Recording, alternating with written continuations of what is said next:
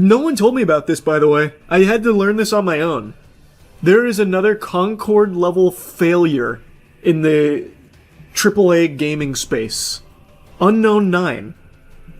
I'm assuming you guys just didn't hear about this? Because I didn't either, and I keep my finger on the pulse of these massive flopperooskies. So Unknown 9 was a game that came out to crickets. An all-time peak of 285. That means Gollum basically 5x'd this game's player count. And that's not, the biggest surprise in the world. There's all kinds of flops born every minute. But this one had so many trailers and shit, and so much money behind it, and before this game even released, they had planned an entire franchise around it, which they have now announced is cancelled. It was a transmedia process where they were going to make a... What was it? Here it is, right here. Video game, film, and book. And I also read that they were talking about, like, comics and... Oh, wait, right here. And comics and web series. And podcasts. So they invested unbelievable amounts of money in this before the game even came out. Like, this was going to be, like, fucking Star Trek or something for them. They really thought they had something with Unknown 9. And I went back and I watched the trailer, and I can vaguely remember we saw this at one of Jeff Keighley's Game Awards or something. I don't remember which. Peggy 16. But, like, even the name just sounds like it's destined for, like, the bargain bin. Unknown 9 sounds like something from an Adam Sandler film where, like, he walks in on his kid playing a game. He's like, what you playing, sport? And he's like, Unknown 9, Dad. It's only the optimal battle royale hero shooter. Old man, get out of here, geriatric. They had a trailer in pretty much every game show for the past 2 years. But yeah, this was like their cinematic trailer. It didn't really ring any bells for me here, but the one that did... Where is it? This one. And the first chapter of a larger adventure that unfolds within the Unknown 9 narrative universe. You play as Haruna, a young woman with impressive supernatural abilities. Brought to life on screen, I remembered this. Anya Shaloti. I didn't know the game ever came out, and I guess no one else did either. Comes from her attunement to the Fold. Realize that they are the only ones who can stop them from meddling with forces that should better be left untouched. So, they had all these trailers throughout the years. It was going to be this massive media empire, rivaling Hello Kitty and Pokemon, I guess. They were just investing heavily. Game came out. I didn't even know it came out. We didn't even touch it on, like, a bad game night or anything. It's apparently fucking terrible. We need to get that door open. By the way, Joe, there's a switch. You know what it reminds me of before I let the gameplay continue? Do you guys remember, I think it was like 10 years ago now, they had that, like, Indiana Jones style bad game that had a lot of hype around it, and it was a big flop. I can't remember anything else about it. No, not Forspoken, older than that. It was like an Uncharted kind of game, but done on like $50 a budget. Was it Unearthed? I don't know, it might have been Unearthed. I thought it had a longer name than that. I thought it was something like Clive Doofenheim's Exploration to the Center of the World or something, but let me see Unearthed. Yep, it is Unearthed. Trail of Ibn Battuta, that's what it was. Fuck. It reminds me of this game.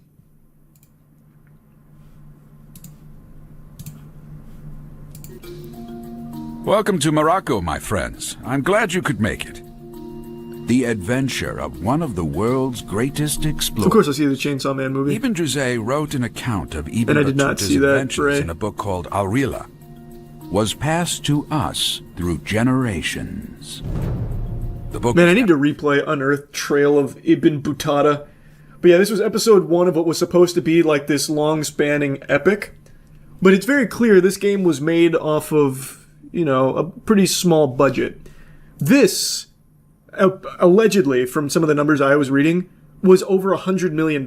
Because they had so many things in the can already outside of just games. And this is what the game looks like. I see you, Twister! Give up! Find that crate! She's there! She just I found It's crazy just how out of touch gaming companies can be these days. Where'd she go?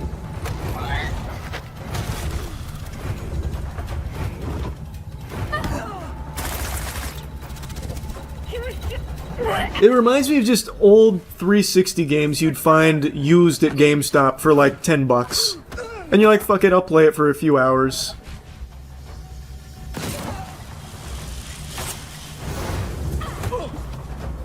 What was it? Also, I didn't look at the reviews. I want to see what IGN gave this game. It only took 10 minutes of playing Unknown 9 Awakening for me to feel a keen sense of deja vu, taking out enemies in small And a keen smell of dog shit, because this game is trash. Story of personal growth, also just Watch them give it an like 8. this.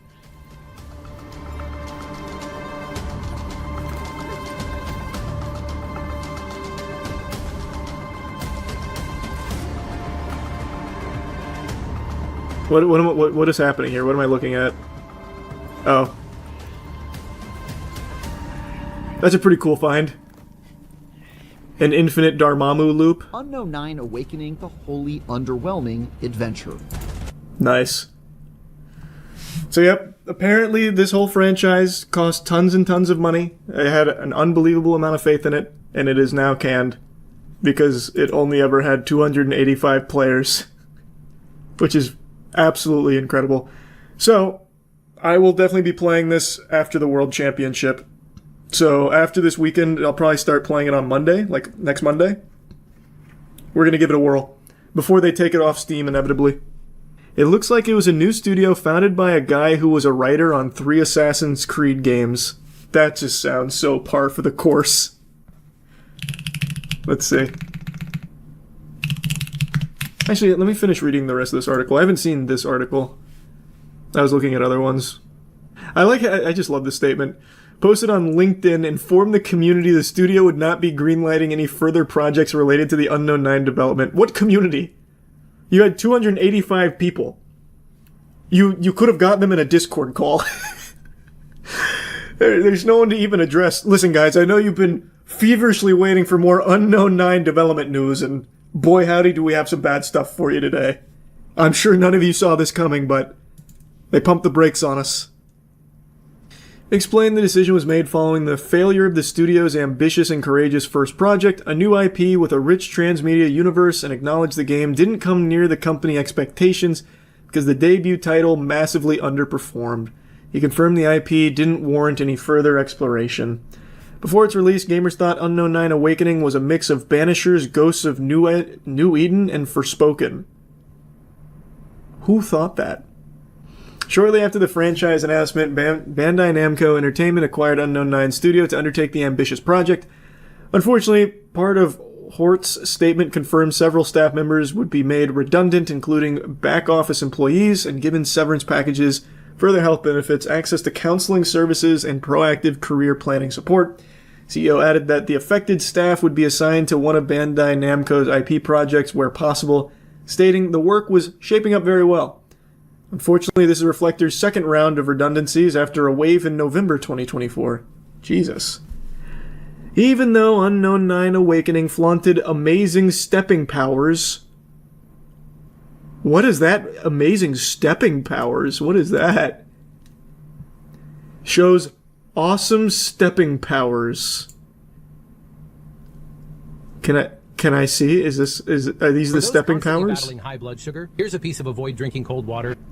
Oh, here. Stepping is the ability to project one's mind into the consciousness of another by way of the fold. While stepping, one has access to the weaponry, strength, and intellect of a given vessel and may fully control their actions. Man, they're really trying to make it sound cooler than it is. She stepped! Holy shit!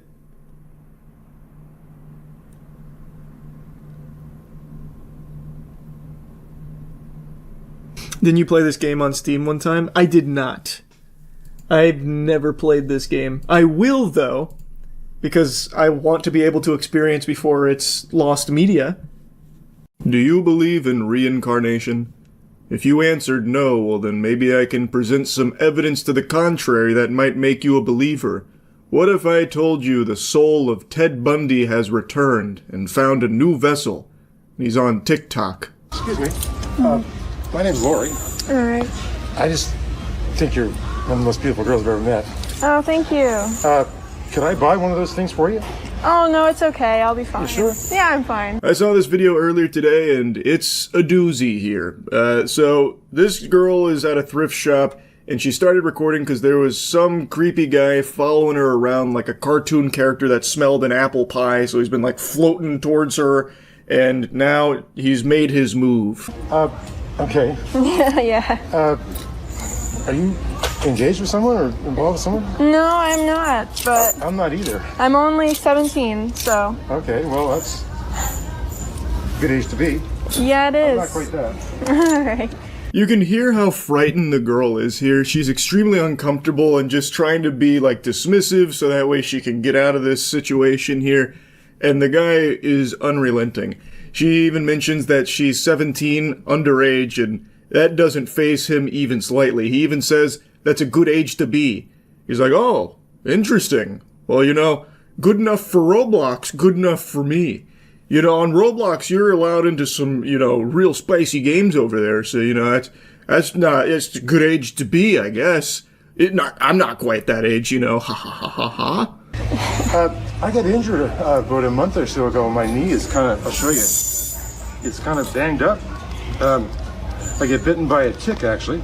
Now, this is where I drew comparisons to Ted Bundy. He's trying the fake injury riz here, which Ted Bundy was famous for. He used to, like, walk around on crutches sometimes or have a fake cast to lure in more victims, saying, like, I need help doing something. Clearly, I'm injured. Please, can you find it in your heart to lend me some aid here while no one else is willing to? The world is so cruel, and I need a special woman like you to come help me with these chores that I'm no longer able to do. And that's exactly where this mysterious stranger goes here, too. He starts by saying, like, are you engaged with someone? Very not normal thing to ask somebody, by the way. And then she mentions that she's underage. He's like, that's alright, what a great age to be. Hey, you want to check out my fucked up knees over here? Look at this shit. Look how gnarly this is. I got injured a little while ago. Look at these knees. Feast your eyes on an injury. Look at this. Maybe you can guess which one is bad. Oh, I have no idea. You can't No, tell? I can't tell. It's the right one. Anyway, I live out in the country. Unfortunately, she failed the minigame of guess which is my bad knee. It's a very tough one. Like, that's an old carnival game. There are no real winners there. It's pretty much a lose-lose situation there. This is just so unhinged, so he pulls up his pants to better reveal his knees for this little side quest. Like, come on, take a guess. Which one of these disgusting knees do you think is the one that causes me most issue? Well, you can't tell? Come on, it's clearly the right knee. Look at it. There's pustules popping on it. It looks like a boss's weak spot in Dead Space. Are you even trying to win this game? You can't tell? Look, I hurt myself. My knees are injured. This is no laughing matter. I need your help. Then he hits that classic, like, non sequitur moving on line of, so anyway, he just drops the most, like, insanity imaginable. He's just like, yeah, so anyway, I live out in the middle of nowhere. People will not be able to hear you scream. It's going to be completely isolated from the rest of society. I'm out in the country. And I got a bunch of stuff that I was kind of trying to keep up on for work, but it's kind of falling behind. I'm looking for someone to help me. Oh, okay. It's a paying thing, but it's basically involves getting my stuff out of the garden and processing some things like tomatoes and that kind of stuff. Right. I'm getting a phone call. I actually have to go. Okay. There's a lot more to process here than tomatoes. I think this could have been like a full-blown kidnapping situation here, actually. This is disturbing. So, he's trying to pitch her now on, like, coming to work for him, like, to give him help with carrying things out of the garden and processing tomatoes on his land because he can't tend to it anymore after that tragic knee injury with that bastard tick that latched onto his beautiful knees. And he's trying to, like, lure her in with financial incentive, like it's a paying thing. He also tries to like butter her up by trying to like buy her something from the thrift shop. So it seems like, and some of the comments pointed this out as well, he is trying to prey on someone he believes needs money, so that way he can take advantage of that and like get them out into the middle of nowhere with him. It's like dropping money on the ground and like luring it in on the fishing rod, like that episode of SpongeBob with Mr. Krabs. I have to imagine it wouldn't actually be a job that you're signing up for if anyone took him up on this offer here. I bet they would never be seen or heard from again. This was like some like dangerous skin crawling riz here from this guy. Yikes. Very yucky. Good call from her to like minimally engage with it and then get the fuck out of there the second she saw an opening and an opportunity to run. Anyway, that's a creepy old guy right there. Just wanted to share that. That's really about it. So yeah. There's Useless, and then there's Pam Bondi. Cockroaches have more respect from people than Scam Bondi ever will. She's just been fired. Hallelujah, time to butt chug some brewskis in the bathtub tonight to celebrate this wonderful news. Pam Bondi famously shut down the conversation about Epstein, stating that we need to focus on the Dow because it's over 50K, stating that it's ridiculous to be talking about Epstein when the Dow's over 50K. That's what we need to focus on. And now look at us, Pam. Who could have seen this? Dow's under 50K and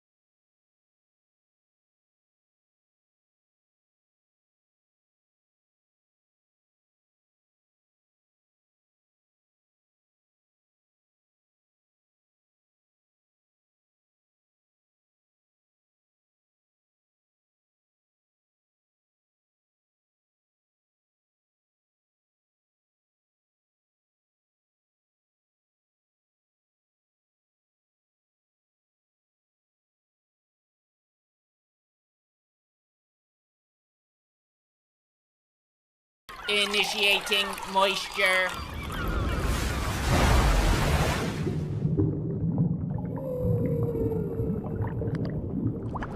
2019 has been an outstanding year for movies, and that continues with Knives Out being pretty fucking great, which is pretty fucking surprising considered it's directed by Rian Johnson, the man responsible for nearly single-handedly destroying the Star Wars cinematic universe with The Last Jedi.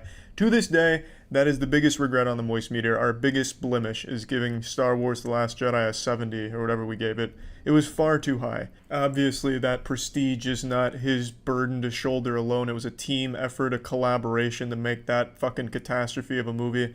It was a movie for Star Wars fans made by people who hated Star Wars, it seemed like. Anyway, what I'm saying is The Last Jedi, stinker. Knives Out, banger. This movie is a great murder mystery, whodunit, and neither one of those genres really do it any favors, doesn't do it any justice, because it's more than that. It's a very strong character piece. The performances from all the actors and actresses here are so strong. They make these characters so compelling. They're so well written, and I wanted to see more of them. One of my big complaints is that some of the characters you very rarely see or hear from. They're there occasionally, but not very often. I just wanted more of the characters because I thought they were all so goddamn good. It's a long movie, and I wanted more of it just to hang out with the characters and see them interact some more. Also, the humor in this movie is really clever. Everything in this movie, the whole plot structure, even the pacing, down to even the simplest of jokes, is all very well constructed. I was really impressed with the movie. The plot is really great. It goes off, what you would expect from a murder mystery, like a fucking board game of Clue. A man commits suicide, famous author, and now everyone in the family is a suspect and everyone around is a suspect, and they all have their own backstories, their own possible motives. It's just fucking great. It was a really fun movie from start to finish. Daniel Craig's character I really liked, but to be honest, I wasn't overly impressed with him as a detective until the very end, which I guess was probably the point, but I enjoyed him throughout. I just thought he didn't really showcase why he's the best in the world until the very end. I was expecting him to come in here like L from Death Note and have anime fans creaming their pants by the second episode with his genius and goofy writing, but I guess it's good they didn't do that and make him more of like a slow burn genius. And it's not like he comes in here all limp-dicked and a loser or anything. He immediately comes in, detects some lies, and starts putting together pieces of a puzzle and throwing together a narrative. So he did come in fire. Hard to talk about some specifics without spoiling anything, so I'm just going to avoid that entirely. But there is a pretty glaring plot hole, in my opinion, that takes place pretty early on. But aside from that, I can see a lot of people being put off by this movie's main difference from the rest in its genre. In whodunits, the main thing is challenging the audience to come up with their own conclusions as to who killed the person or the people and why. And it feeds you a bunch of information throughout, and you're constantly building a narrative in your head. They did it. That's the man jerking off in the bathroom, and he's the one that did it. And it's the audience members that are kind of playing along in this game. It's very interactive. This movie doesn't really do that. This movie is very willing to share with you the most important parts of the whodunits very early on in the movie. And it's hard to talk about exactly what it does without spoiling it, but for a lot of people, the challenge isn't going to be getting fed all this information and coming up with how it all transpired. It's more a matter of seeing how it all played out, why it's happening, and exactly what it leads to, the overarching plot. It's hard to talk about without spoilers, but there is a main difference between this movie and most other whodunits that I can see people being a little put off by. But I very much enjoyed it, and I thought it made it a lot more fun in the genre. Plugging this into the Moist Meter, I'm giving Knives Out a fat 90%. I think it's a great movie start to finish. I enjoyed it, and I'd recommend it. And that's it. See ya. Staying on theme of horrible drivers making terrible decisions, yesterday I talked about the lady who wouldn't stop texting and driving and then crashed the rented vehicle. Today I want to talk about Jeffrey, the boy wonder who won't stop drinking and driving. Did you just get into an accident? No, I need to stay over here. No, you can't go back in your car right now. Because it's not safe for you to go in your car. Nope, you can't go in your car. Oh, I can't. Nope. No, you can't. Oh, I can't. No, you can't. You're just in an accident. Oh, it was... Nope. When I saw this Midwest safety clip for the first 2 seconds, I thought for a second that it was Jokic. I thought he went from buckets to brewskis here. It turns out it is a gentle sir named Jeffrey. And the way he is holding that case of beer, it's like a precious artifact to him. He's holding it like a running back holds a football. Now, Jeffrey's already been in one accident here. His car is smoking, and now he's got a brand new case of beer because he's ready to really get this farty sharded. He very much already seems sloshed, and an officer's like, "Don't get into the car, Jeffrey. You've been in an accident. You can't do that." And he's like, "No, I'm good. I'm getting in the car. You can't stop me. This is my beer and this is my car. You do the math. I can't go. Nope. Do not go. Do not go. Get out of your car. Get out of your car, sir. Get out of your car. You're being detained. I need you to get out of your car. Mark. Get out of your car. Get out of your car. Because you ran into a different car. Stop recording. The suspect is able to turn the officer's body camera off. When the officer is able to reactivate her body camera, the suspect has violently backed up and then takes off, prompting the officer to initiate a pursuit. I don't know if this was a calculated move from Jeffrey here. Maybe he's a high-tech hacker and just went into the mainframe here, scrubbing the body camera footage, getting rid of the evidence. Or if he was just, like, fighting back and just started, like, poking at the body camera and happened to turn it off. But regardless, the footage is gone from the archives here, and he was able to punch it in reverse and then just peel out. So then it was time for a moderate speed pursuit. Just 1 minute before this interaction, another officer in the area is interviewing the victim, whose vehicle was hit by the same suspect just minutes earlier.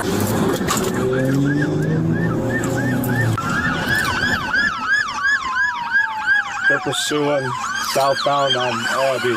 There's 3 Sheffield. I'm just staying back, blocking traffic. Slow speeds, 30 miles an hour. Almost hit one of the units. Continue. Most of this chase happens at approximately 30 miles per hour, so my little game theory here is that he activated cruise control and just started fucking pounding those voodoo rangers in the passenger seat. This man was probably butt-chugging as much as he could, knowing full well this was probably the last time he'd have the chance to do that for a while. Possibly .19, speeds are 32.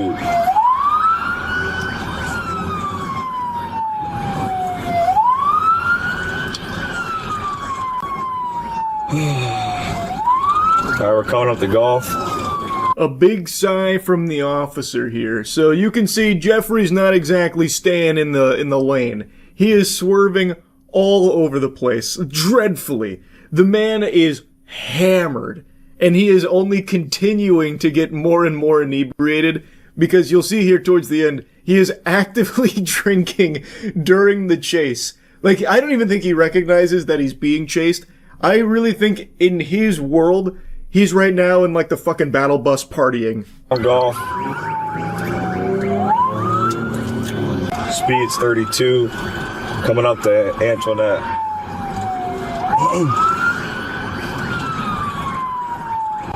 He's all over the road, definitely .19, I'd say.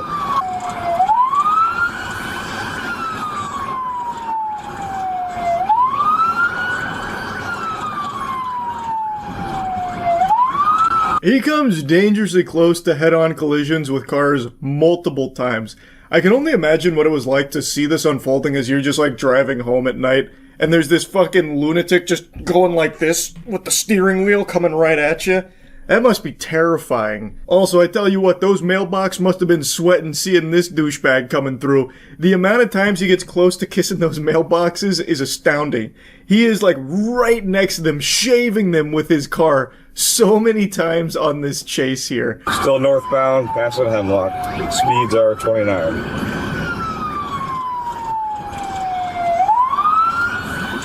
We're passing Hemlock, speeds are 30. Alright, he's getting on, going the wrong way on 90 here. We're going the wrong way.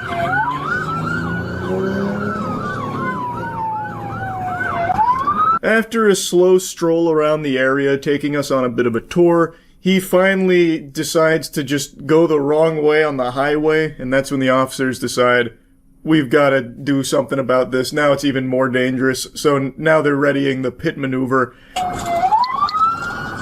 If you can, be very careful on this.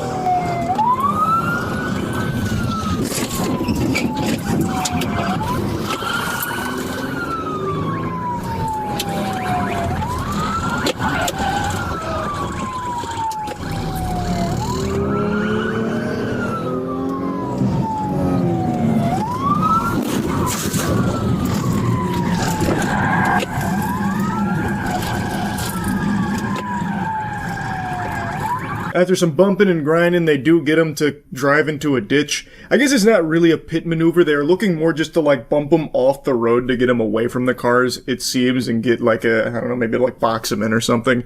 Because they didn't really go for, like, the big time pit maneuver where they swing out wide and fucking blast the butt cheeks on the car or anything. It was more so like they were almost kind of like shielding the road from this car, like trying to just like grind him off to the side, which eventually does work. I already EMS is in the ditch, and I'm gonna need sugar for my car. Get on the ground, no! Put your hands behind your back right now, you're gonna get tased again! Don't f***ing move, you understand? I can't stand up. Go. Stand up. I can't! Why not? With your leg. Stand the f*** up. I cannot stand up! Slim Shady goes on about how he can't stand up here after they've tased him, so he crashes his car into the ditch, and then he immediately tries to run through the forest there. He does not get far. I don't think he knows where he is. So this man was probably just like running into like a tree like an NPC stuck on a wall. He actually only made it like maybe a foot or two, despite bailing out of his car pretty early. They caught me.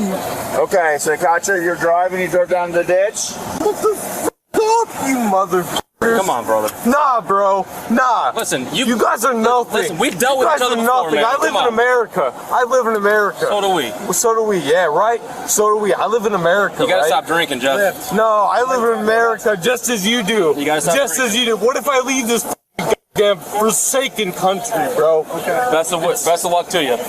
Wish you nothing but the best. Now that was hard from Jeffrey right there. I live in America. What if I left this country, huh? I don't know what he was expecting the response to be like. No, wait, Jeff, don't make that threat. Don't leave. America needs you, Jeff. You're a hero. You're a real patriot. But no, Jeff, you can't leave. Don't say things you're gonna regret.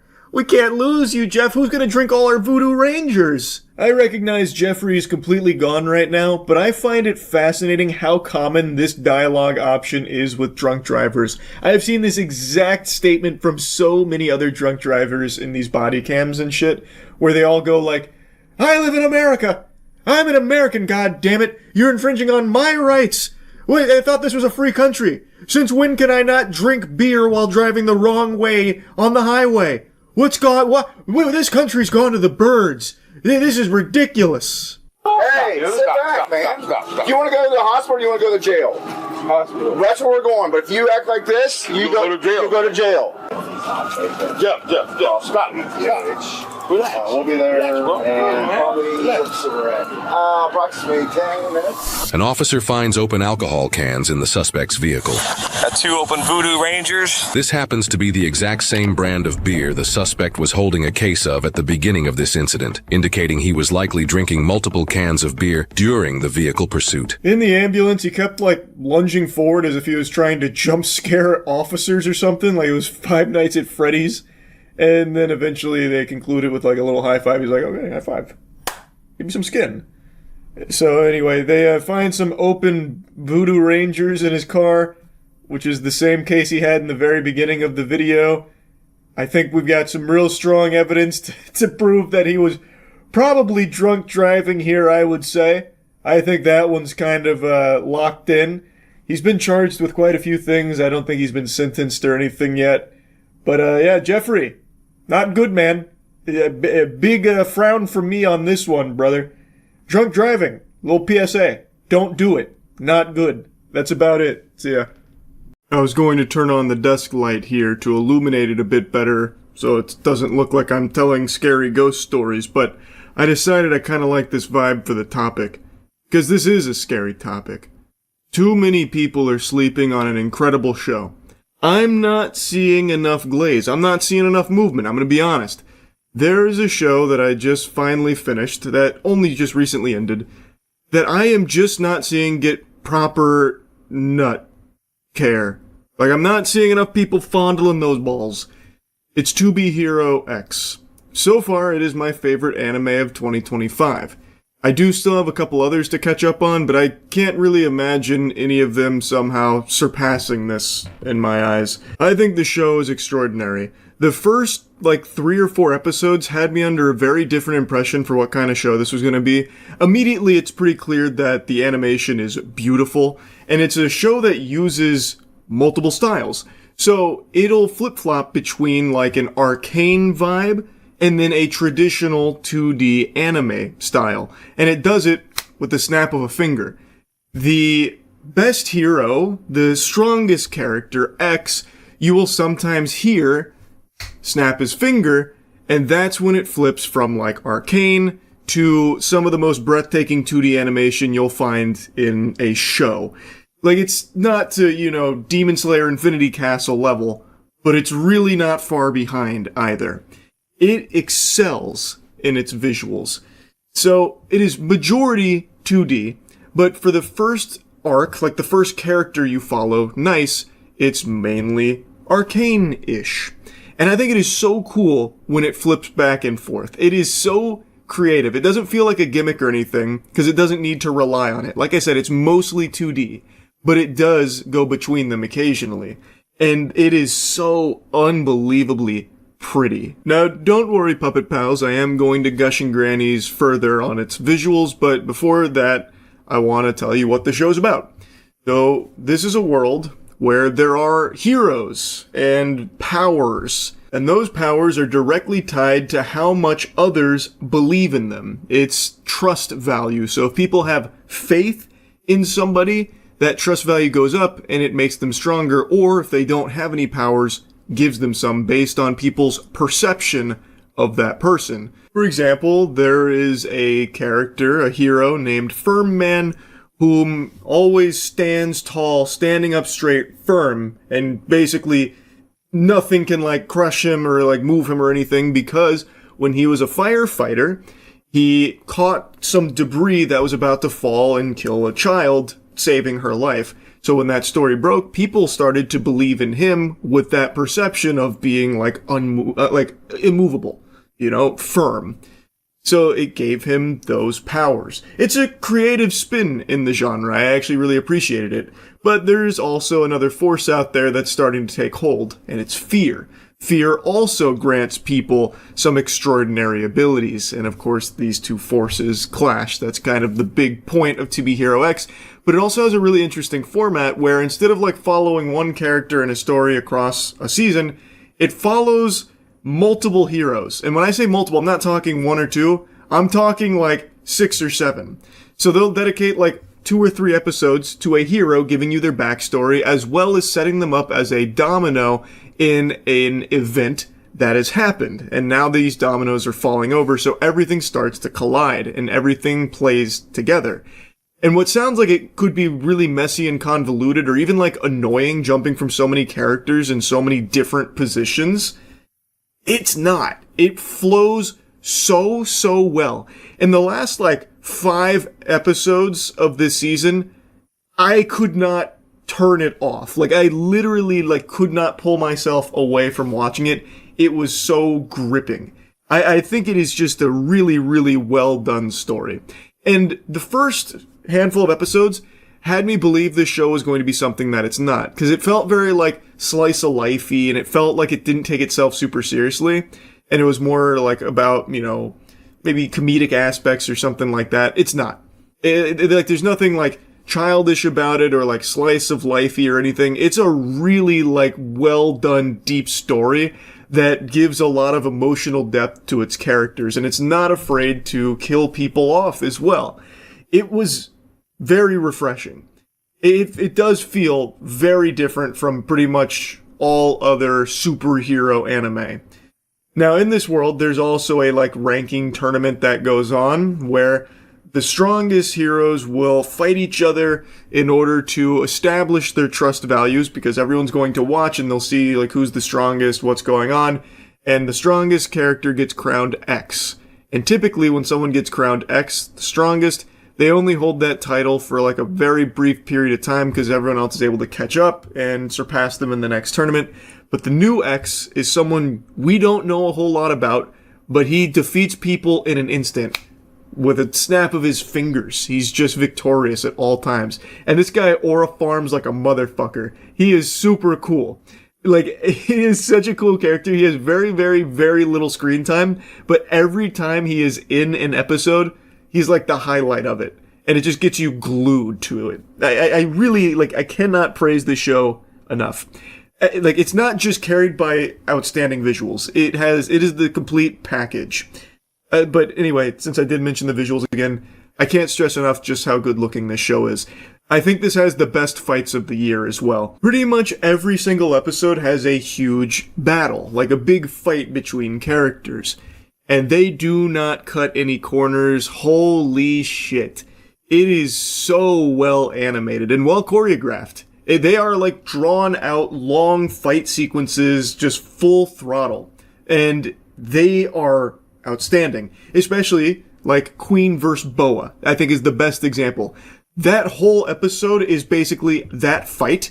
And it is so fucking great looking. Like, I highly encourage you to just like watch that clip of Queen vs. Boa. We are talking like Ufotable level animation to its action. It's so fucking good. Like, I really think that what they've done here is something special. And I am shocked more people aren't talking about it. Another thing about the show, it has really good music. It has boner jams. Like, I'm telling you, they use the music in some very hype moments and it elevates it to a new level. There is one thing though about this show that I really wish they didn't do as much of. Since they are telling so many different character stories, it's more of like an anthology than anything. Which, again, I actually really like the way they do it here. But there is one thing they do a lot that kind of got annoying towards the end of the show, where they will reuse the exact same scene that you've seen before and then sprinkle in like the new spin on it from the character's perspective. So for example, when they're about to go investigate an alien ship, this is a pivotal moment and you'll see it from one character's perspective, like when he was recruited to it, and then another. But instead of just showing you that character's perspective when they get introduced to it, they will reintroduce the entire scene to you. So they will repeat literally whole scenes sometimes because, again, they revisit it but from a different angle. But instead of just showing you that new angle, they show you the whole scene again and then add the new angle. So there was a lot of times where I was like, oh fuck, I've already seen this before, and I contemplated just like fast forwarding through it because, again, it's the exact same scene with no alterations until the character comes into the fold there for it. So I think they did that a little too much. Maybe that was for budget reasons. I would think that's probably why. Because obviously they've already animated that, it's already finished, so if they reuse it, well, they save some money there having to do something a little different. I think that might be the reason, but it did get kind of annoying. Overall, I highly recommend the show, obviously. I do think it is underrated right now. I think this is flying way too under the radar. This is a show that I really would expect more people to be hyping up because there are so many, like, notable fight sequences. At the very least, I thought this would be something that people would be sharing, like, a lot of clips of from some of the bigger fights. So I'm really surprised to see that's not the case. So I really think this one, like, for me personally, is my anime of the year, and I really think a lot of people would really enjoy it. They maybe just haven't heard of it. So I'd say check it out. To Be Hero X slaps. That's really about it. See ya. I've been doing these in a while, and I used to do them all the time. Many of you may remember way back many moons ago, I used to do an annual video, a yearly roundup of the most common questions I got asked that year, and answering them all in one big video dump. But it's been a long time since I've done that, mainly because I started streaming daily, which means I was answering the same 50 questions every, 4 minutes, so there wasn't really, a ton of questions that were going unanswered. But I wanted to give a little mix-up here, hit you with the shake and bake, because there is one question that for actual years I have been asked probably above all else. The only thing that comes close, maybe second place, is why am I so short, which is a question I've answered 3 times now. I mean, again, it's not a question for me. You gotta ask the man upstairs. I don't know why God made me this short, but I don't mind being fun-sized. Can't change it. Is what it is. But I'll be right back, though. I have to excuse myself to the little sailor's room. Alright, anyway, and that question is about the gym. What is my advice for anyone looking to get started with gym going? A fitness journey. And it's a question I always enjoy answering or just diving in on. The subject is just something I'm very familiar with. Maybe you know, maybe you don't. Maybe go fuck yourself. But a little bit of lore on, my academic career. When I first went into college, I had a digital arts major. I wanted a career in animation. But it became painfully clear for the 2 years I spent in this major that there is no one worse in that field than myself. I have to be the least talented organism on the planet when it comes to art and animation.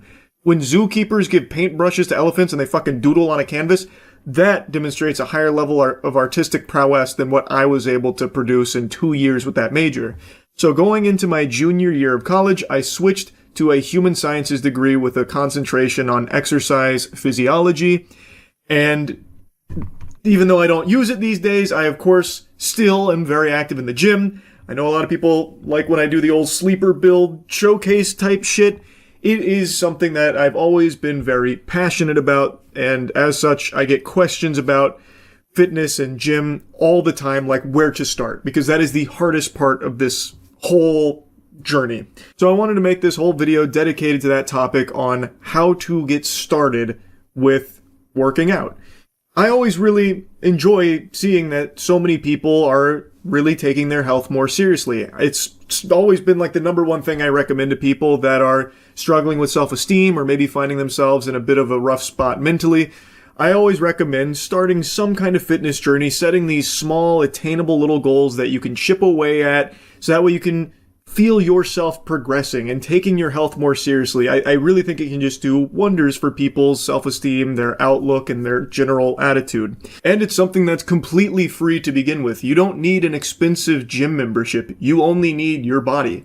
I'm a big proponent of calisthenics. The bulk of my training these days has been heavy weights, but I always integrate calisthenics into my workouts because I think they are just great for functional strength, and especially if you are just starting, it is great for beginners because there's so many progressions. So like push-ups, for example. If you can't do a full push-up, you can do knee push-ups. Pretty much every calisthenic movement has progressions for it. But by far, the most important thing when it comes to working out and taking your health more seriously, and one that everyone always mentions, how do you stick with it? How do you stay motivated? I believe it's routine. It's not easy to start for a lot of people. It's very hard to stay motivated. It's hard. It is difficult. But if you can just grit your teeth and bear it for like a week of sticking to a schedule, it starts to become easier. It starts to become routine. It becomes more comfortable. And then over time, maybe you start to enjoy it. Maybe you and your friends want to start working out together. You go to the gym together. Then it becomes fun. Like, it may start as something daunting that you're not looking forward to, but if you stick with it for a week or two and it starts to feel like a routine, or even starts to feel fun if you're doing it with a friend, or you start to find the joy in working out, then it starts to be locked in. Then it becomes far easier to stay working out, going to the gym, this kind of thing. So that's always the number one piece of advice I give to anyone looking to start a health and fitness journey is stick with it for like a week or two so it starts to feel like a routine. It becomes a normal part of your scheduling because then it's a lot easier to stick with it. Now, the next piece of advice I always give to people that are starting a health and fitness journey is you do not need to spend fucking oodles of doubloons on all of these outrageous fitness courses that are being hawked on every single social media platform out the wazoo. You don't need to do that. It's the big 2026. There is unlimited information right at your fingertips for exercise science. There are countless great resources online. There's innumerable channels on YouTube dedicated to every single possible training methodology that you could ever imagine. And when you're just beginning, you don't need to make yourself like the perfect split off rip. You don't need the perfect workout regimen to begin with. I think what's far more valuable to a beginner is having a big charcuterie board of a lot of different exercises that you have compiled from a lot of different training resources and trying them all yourself. Making sure to use good form, learning the movements, and finding which exercises you like the best.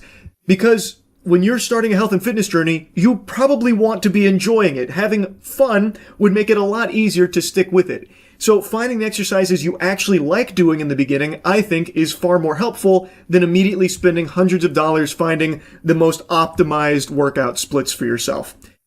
That can come later. Once you're more, seasoned in the gym, you know what you like, you know what's working for you, what's not, then you can start catering your workouts more specifically using other resources that are specific for the goals that you are trying to achieve. But I don't think you need to do all of that all at once. I think it's much more valuable when you're starting out to find the exercises that you really like. Now, naturally, that leads into another question. How do you find these exercises? Where do you go to learn about these lifts and how to properly do them? And how do you avoid the information overload if you do just type in, like, just workout, for example? Because if you do type in something like that, you're going to get hundreds of thousands of videos from thousands of different channels and influencers telling you a bunch of conflicting things. Like, maybe this guy over here is saying you're a fucking idiot if you're doing barbell bench press. This guy over here saying, no, actually, it's a gold standard to just flat barbell bench. This guy over here is preaching the gospel about, no, actually, you have to dumbbell press. That's the only way to train your chest. That's the way you got to do it. And when you're just starting, it's a lot of noise. How do you figure out what's the best or who to trust? And I believe, kind of like what was said in the famous commercial, why not both? When you are just starting, I think it's valuable to experiment. So learn both of these lifts and try them for yourself. Because maybe this guy hates dumbbell press, but you end up loving it. So now that can also help you narrow down what channels you want to get your fitness information from, what resources work for you personally and what you enjoy most from your lifts. And like I said, it doesn't always have to be weight training. Maybe you fall in love with calisthenics. The point is just trying a lot of these movements and a lot of these lifts and figuring out what you enjoy most will help you stick with something. I think that's far more effective than immediately spending tons of money buying like a program and, buying a bunch of supplements. Just try shit yourself first. And as you become more accustomed to working out, as you start making it more of a routine, then you can start fine-tuning it a bit more. And I think by trying a ton of things, it'll help you narrow in on what resources are teaching you these kind of things. And those can be the channels or influencers, whatever, that you follow as like your trusted source for workouts, because it's what's, most enjoyable to you and what's working for you on a personal level. But as I said, the most important thing to start is trying to lock it in as a routine. And starting with somebody else is always going to make things easier. If you do this with like a friend, I think that makes it infinitely more fun just off rip. So if that's an option on the table for you and a buddy to begin this kind of thing, I definitely think that's going to help both of you right away. But again, it can be done solo too. It just takes effort. Like, it does take some time and it takes some effort. But I truly think it's worth it, which is why I always recommend it to everyone. And I always like when people ask me about it, even though I'm not the most knowledgeable guy in the world on it. Far from it. There are people far smarter than I on this subject, but hopefully this yap session has been helpful to someone out there that's been tinkering around with the idea of taking their health and fitness a little more seriously. Anyway, that's really about it. So yeah. Nobody wants to be a parent these days because then you have to raise a human being. And what's the point in doing that? When the stork drops off that baby, why should you be the one responsible for raising it when you can just instead have technology do it for you? Sit that child down in front of an iPad, or if you really want to make sure they're set up for success, just have AI raise it. That's the era we're living in now, and I think that's pretty exciting stuff. No doubt we're going to be seeing a lot of superhumans amongst our species very soon, thanks to this upbringing. And I just watched an insightful, inspirational interview from Sam Altman on The Jimmy Fallon Show, where he talks about how he can't imagine raising his baby without ChatGPT. And do you use ChatGPT when raising your baby? I do. I mean, I feel kind of bad about it because we have this genius level at everything, intelligence, sitting there waiting to unravel the mysteries of humanity. And I'm like, why does my kid stop dropping his pizza on the floor and laughing? I like how disconnected from humanity this android is. The thing he feels bad about isn't relying on ChatGPT to instruct him on how to raise a child. It's not having to entirely suckle on the titty of a chatbot to raise his own baby. What he feels bad about is that his questions aren't good enough because he's asking about pizza on the floor, which is a dog shit question, admittedly, and he deserves an atomic wedgie for being such an insufferable dork. Why are you even bothering to ask that? Well, that wouldn't even be something that I feel a normal parent would Google, because the answer is who cares? Your child will stop dropping pizza on the floor and laughing when it stops finding it funny. Shit, I'm 31 years old. I'd slap a pizza on the floor and maybe giggle about it right now. I don't even really understand why this would even be something that he'd need this information for. He finds it necessary to know when this behavior will stop, needing to know the exact ETA on when my child's going to be a grown-up. When's he going to stop pissing his little britches and just be a fucking adult about it? Put some hair on his chest. Now, what I could understand, and something I do see value in, is having that ability to ask a quick question and get, like, a quick answer to help you better understand something you're confused on. Googling shit has been around for 2 decades now, and I think that has been an invaluable tool for a lot of parents to get information on things, especially when it comes to, like, something generally medical that they could learn about in regards to raising their kid. But what Sam Altman is describing here is not that. What he is describing fundamentally boils down to, like, asking the ChatGPT service for advice on how to raise this child properly. It is basically getting AI's permission on what is normal, what is acceptable, and what he should do as a parent to raise this kid. That is so very different from what I believe the usage of something like this should be, which is just quick questions that a parent that actually wants to be involved in their kid's life, actually be a good parent, would utilize, much like Google has been for like 2 decades. But even in that case, we know Google's not infallible. So you would always get this information, take it with a grain of salt, but you would utilize it as a parent to do the best you could with whatever you were confused on. AI, we know for damn sure, it is far from perfect, and it is far from omniscient, contrary to popular belief. It makes innumerable mistakes. It fucking hallucinates. So, using AI as the sole source to raise your child is a recipe for disaster. And that is exactly how a lot of parents, no doubt, will utilize it. And the way Sam Altman describes it, it feels like that's exactly how he's already utilizing it, where the AI's word is law. Yeah. And so I feel like I'm not asking a good enough question, but it is, I cannot imagine having gone through that, like figuring out how to raise a newborn without ChatGPT. Clearly, people did it for a long time, no problem. Yes, but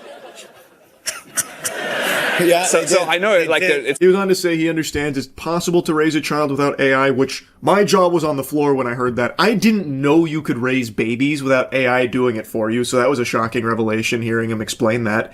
And then he says that he personally just relies on ChatGPT for so much because it's such a huge part of his life, obviously. And then he spends another like 3 or so minutes just kind of pitching ChatGPT to everyone on why they need to be hooked on that drug too. Why everyone should be using ChatGPT for everything. It is fundamentally just watching a marketing push for why ChatGPT should infect every single part of your life, and everything you do should be filtered through ChatGPT's permission to do so, and all of your knowledge should come from ChatGPT's fucking butthole. That is basically how this Jimmy Fallon interview goes, but he sprinkled in this nice little nugget here about how he actually uses AI to teach him how to raise a baby. And I'm being very generous when I say it teaches him how to raise a baby. He's just letting ChatGPT do it. At this point, Sam Altman, the human, is gone. The flesh and blood is not there. It is now just ChatGPT working him like a puppet, like a ventriloquist act. So ChatGPT is really the one that's raising this baby from the sound of things here, not Sam. Sam is gone. There is no Sam. Only Zool remains now. That's the parental figure to this baby from the sound of things. And it just happens to be wearing the mask of Sam. It's so fucking sad and pathetic, man. And I know he's far from the only one, and there's going to be, I imagine, so many parents that solely use ChatGPT to raise their child for them. It's actually nightmarish. One of the most basic functions of being alive is the idea of raising your offspring. Like, that is like one of the most core components of living. And we have reached a point now where a lot of people like Sam Altman just, can't do it without the advice of AI whispering in his ear what he should be doing. That is scary. And again, he's not going to be the only one. He's probably not even the only one right now doing it. But that is just so alarming. These geniuses here can't even just raise a child, something that humans have done since before we even had the ability to speak. We are now losing the ability to do because we rely so heavily on technology to fucking jerk us off and everything now. We can't do basic tasks. And people just proudly, willingly just wiping their ass with basic knowledge that we've accumulated from so many years of learning because they'd rather have AI just do it for them. I read like a really interesting study like a month or so ago that was aiming to see if students at a handful of schools that they were studying were reading at the proper reading level for what grade they were in. And they found that a large percentage of the students in these grades were not capable of reading at that level that you would expect them to, at least based on all of the past data and what grade they're in. They were not reading at the appropriate level. And my hunch, this wasn't necessarily in the study, but I would imagine it's because AI has become so prevalent and so many students shamelessly, openly, willingly talk about how they rely on it to do the work for them fundamentally. So like, if you're getting assigned a reading, report or something, they'll just have AI spit it out for them. Or they'll just have AI summarize the things they need to know for whatever the assignment is. So a lot of kids are growing up without even being able to do what kids from the past were able to do. So even though we have all these advancements, humans themselves, they are like provably not as adept as past generations. And I think it's because there has become an over-reliance on things like AI to just do it for you. And you got fucking goofy goober Sam Altman here, who's really leading the charge. He's getting up there like LeBron James. I let AI raise my child, and you should too. It's so good. AI, teach me how to raise a baby. Wee. It just sucks. That's what it boils down to. It is just fucking awful. Now you're taking the humans out of parenting itself.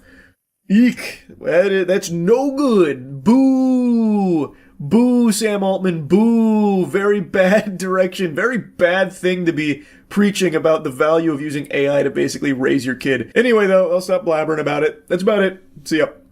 What's up, everybody? It's Critical. I'm playing Hard Time for the PC. Let's do this shit. It's time to create my character.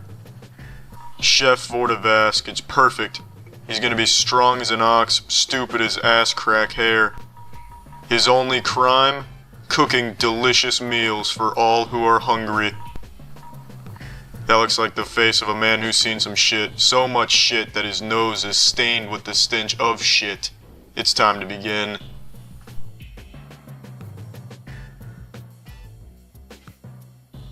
Chef Vortivask, this court has seen you accused of terrorism and heard your defense. Why the fuck is Bill Clinton reading an encyclopedia? And what the fuck is wrong with this dude's mouth? The trial has gone on quite long enough, so I'd like to take this moment to deliver my verdict. I find you guilty and sentence you to 60 days in Southtown Correctional Facility. Well, fuck you, you tuxedo-wearing son of a bitch. That may not be a long time, but it'll be hard time. You'll be lucky if you survive. And you'll be lucky if you survive the hostile takeover when your mouth decides it's ready to conquer your face. I'm going to kick your ass, come here. Fuck, I don't know the controls. Alright, shit. Let's try. Yeah, there we go. There's some movement. Looks like he's walking in rubber cement. He's got like fucking plungers on the bottom of his shoes. Can we speed up the tempo? Yo, there we go. There we go. Oh, there's a little overhead haymaker. Found the pause button. That's useful. Fuck it. I know 2 controls. That's more than enough. It's time to tango. Let's rock and roll. Here we go. Oh shit, I got him in a headlock. Say titties. Say titties. Fuck.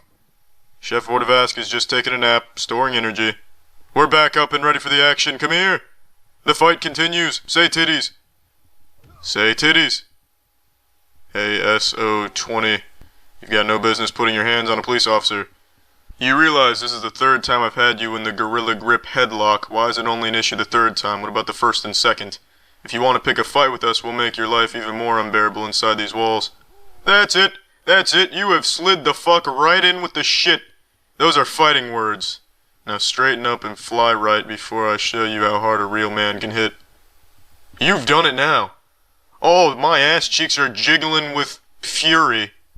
Eat this with a bowl of cereal. What the fuck? I just hit him with a Muay Thai body obliterator. I'm surprised he didn't just explode. Now I have to elude this officer. He's chasing me with a syringe of nipple sperm. Oh, you're back for dessert, are you? Fucking flying hawk swoop. Fucking bounced off the wall. He even grabbed a stick of dynamite and couldn't do anything. That is absurd. Oh, the shoe is on the other foot. I'm chasing him now. Can I hit him with like a flying kick? I guess not. Oh, but who needs it? Close quarters combat. Oh, just threw him to the ground like a potted plant to a pit of spikes. A little knee to the face never hurt anybody. Fucking UFC better watch out. Chef Vortevask has 2 degrees. 1 in culinary arts and a PhD in kicking asshole. His attacks can melt molecules. Wait, time out. Cell phone's ringing. I gotta answer it. Just hold on. How do I answer the cell phone? Answer your cell phone, chef. I probably should have turned his intelligence up. This bitch can't even answer his own cell phone. Can I leave this area? Are any of these doors open? Or even real? Oh, there we go. Jackpot. Venturing into an undiscovered area. An uncharted land absent from modern maps due to its shit. Attention, prisoner S-20 is wanted for the attempted murder of Warden Schwartz. You are selling the chef short. It is not attempted murder. The bitch is dead. Clobbered. Sauteed by the chef. You almost killed Warden Schwartz, you animal. You're under arrest for attempted murder. You are mistaken if you think you're going to keep this chef in a headlock. He will reflect the sun's rays off his baldness right into your face and burn a hole through your skull. The mildly shitty ass is going on now. What happened? I was just in a scuffle and now I'm here? I never intended to hurt Warden Schwartz. It was a disagreement that got out of hand. He's not wrong, Your Honor. That's exactly what happened. Okay, you can both stop bickering. I'll settle this. Just give me a minute to think over the facts. Take all the time you need, but you're just beating around the bush. Warden Vesey cannot wiggle his finger like a Twizzler. I can. So, ladies, please form a single file line. This court rules in favor of Chef Vortevask. There's no need for the suspense. It's clear that Chef Vortevask is innocent. Holy shit! I like my justice the way I like my steak. Raw. You're being a drama queen, Warden Vesey. Warden Schwartz was never in any serious danger. Exactly. Exactly. I couldn't agree more with that statement. It sounds like nothing more than an accident. Just try to deal with it better next time. Yes, it is your fault. You let it get that out of hand, Vesey. It was just an accident. Have you never had an accident, Vesey? Have you never seen a lonely tree and then accidentally blast ass juice from your anus? All in all, that was a successful day at the courtroom for Chef Vortevask and really all human beings. Oh, what is this? Attention, Warden Schwartz has been found dead. Why is this breaking news? That was a few days ago. You living under a rock? Why is this a news bulletin?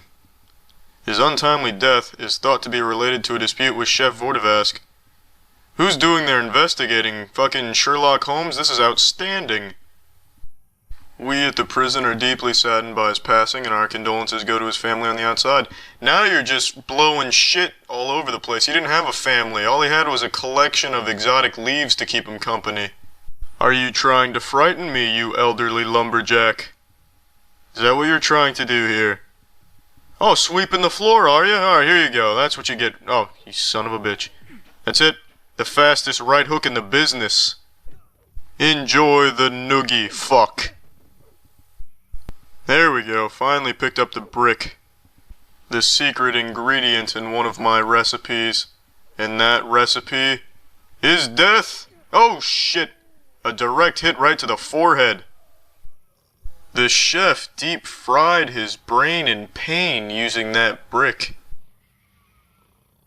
It's like he's verbalizing a fleeting thought. Like I must have KO'd him right in the middle of one of his shits. The gun is mine. Fuck the brick. Get out of here. Oh, fuck. That dude can't catch a break. That brick just hit him. Now, how do I use this gun?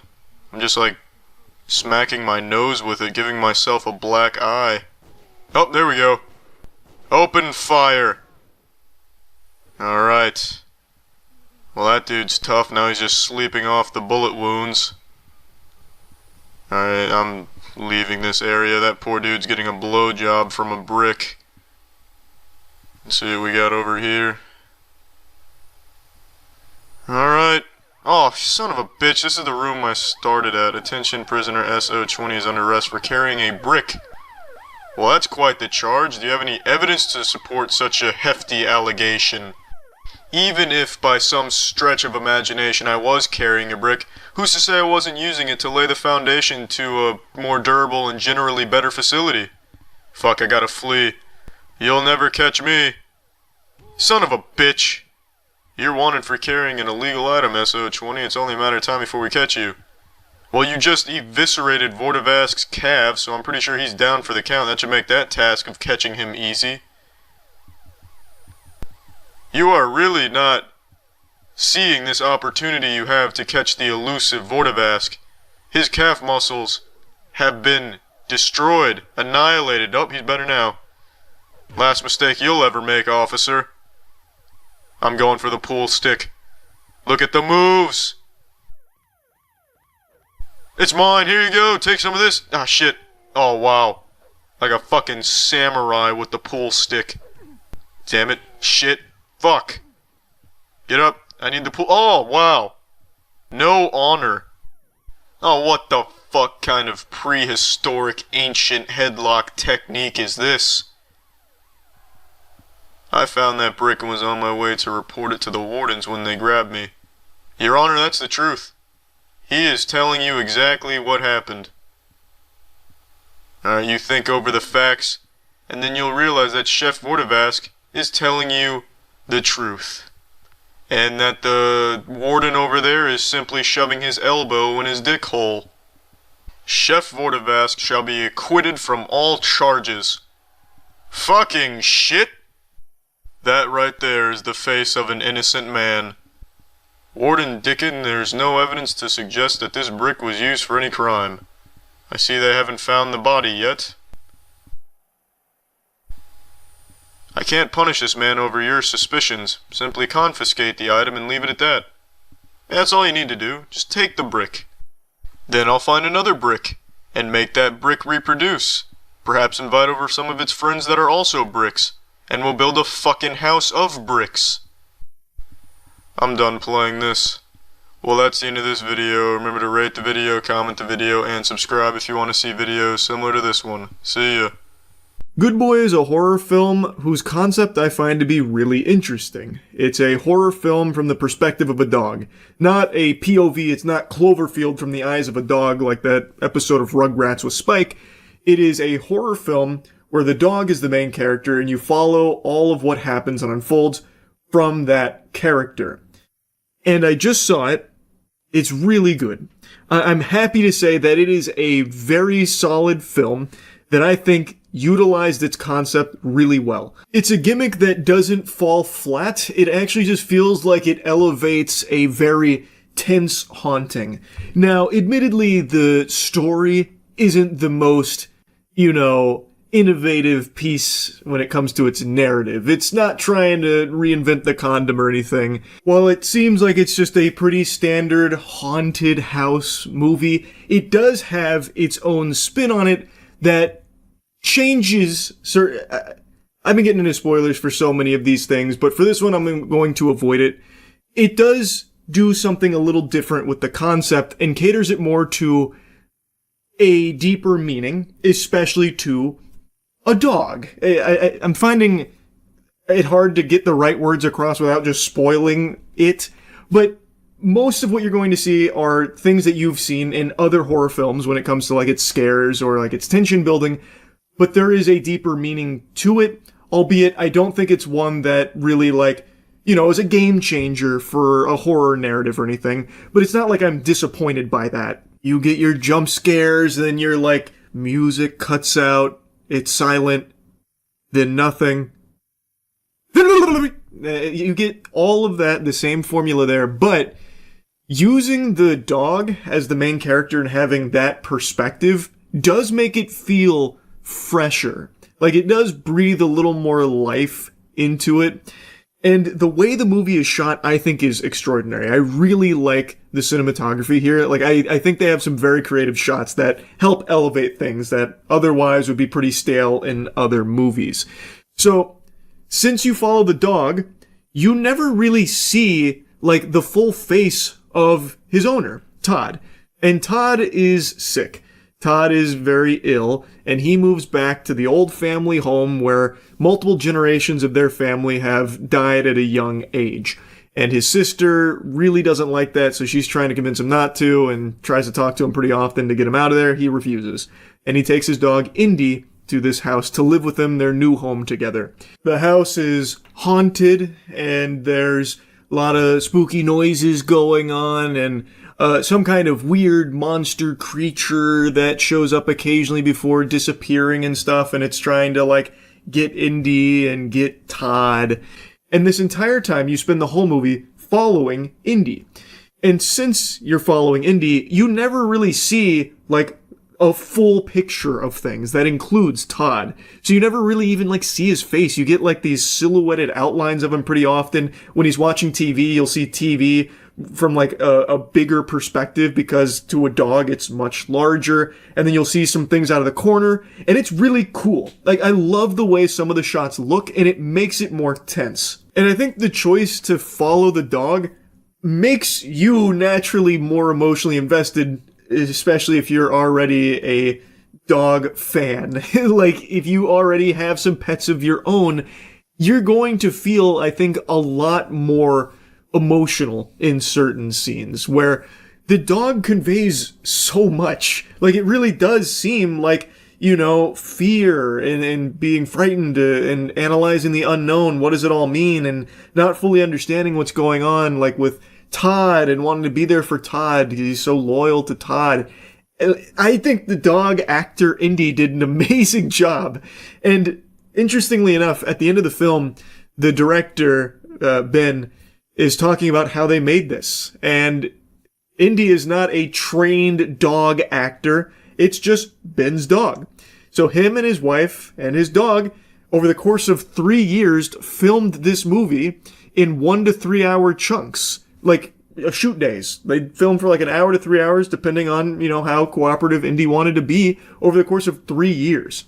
And I think the results are extraordinary. I think that all that time they put into this, all that passion is very clear on the big screen. It was a joy to watch. And I think they really did a great job with Indy. And I think the fact that Indy is not some kind of like, Air Bud prodigy or something, like a protege to the Air Bud lineage or something, really helps. Because it does just feel like a guy's dog who is now experiencing all this paranormal shit around it while seeing its best friend struggling and going through so much. It just makes it feel much more real and a lot more sad in certain aspects, again, without trying to get into too many spoilers. I just think it really is a good movie. Though I think some people will probably find it boring. Because it's not a film that is like, fast-paced, nuts to butts, scares out the wazoo or anything, trying to have you on the edge of your seat throwing popcorn in the air. Like, it is a slow burn. And for me, I really liked that. It's not a long movie. In fact, it's a very short movie. But that's not to say that it doesn't deliver a full experience. I was very satisfied with this, but I do think there will be people that come out of it just thinking that it was all just a one-trick pony, relying on the gimmick of the dog perspective to sell an otherwise bland horror movie. I think there will be people with that take. I'm just not one of them. I think it did something different, and it tried something new, and I think it did it well. Would I have liked to see a little bit more in terms of horror? Sure.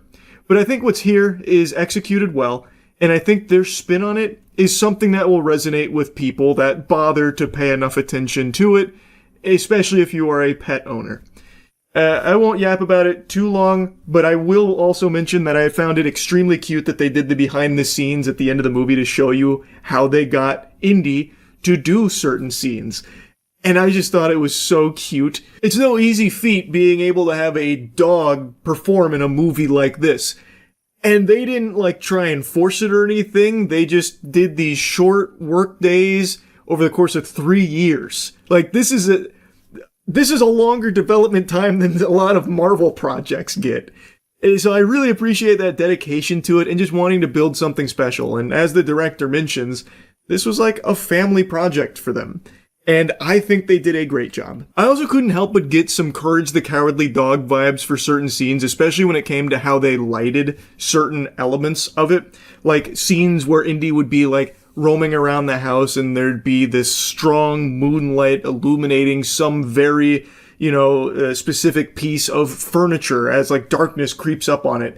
Like I did get some Courage vibes. Maybe I'm just, picking up on something that wasn't there. Courage the Cowardly Dog is one of my favorite shows ever made, and clearly the concept here of a horror movie from the perspective of a dog kind of fits in line with, Courage the Cowardly Dog and that, but I don't know, it really did seem like there were moments where there was definitely some influence there, which I appreciated. Regardless though, I think this was a good movie. I would recommend it. I thought it was something new and something fresh that I hadn't seen before and was done very well. Anyway, that's about it. See ya. Yesterday, September 20th, 2019, was a historic day on the internet. A day where the world declared in one voice, we will not go quietly into the night. We will not vanish without a fight. We're going to live on. We're going to survive. Yesterday, we celebrated our Internet Independence Day. It's actually the president's speech from Independence Day. I memorized that shit because I fucking love that movie. Obviously, it's a little different here. We're not fighting aliens. We're fighting robots at YouTube. Either way, the statement stands. Yesterday was massive. I made the video talking about YouTube and the whole verification scheme they were running. Little Ponzi scheme they tried to slip into our drinks trying to roofie us with that garbage. And then only an hour after I posted that video, Susan goes on Twitter and makes 2 updates saying they are reversing the changes. Now, am I saying that my video is the reason Susan changed their mind? That's exactly what I'm saying. But this is huge for the internet because everyone banded together and actually made a change on YouTube, which has never happened. In the 13 years I've been on YouTube, not once, not a single time have I seen them reverse an update or a change they've made. And I mean that in no exaggeratory manner. I have never, ever, ever seen them reverse even the most counterproductive and just batshit insane fucking lunatic ideas that they pass on this site. I've never seen them backpedal on one until yesterday. We just chipped the Titan's armor on this one. It's unreal. That, gamers, sometimes we don't always get victory royales, you know what I mean? Not every time gamers go out there, we win. Sometimes we get rejected to prom. Sometimes we get rejected to prom 3 times in a row. You never know. Gamers sometimes lose, but in this case, the gamers just fucking swept it. We just got a big dubski. The only time I've seen gamers even come close to winning something this big is when they visit my streams at twitch.tv/moistcritical. Stream daily, baby. Fuck yeah. Why this is a huge deal isn't just that they're reversing an absolutely stupid change that they were trying to push through. It sets the precedent that maybe when we do offer advice and complain about some garbage shit that they throw out there, they might actually start to listen now. This shows that Susan is receptive to feedback. In the very least, she sees it. That's massive. That's absolutely massive because for the last 13 years, it's basically just been coming into the ocean. You're never going to find it. No one gives a shit about it. It's not going to make any difference. No one cared until Susan makes it clear yesterday that they're about to start, at least hopefully. I'm still just blown away by this shit right now. I think I'm in a wet dream still. For 13 years, YouTube could literally drone strike an orphanage in Nebraska, reducing the whole facility to ash, rubble, and corpses, and they wouldn't apologize for it. They wouldn't do anything to, improve their brand image or anything. They just waited out and hoped people just didn't give a shit after a certain period of time, and it always worked for them. But now, on this, for some reason, they actually decided to be human about it. We're sorry, and we're going to listen and revert these awful changes. It's crazy. It's fucking crazy. YouTube has always been one of the most unapologetic, unhuman companies on the internet. It's fucking Skynet pre-alpha, basically. Just purely machine run, only numbers crunching and shit like that. But now, somehow, we've finally gotten them to listen and do something about the feedback that they're given. It's amazing. I'm still semi-chubbed from all of this, and it's been almost 12 hours now. It's just, I'm just so excited because maybe now, they will listen to shit. That's obviously wishful thinking, probably won't happen, and they're still going to roll out horrible updates, but maybe when they're horrible and people talk about them, Susan will go on Twitter once again and, flash her tits to the world. Listen, I'm here for you. I'm changing this shit. Maybe Susan's the goddamn hero that Gotham really needs right now. I'm excited.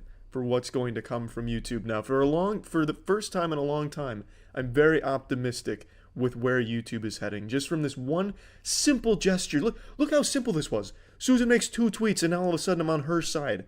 And everyone seems to be on her side.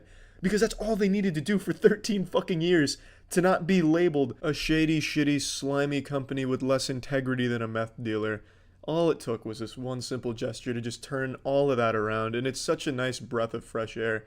Swallowing wet farts from YouTube for so long and finally getting what seems to be like a little bit of humanization from the company is fucking fantastic. And that's all I wanted to talk about.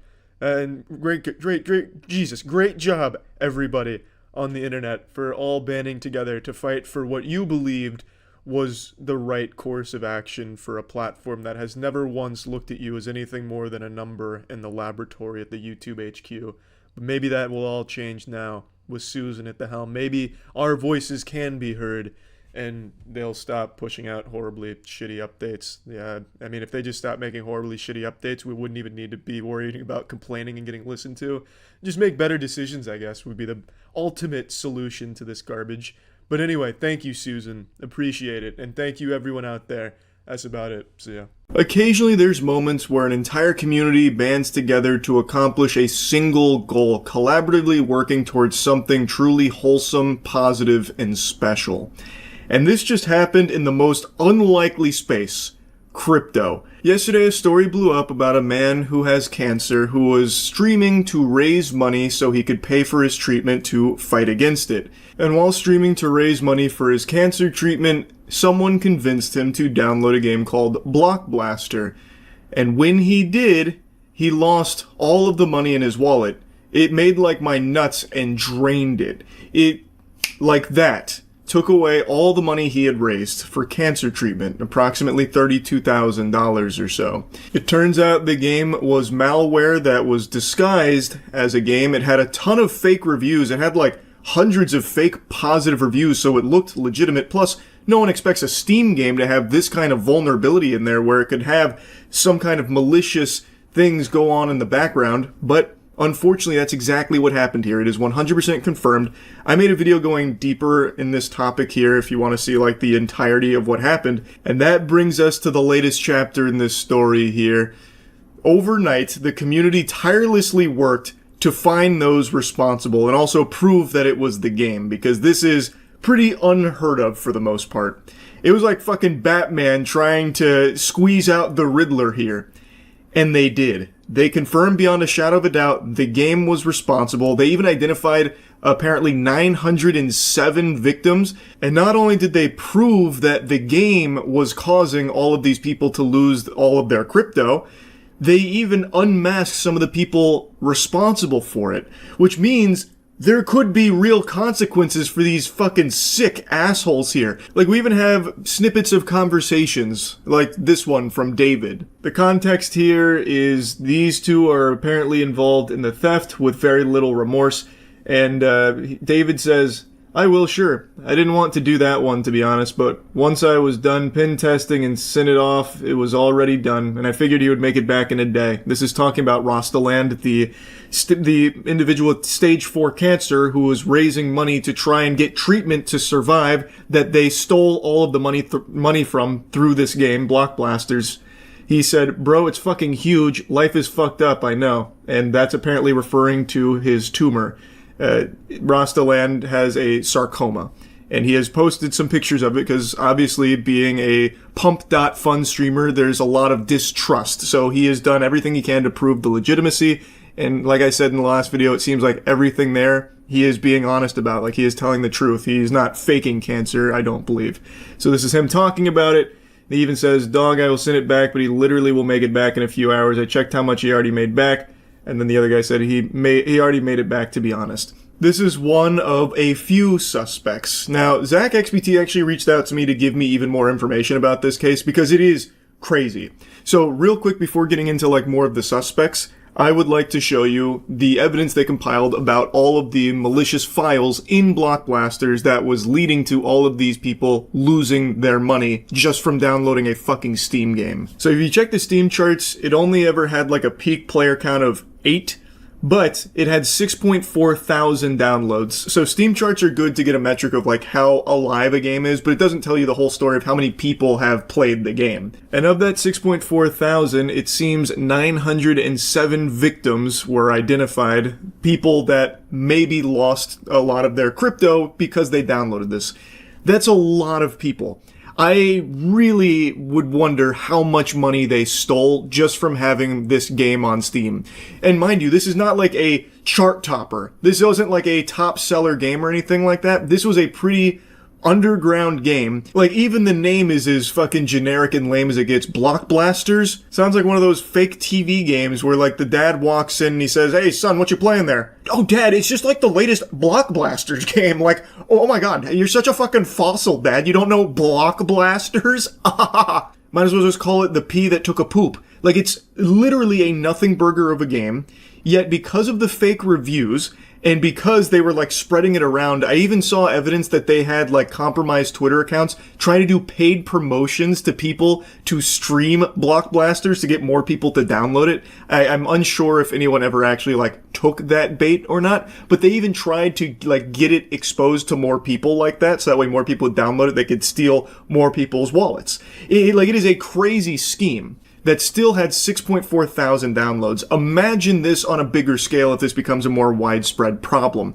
They got 907 people, and we know in one case they got $32,000 from just one of those victims. This is a frightening prospect for, like, the future of Steam games if this is something that people have now identified an exploit for that they can use. It makes it very scary. This is a really insightful thread that kind of goes over all of the main stuff. So there was a batch-based stealer with a fizz install backdoor, steal C binary, various VBS scripts and zip archives, which had the password 121. Now, keep in mind, I am a fucking troglodyte when it comes to this kind of deep-level shit. I am a homunculus, so a lot of this falls on deaf ears for me, but it seems pretty irrefutable. Like, this evidence here seems pretty watertight. They also have the file paths, the files themselves. They literally have everything. It feels dead to rights. Like, this is a case closed. And if you want to see, like, a full breakdown of the files and how it works, there's a website called G-Data Software that posted a full write-up on everything. And actually, according to this site, there's been some other notable games that have had similar things happen. So, perhaps the most notable case is that of PirateFi, a free-to-play game that comes with an information-stealing malware. The most recent malware infection in a game was Kimia, an early access title on Steam which was compromised by a threat actor known as EncryptHub through the injection of malicious binaries. These threat actors bypassed initial security screenings from Valve, which allowed the deployment of malicious patches and infected multiple users of the platform. And then they talk about how they observed it with Block Blasters. So this was reported by G-Data Software, and I didn't know about the previous cases here. So it seems like this isn't an isolated incident. This just happens to be probably the biggest one so far. And this one, they actually did apparently unmask some of the main suspects. They stole from a person with cancer. It actually doesn't get lower to that. They are going straight to hell. 100%. And people were so outraged that they all worked together so they could try and bring justice and try and help him get his money back, which, as I reported in the last video, Rostaland did get reimbursed the money that was stolen from him, which I think is amazing. Someone named Alex Becker reached out and sent him the $32,000 back, which is great. It's really nice to see something positive happen in a community that's become synonymous with, like, dog shit and terrible things happening. But job's not finished here. We still haven't gotten the good ending here, the happily ever after. The people behind it aren't behind bars. They aren't sucking farts out of assholes or anything yet. But it looks like that might happen. It looks as though the people that have stolen from 907 victims, including someone with cancer, have been unmasked. Apparently, in their Telegram, which Telegram might even be worse than Pump.Fun when it comes to, like, nefarious activities. I have never heard Telegram in a sentence that wasn't preceded by some of the most foul shit you've ever heard of. It feels like that platform is exclusively used by criminals. But real quick, here's a nice TLDR from VX Underground, who directly was involved in reporting on this, and it's been quite an adventure. So here's, like, a lore recap in case you got lost here. So Rostaland had his crypto wallet drained because he downloaded block blasters. He has stage 4 cancer, and he was targeted specifically for the cancer treatment money. He lost $32,000. Alex Becker donated $30,000 to him. People came together. They found the drainer infrastructure, pulled all the victim data from it. They will be notifying the victims. The malware has been flagged. And then even more people came together. They found their info from Telegram IDs and then found their info from their Steam IDs. So now that you're caught up, how they got the info on the main suspects is one of them had joined a Telegram that they were alerted to, and it turns out it was actually hard-coded with some signatures.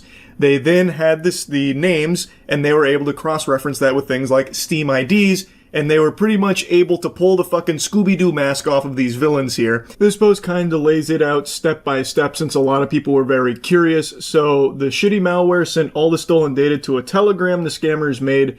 We connected to the Telegram channel using the same credentials that were inside of the shitty malware. Inside the channel was the scammers. We got their Telegram IDs, and then from there, they cross-referenced with like public-facing chat rooms, stuff like that, and they were able to just start connecting all of these dots and finding the main suspects.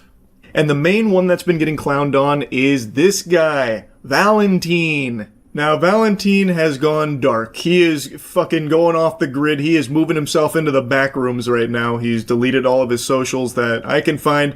Apparently, even his girlfriend has done the same. That I haven't confirmed myself. I haven't gone to, like, any of her pages or anything. But Valentine likes to think of himself as an influencer.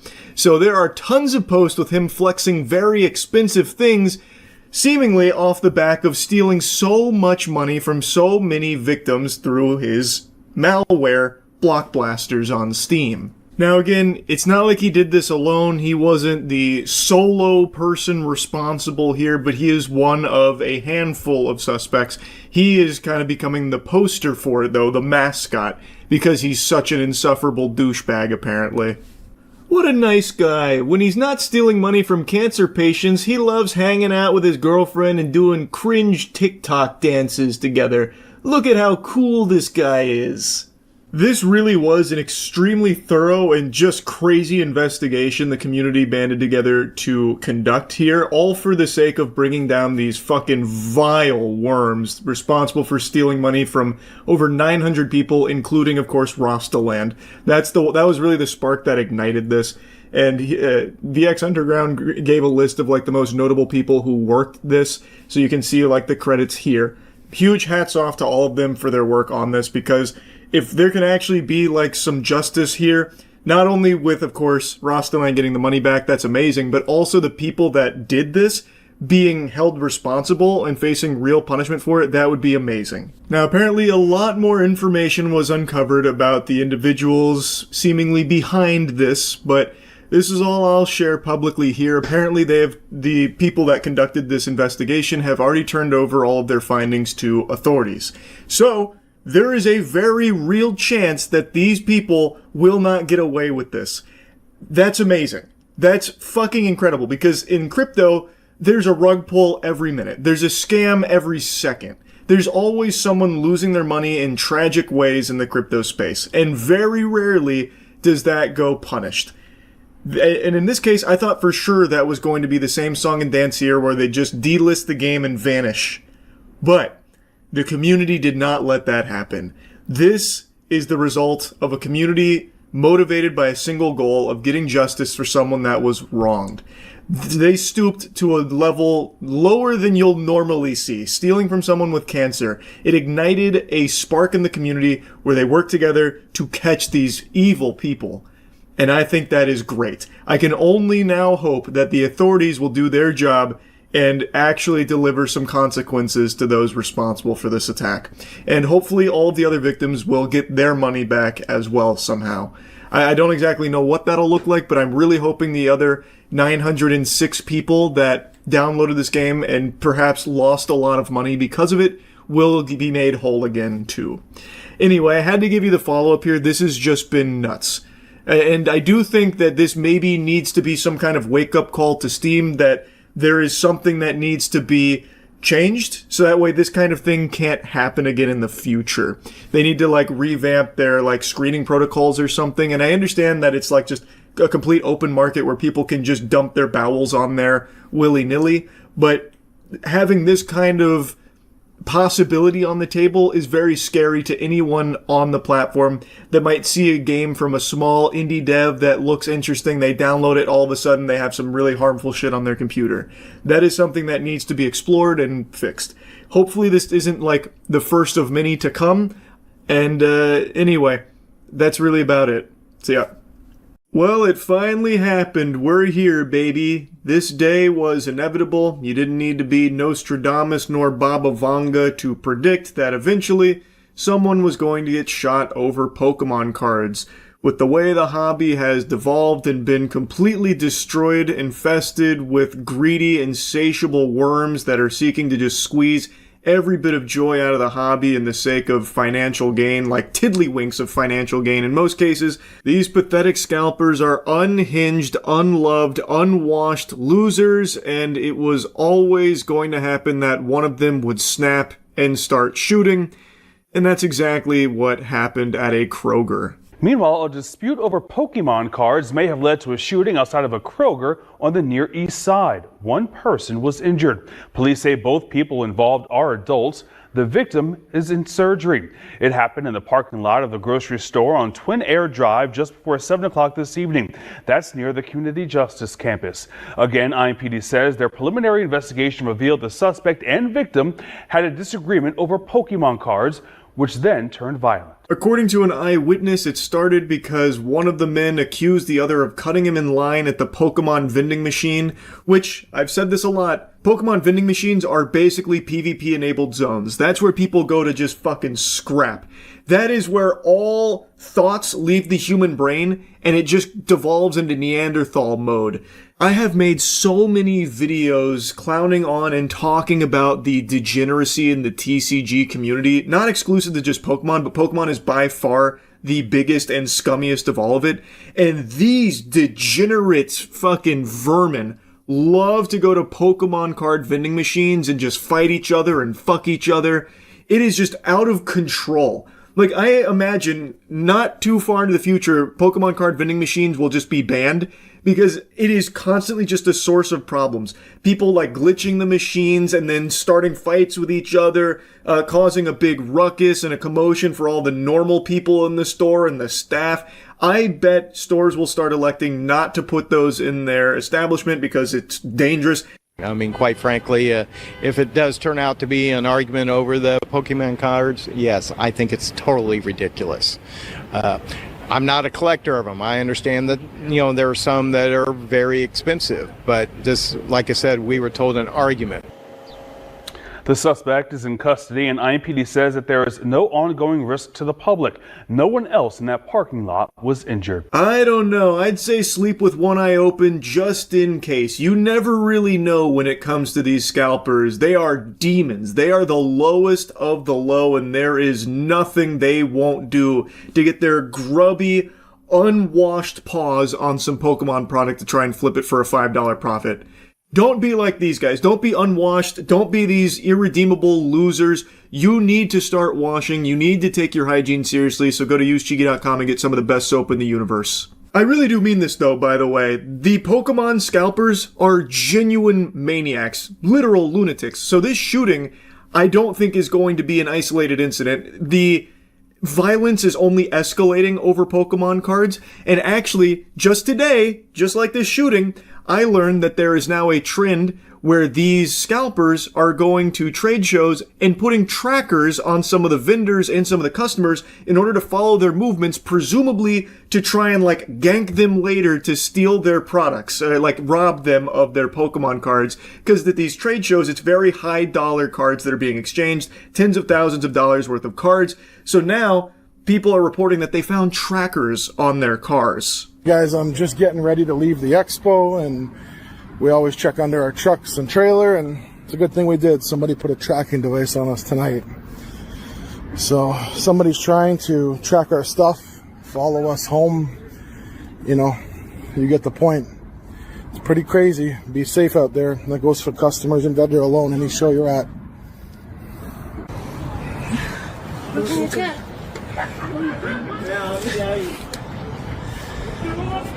Tracking device.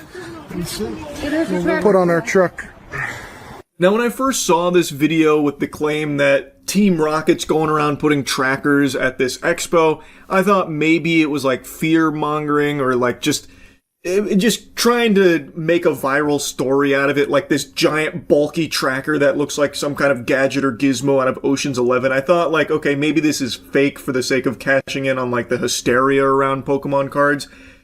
But I have seen multiple vendors now claiming that no, they are actually finding trackers on their vehicles, like across the expo. There were a couple other vendors that reported that, yeah, they had found something similar on their vehicles too. And then I decided to do a little more digging, like, is this something that's new or has this happened in the past? In the past, there have been instances where vendors, not so much at expos, but like actual delivery drivers that have Pokemon product, have been tracked by scalpers in order to follow them to wherever they're delivering the product, and they put tracking devices on the vehicles. So, all signs point to this being real, like legitimate. It is something I can find evidence on in the past, too, way before all of this started bubbling over to this degree. So, it stands to reason that because of the state it's in, they might be doing it even more to a larger scale now, where they're putting it on vendors at the expo and shit. That is terrifying. Transporting Pokemon cards is more dangerous than transporting drugs. You might just get hit by a fucking bazooka while driving down the interstate because these scalpers caught a whiff of you having like $500 worth of Pokemon cards in your back seat. It's actually outrageous. I cannot believe the state of the Pokemon card community right now. And it's not showing any signs of getting better, only getting worse. Like also, just today, the Costco Prismatic Evolutions restock happened, and let's take a peek at that line with all the people that were lining up around 1 a.m. waiting tons and tons of hours for opening for the chance, not even the guaranteed, the chance of getting their hands on some Prismatic Evolutions Pokemon product. Look at this diabolical line. This shit is going over to the next county. The line for GTA 5 midnight release wasn't this long. This shit's longer than Disney World lines.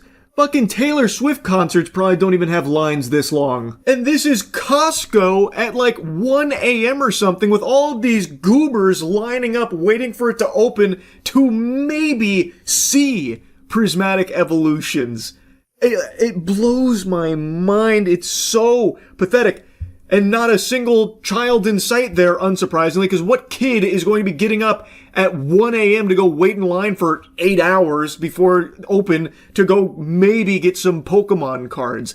This is a hobby that has completely kicked out the main demographic it was made for. Children. It is all these assholes, these losers, and I bet there's not a single collector there amongst them. It is all scalpers desperately trying to get their hands on Prismatic Evolutions, which was a very popular set, and they covet it, and they believe if they can get some here, they'll make a little bit of money by flipping it on the secondary market. That is the entire clientele of Pokemon now, and this is just the perfect demonstration of that. It's just gross, man. I don't know how you can have so little shame. I don't get it.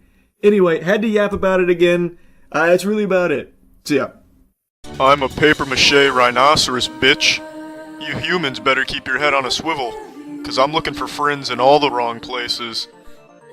A standard rhinoceros only has 4 legs. I have 8, all of which I can shove up your asshole.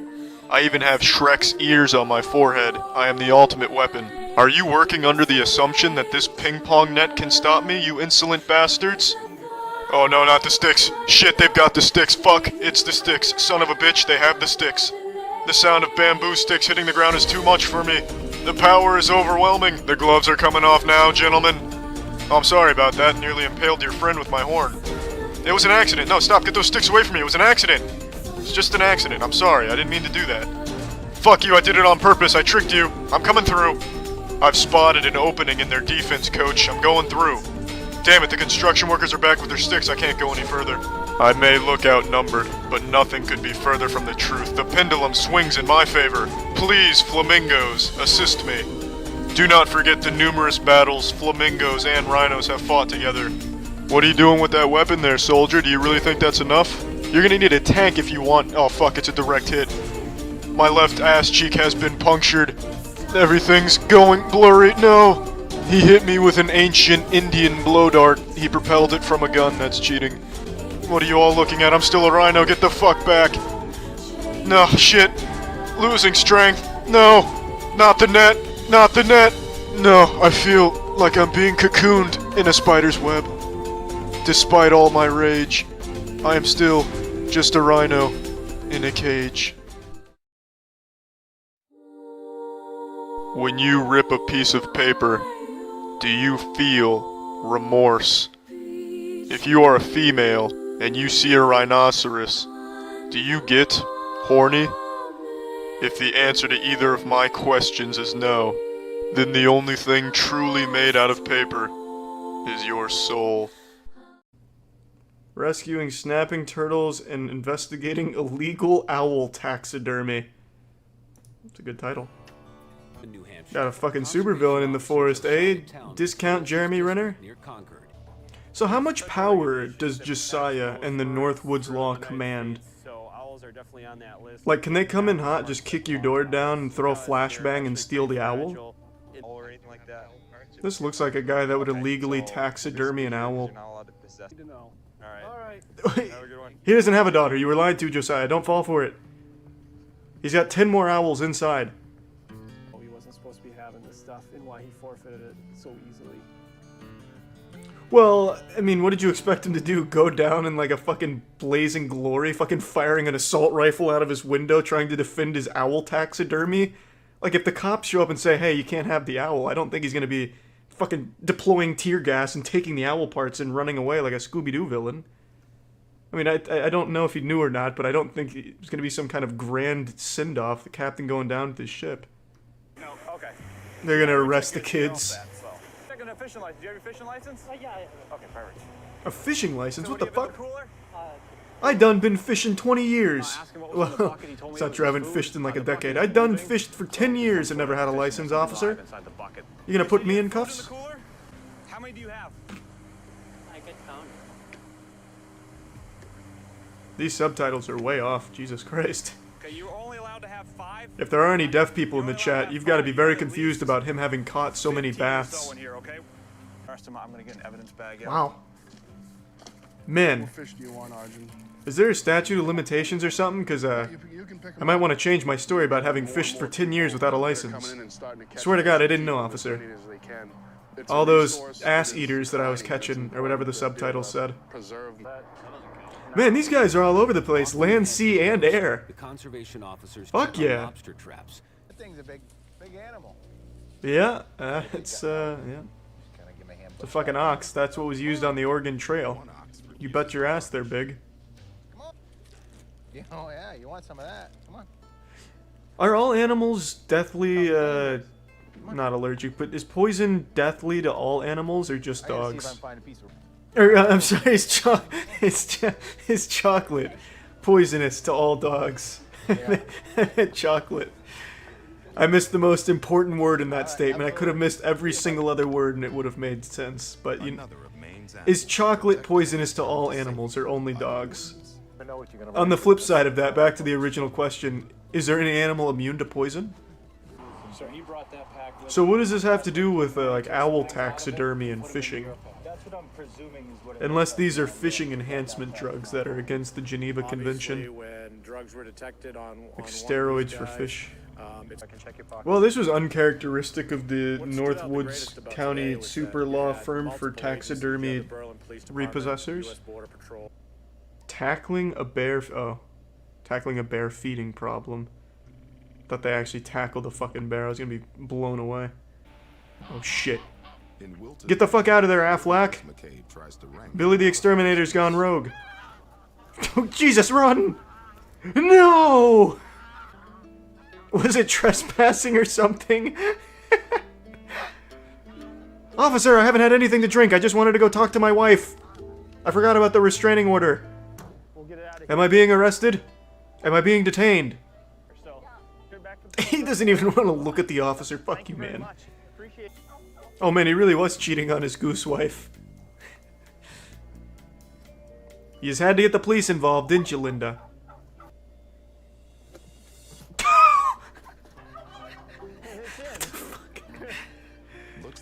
Surely there was a better way than Atomic dropping it into the cage. Sounds like he's getting a mouthful right now from the other one as to why he left, so. Yeah, I'm sure that's what he wants to hear. This is probably the reason he left. Great, more nagging, huh, bitch? God, I can't wait to break the fuck out of here again, and hopefully Officer Josiah the Madman won't be on duty bear due to his PTSD from the war. You imagine being outranked by a bear? Yeah, I could absolutely imagine that. I already am outranked by a fucking bear in terms of combat ability. That bear would beat the shit out of me. We're all outranked by bears. Maybe not formally in the army, but in the food chain in a hand-to-hand combat fight, yeah. Down a tree. In the base of the tree, This looks like John Cena trying to go undercover. Two of them died, one was still alive. Oh, what are these, like, ferret bears? Have you seen people speedrunning the Scientology HQ? I have. Don't know why they're messing with them, they're scary. Don't they have a whole town in Florida they control? You're talking about Clearwater. Kind of. I'm starting to think maybe Scientologists aren't as scary as people led me to believe for like the first 30 years of my life. Because you got the TikTokers now just running in there causing a commotion. They're not getting fucking killed or anything. They're not getting sued into oblivion. Maybe the Scientologists just don't have that kind of motion anymore. Or maybe they never really did to begin with. Maybe Zeno didn't bless them with that power. They stalked the South Park creators for like a year. Well, they're not doing that to any of the TikTokers that are making a mockery of them. So I just don't think they've got that dog in them anymore. They're letting Hulkmania run wild in the Scientology hubs. Would you ever join Scientology? No, man. This shit is whack. You did just remind me, though, of Braille.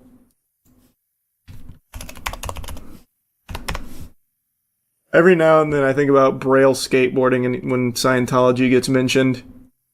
I was actually stunned when I first learned this, because this channel is how I learned to skate.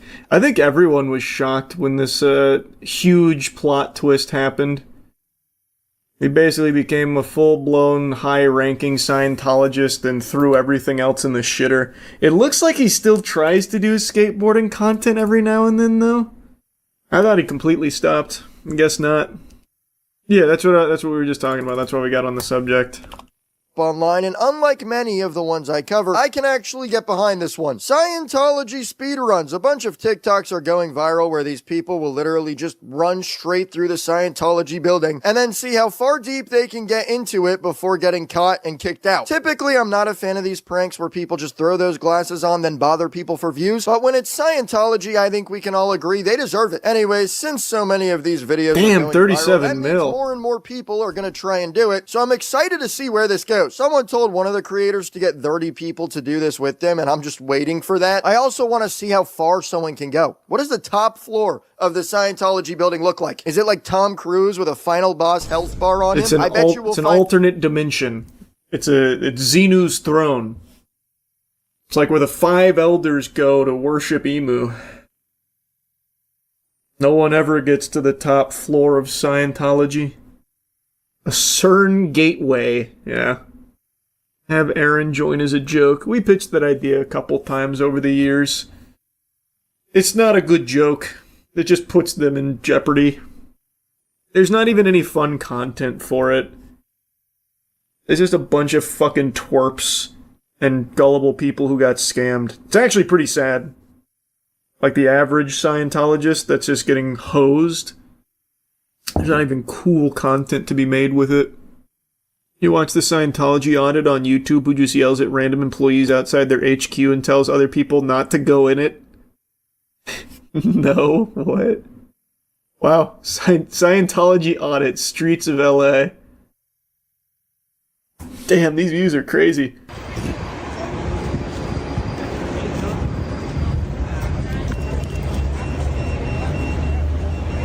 Inside. Inside. What the fuck? No way, right? They actually have a little device that beeps when an anti-Scientologist is roaming? That's some Metal Gear Solid shit with the question mark going over their head. Holy. No, it can't be real. It can't. Oh, don't do it. It's a cult. That's a cult right there. It's a Scientology. It's a cult. Don't do it. Don't do it. You know, this is a banger. Oh, they just kicked him out. How you doing, sir? I'm a suppressive person. You might have to go inside now. Come on, inside. Good boy. Good boy. Oh, they blurred the window. Good. Oh, you locked him out. Hey, you almost locked him out. Good boy. Good boy.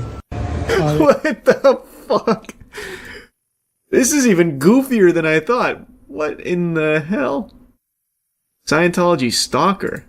He took my knife and he pulled it on me. Why do people keep but on guess taking, what? Why do people keep on taking your knives? Because of you. It's all a joke to you. I think you made a fool of yourself. But what isn't a joke is I did. You were unsuccessful. I did nearly kill myself because of the PTSD oh my God, you you're gave crazy. me. You're crazy. Because look at him. He's PTSD crazy. He's talking you about gave guys. Stay away from Joey's talking about killing himself. You attacked Joey, me can with you your stop cell talking phone about killing yourself? Why are you talking about killing yourself? An eighth of an inch of This my guy, fucking watch out. eye. We got a crazy And the only person reason coming I know that through. happened, We got my a crazy memory's person. Is this even Scientology adjacent? What the hell just happened there? He got PTSD because the phone was near his face? The Scientology office? What the fuck?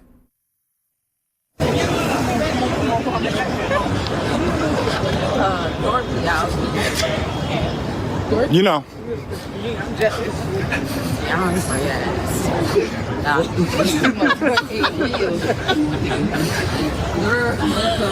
You two, both of you. You're gonna go. He's splitting up. He's leaving you. He's leaving you. Get inside, quick! What are you doing out here? What are you doing out here? So is that like Scientology protocol when there's someone that's saying it's a scam, it's a cult, they have to just immediately silently leave? That's like herding sheep. They legit shut down the entire building. They call them suppressive people. What the fuck?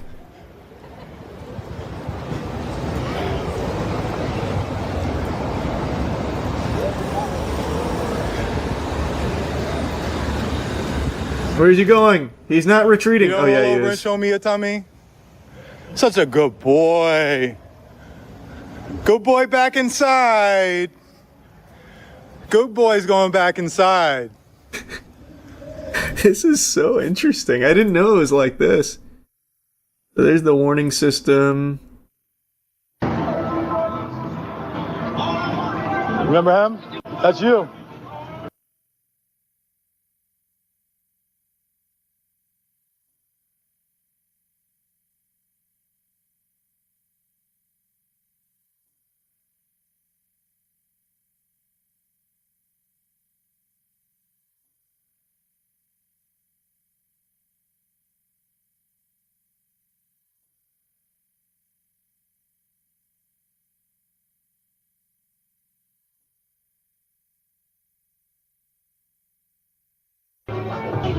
He's a good-looking guy, right? Probably, man. That seems like that was just a normal guy that got fucking roped into the cult. No way out. Damn. That shit's deep. Oh, of course I know about Scientology. I just didn't know about this protocol where they have to go inside. Go inside the second this guy comes around and says, "Loser! Scientology bad." Then they have to shut down the whole building and fog the windows. I didn't know that. What's the Defender video? Oh man, we got another Scientologist. Grinning. I can take that phone and break it on the motherfucking concrete. Is that he's talking to him. Holy fuck, wait, this is new. This is big. This is big. He's breaking Scientology programming. You're gonna get a spanking. You are going to get a spanking. You can't do that. You need to retreat inside of the shelter ASAP so they can lock it down. This is not protocol. He's speaking. Threat? Is that a threat? Is that a threat? Is that a threat? You know what you made? What you just did there is a criminal threat. That's a criminal threat. You go to jail for that. Yeah. Have a good day. Yeah. Huh? I'm the criminal. Well, I mean, yeah, if you go ahead and or you threaten to break my phone, that's called an assault. It's called the First Amendment. I have a right to. Them or no? You getting angry? Do you see any threats? He's not threatening them from anything I've seen. He just says, boo, boo, boo. You can do that.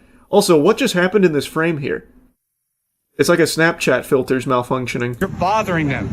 Too bad. It's called the First Amendment.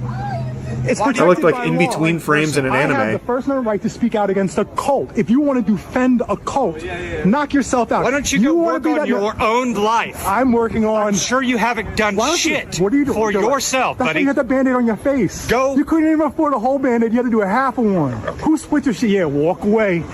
Oh, man, we got... This guy's not a full Scientologist. There's no way. He's Science curious. There's no way he's fully indoctrinated. He wouldn't have been speaking. He wouldn't have been allowed to speak. They would have already muted his vocal folds. Scientologist got bro. They got you, bro. They roped you in, bro. I noticed. No, don't worry about it. But I don't see a book, so you didn't sell the book to him. No money. Oh, she's shipping it, huh? Bro, they got you. She bro. said You know words. it. They got you. You know. Yeah. Let me. Can I look at the questions? And how much do they charge you? See, Oxford capacities, right? They make it sound like it's part of Oxford University. It's not. It's just, why did it say Scientology capacity? So that's their personality test. They use that information against you. They told you you need help. And they told you we're going to buy the book for $75, take the seminar for $125, but you need them. This guy knows his shit. Go in there and take that test, they automatically say you need them. Always. It's a standard answer. It's a scam. How much money did they get out of you? They got $20. Ah, man, bro. I just take the lot. They wouldn't let me go. They wouldn't let you go, right? Yeah, How long were you in there? at least like 2 hours. Like I've been. They got you, bro. Damn. Well, it looks like he's not going to be a member. Wow, this guy, he knows his shit. That guy was even saying they wouldn't let me go and they got $20 out of him. Saved his life, probably. Well, it seems like even before the Scientology audit guy started talking to him, it seemed like he wasn't really in it. Like he said, they just wouldn't let him go. Honestly surprised you've never seen this guy. I had never even heard of it. I just know about the Scientology speedruns that are blowing up right now. I didn't know that there was a whole auditor forum here. His son is a Scientologist himself, so he spends his life doing this all day. He hates them. Oh, that's gotta be awful. Oh, that's sad. Is that the actual lore behind this account? Because that is very sad, then. W fanfic if fake. A good lie if you made it up, I suppose. Charlie, they stand outside with signs all day that say, honk if you hate Scientology and stuff like that. There's a group of people that are anti-Scientology and tell people not to go in and get scammed. Hey, that's a good service. That's nice. Can't say I've seen any of that in Clearwater, which is like their hive. No, that's real. Check his second most popular video. His son died and the church mocked him for it. What the fuck? Scientologists mock my slain son. Scientology leadership ordered guard to bullbait me. Oh, that sounds truly evil. Criminality, you died in the end. You should have been a better father. Oh. You really should have. Yes, my son died. See, this is my son died because I'm a bad father. He wouldn't be going around and getting himself. Well, what are you talking about? Gunfights? My son didn't get in a gunfight. So the Scientology security guard made up a few lies about my son that I don't appreciate. The first lie is that he claimed my son died in a gang war. That's false. The second claim is that my son died while in a shootout. That's false. This is extremely sad. He died while committing criminality. That's false. And the fourth claim is that my son died because it was my fault for teaching him said criminality, which again is false. So let's actually look at the facts of the case. Okay, so first off, my son was murdered in June 2021 while he was in the process of moving. He was with his girlfriend moving from Inglewood to Signal Hill in Long Beach. On the way there, he stopped at a friend's house in Watts. When he got out of the car and waited for his friend, 3 gunmen pulled up, shot at him 40 times, and hit him 17 times. That's just fucking tragic, man. That's extremely sad. Classic Scientology, though, going for the lowest possible blow imaginable. I don't want to hear the rest of that. That's just really sad shit. You ever know anyone who's in Scientology? No. I don't think you can know someone in Scientology. They get fucking stuck in the church and live there and buried there. You never see them again. I don't think you can actually even really know someone in Scientology. Wrong, we know Tom Cruise. True, and Braille skateboarding. But those are higher ranking members, not average people. I think the average person in Scientology is supposed to practice isolation. So, like, I genuinely don't think you can just be friends with, like, a Scientologist. They won't let you. You can, but eventually they will recruit you or try. Well, that's probably once they reach a certain level in the cult. Like, I think your basic member is supposed to be, like, completely isolated from others, so that way they just get fully indoctrinated, suckling from the teat of the cult. And I'm pretty sure that's supposed to be how it works. And then as you donate more and climb higher, then you can start, like, branching out. Yeah, I mean, I do hope... Hey, I'm no big fan of TikTok pranksters, but if they want to keep speedrunning Scientology, I'm all for it. This is a good prank. I like this.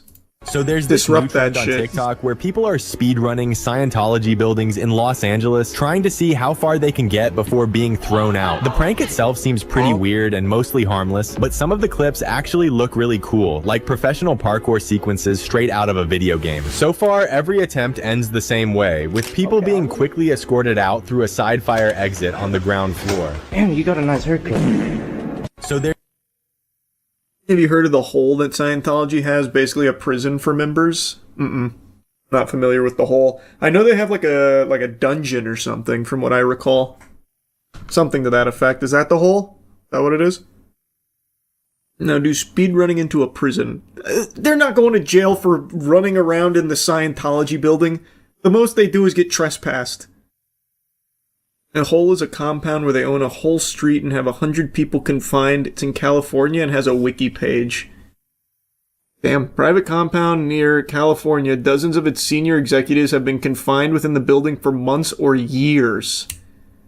Holy. Like, this is all, like, well known and just gets allowed to exist, by the way. Not only does it get allowed to exist, they get tax exemptions. What's up, everybody? It's Critical. I'm playing Kensetsu Juki Kinka Bataro Buchigire Kongo, otherwise known as Battle Construction Vehicles for the PlayStation 2. Let's do this shit. This asshole looks like he's just seen a ghost. Oh fuck! Not a ghost, a construction vehicle! And it's fucking out for blood! Damn! Is that Heihachi from Tekken? Goodness gracious, this intro is out of this world. It's thrilling, captivating. It's the cat's pajamas. It's fuck. Here we go, I finally get to play the game. And that's being optimistic, considering I don't even know the controls. Which one of these heavy-duty machines is me? Is that me, or is this me? I'm probably the one being punished, so... Oh, alright, there we go. A little, 10 pillars of safety attack. How do I transform into the Autobots? Oh fuck! Oh shit! Textbook pile driver. I'm just out here driving a stuffed animal, while Grandpa's got the world's strongest crane at his command. Oh, I fucking see your strategy. You're trying to take me out of the driver's seat. Well, the machine would probably be better off without me operating it. It'd put up more of a fight. How do I even move this? Fucking, will you stop slapping my ass cheeks like you're knocking on a door? Let me learn these controls. There you go, right back at it again. Who are you expecting to answer my ass cheeks? My shit? My shit's here right now. You want to meet my shit? Yes, there it is. My first attack. Alright, the first of many. I've got you right where I want you, bitch! Oh, damn it, you can't escape! What is going on here? Is a helicopter about to land? The crane's range is absolutely ridiculous! I feel like I'm trying to fight a giant, but they're stiff-arming my head so I can't punch them. How do you like that wall? Ooh, shit! Broke the glass. Enjoy the shards of glass, Grandpa. Oh, I've got him now. He's up against the ropes. There it is. Don't you try to run. The fuck is this? Where the fuck did this colossal fencer come from? Why is he slapping my vehicle with his wiener? How did that just happen? Where did that equalizer come from? What is going on? What the fuck is this? These must be special moves, but I didn't hit any buttons. Oh, there you go. Enjoy your new life as a cube of metal, Grandpa. Maybe they come at certain times during the fight? Did I just win this, or are we taking a piss on the vehicle? What's going on here? I think I won this match. Alright. I can cover the whole map with this crane. Charge up. Hey, someone dropped a $300 million bill over here. Why don't you come claim it? You fell into my trap! You fucking lunatic! You think someone would drop that type of money? You must be out of your mind. You can back up as far as you want, but nowhere is safe. I'm wielding one of those boxing gloves they used to shoot out of guns in old cartoons. You don't stand a chance. Especially when I take this boulder with me. The boulder exploded. I didn't need the boulder anyway. Who needs a boulder? Go. Go. Go. Yes. Perfect. I hope you're enjoying your stay at the Walled Inn. Demolishing the vehicle now. This is construction. Not one of these again, damn it. Oh, a giant wasp. Well, that's really something there. It's got a stinging shitter made out of dynamite.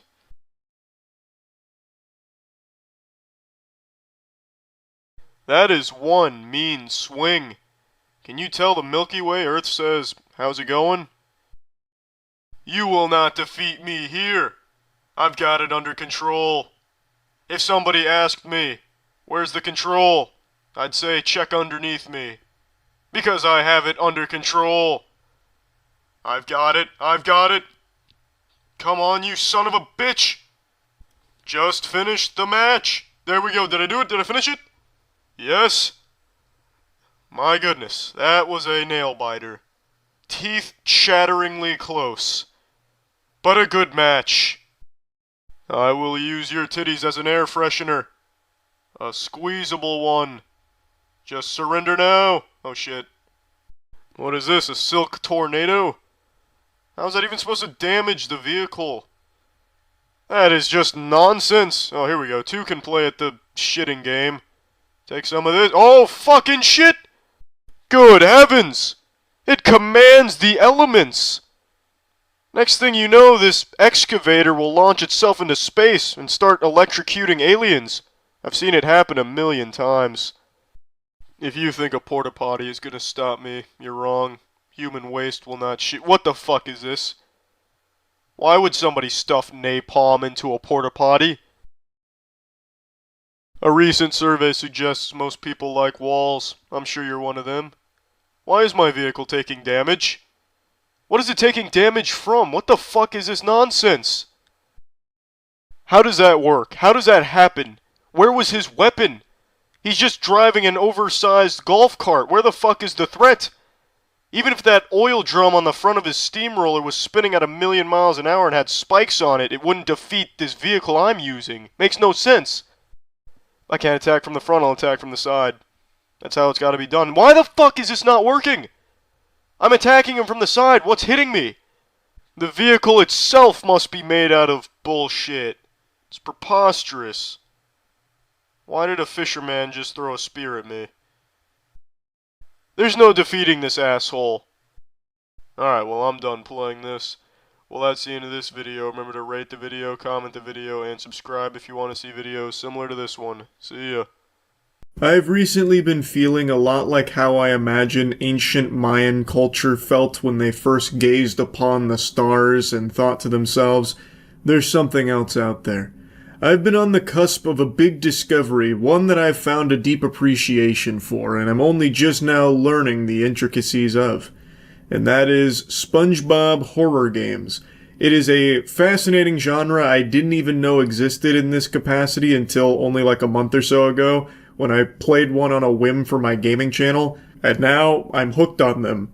I just want to kind of put these on your radar because I have been having a lot of fun playing SpongeBob horror games for some reason. Granted, on my gaming channel, I have been playing a ton of horror games, but probably my favorites so far are the SpongeBob-themed ones. I can't wait to see all 4. I imagine one of them is a cease and desist from Nickelodeon or something, perhaps? No, I don't do that.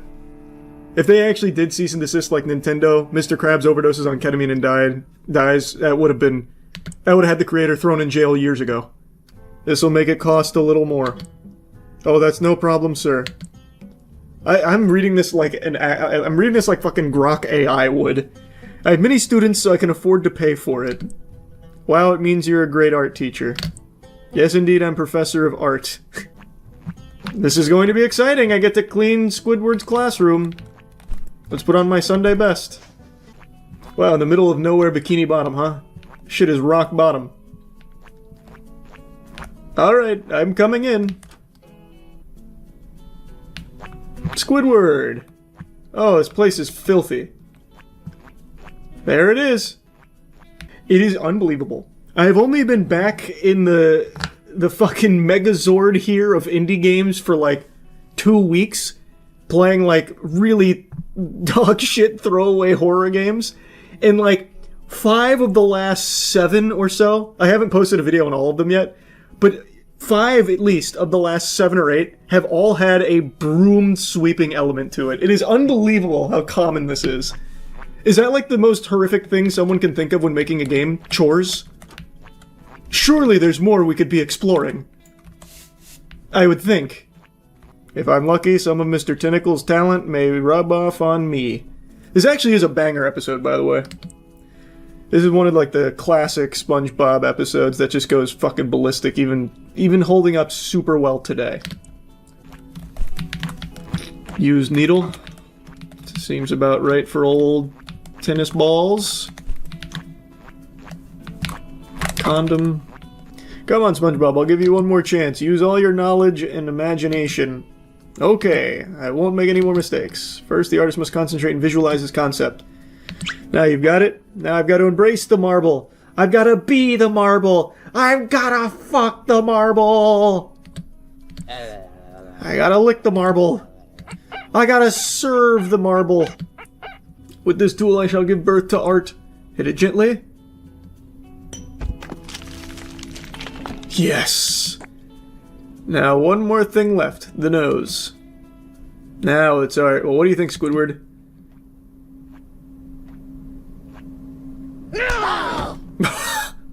Asshole! Is this where it finally becomes a horror game? He just point blank assaulted SpongeBob. I saw the whole thing. How dare you shitting on me, SpongeBob?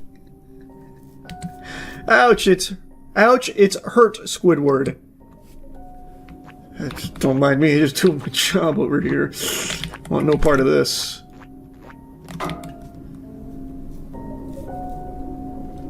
Fuck you, SpongeBob. Give me a beautiful sculpture. I'm sorry, Squidward, but I can't imagine like before. You son of a bitch. I'll kicking you repeatedly until you make the sculpture.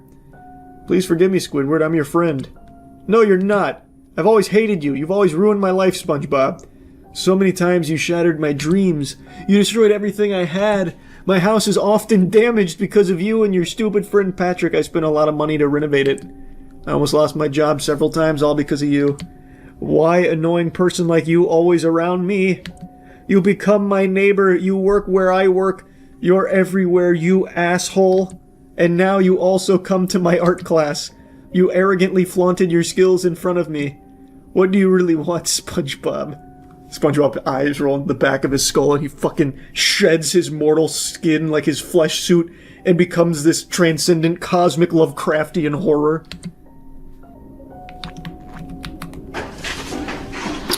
Okay, my job's done.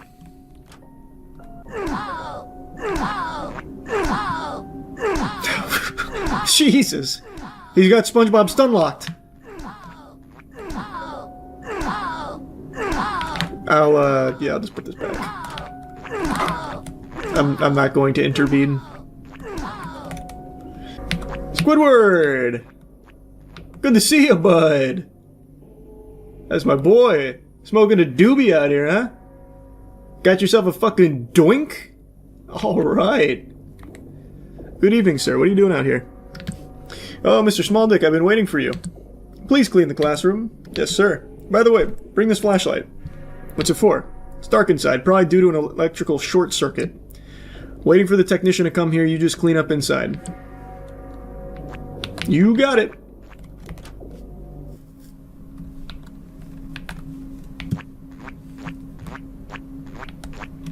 Doesn't seem too filthy to, well, a couple of broken pieces. Good Lord, SpongeBob, what has he done to you? Oh, God, well, he should be able to regenerate. SpongeBob's, he's immortal. SpongeBob, he's dead! What's going on here? Who did this? It was that old Monty P. Moneybags, wasn't it? If you're still alive, then I'm going to have a really big problem. I must kill you immediately. Damn, this is bad. Left mouse to fire the gun. Okay. Where is he? Shit. Ah. I did it! I defended myself! Jesus. Idiot, you're dealing with the wrong person! Gun will always win against Chainsaw. Go to hell, you motherfucker. This must be one of the 4 endings. This is my chance. But no. I already said no more crime. And lying to an art collector is a crime, damn it. And murder, it was in self-defense. That's not a crime. So I will be honest, it was Mr. Squidward. This crazy squid is responsible for all this.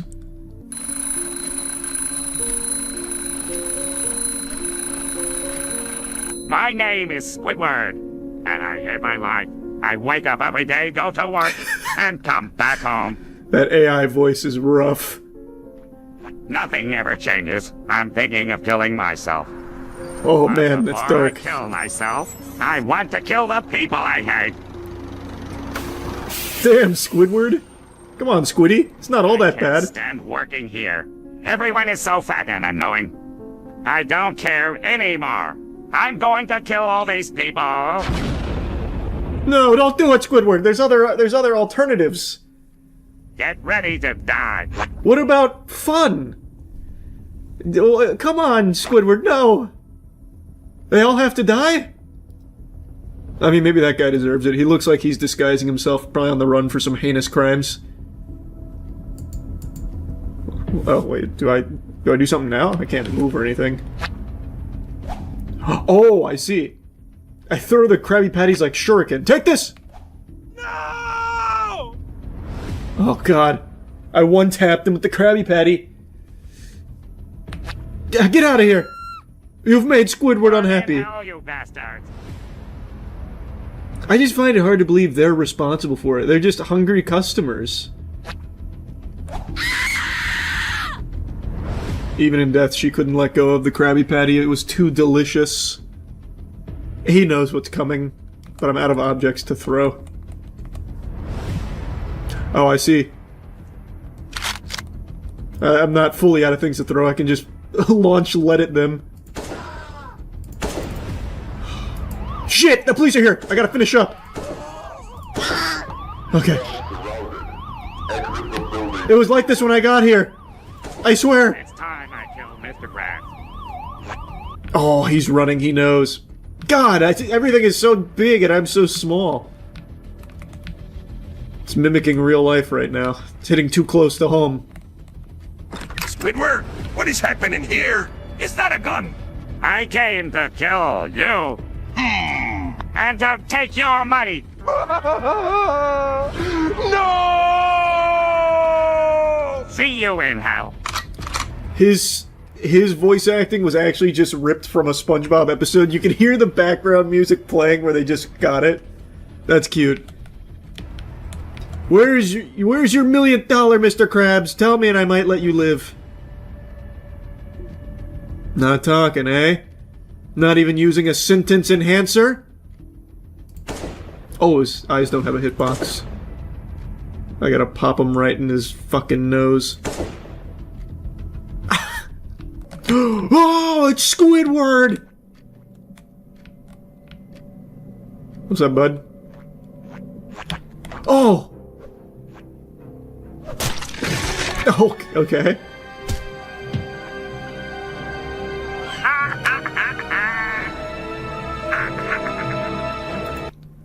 Damn, Squidward, he means business. That was one hell of a move he got me with. I'm coming, Pat.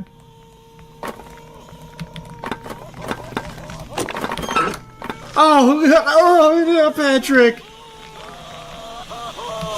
I'll unplug it. Oh, that's not how that works. Hold on. Maybe there's an on, an off switch. Also, you're not strapped down. Why don't you just move? Just move!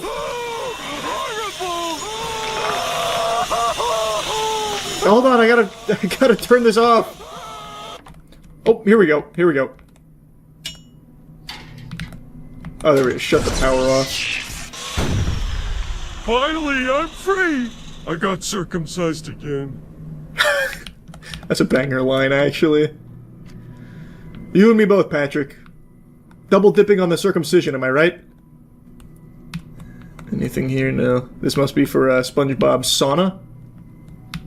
Gary, no! Gary, why? What the fuck, Squidward? What did Gary ever do to make your life miserable? That's alright. I mean, I guess I kind of get it.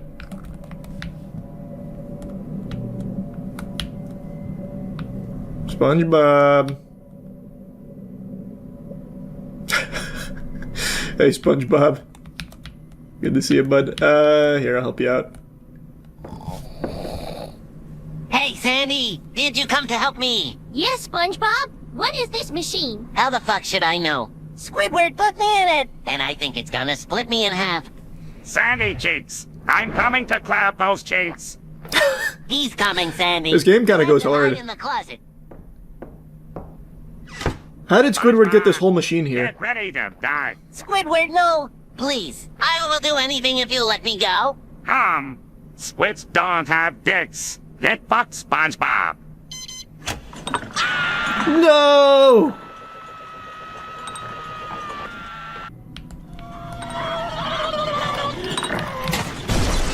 There we go. There's one. Oh, that's gonna just set SpongeBob on fire. No, wait! I can go get more water and extinguish the flames. I gotta wait for Squidward, though. Sorry, can you calm down? You can see I'm actively helping you.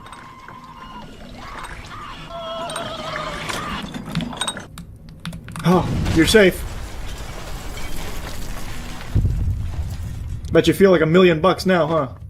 Thank you, Sandy! You saved me! You're welcome! Look, Sandy, Squidward is here! SpongeBob, you ruined my plans again. This will be the last time. It's time for me to die. Oh, no! Squidward! Why? This one focuses on the hash-slinging slasher, and it's sure to make me very frightened. I'm hoping it can put some poop in my pants. Let's get after it. This one's for Bikini Bottom. Nice. We did it. Put valuables in safe. Ah! The spatula for a hand. He's here to fuck my ass. Jackpot. What the hell? Oh no! Get back here, scoundrel! The hash-slinging slasher's gonna kill him! Anchovies! This is definitely a valuable. That's the secret formula.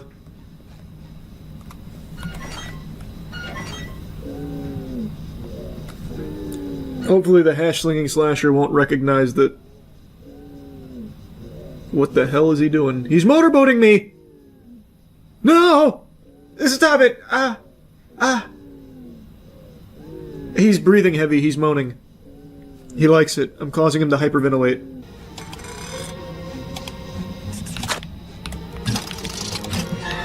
No! He got me! Wow, this is a really... like, chopping lettuce in real life is faster. Holy shit.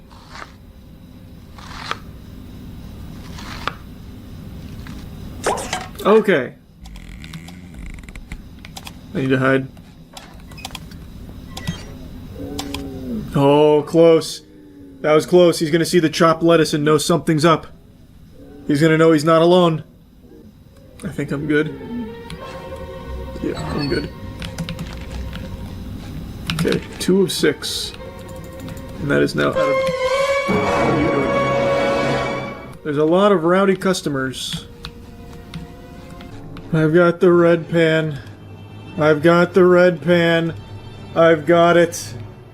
I've got it. Okay, I just need to drop the red pan off, then take out the last trash. I don't know if I was just missing it last time, or if I maybe accidentally kicked it under the dumpster at some point. I don't know.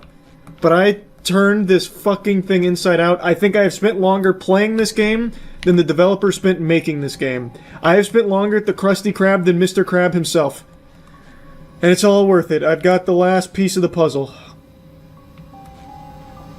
Has he vanished? I don't know.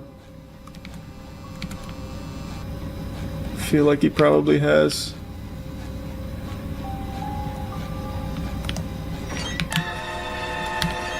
That was scary.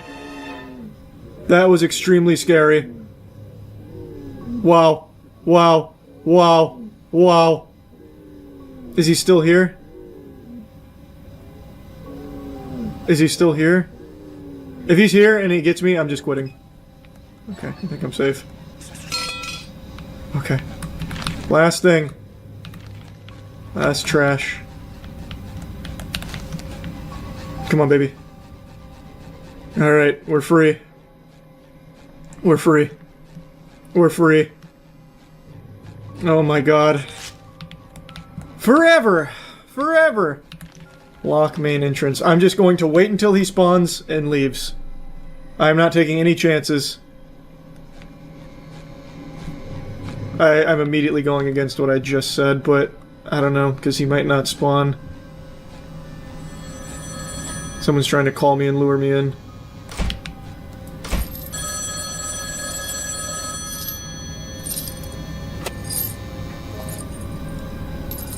Okay. Okay. It's locked. It's locked. The menace is sealed. I hope you're ready to squeal, cause I got a real scary experience to show you today, no doubt. This is Nightmare in Squidville, another SpongeBob horror game. Upon the brow, and in parting, from you now. What am I? Okay, this is interesting. We must find Squidward. It's already dark. Oh, I must have fallen asleep. Let us knock on some doors to find out where he is. That's a good plan. Let's go, Patrick. Squidward needs our help. There's a fire over here. Maybe some cult activity. Maybe they're burning him at the stake.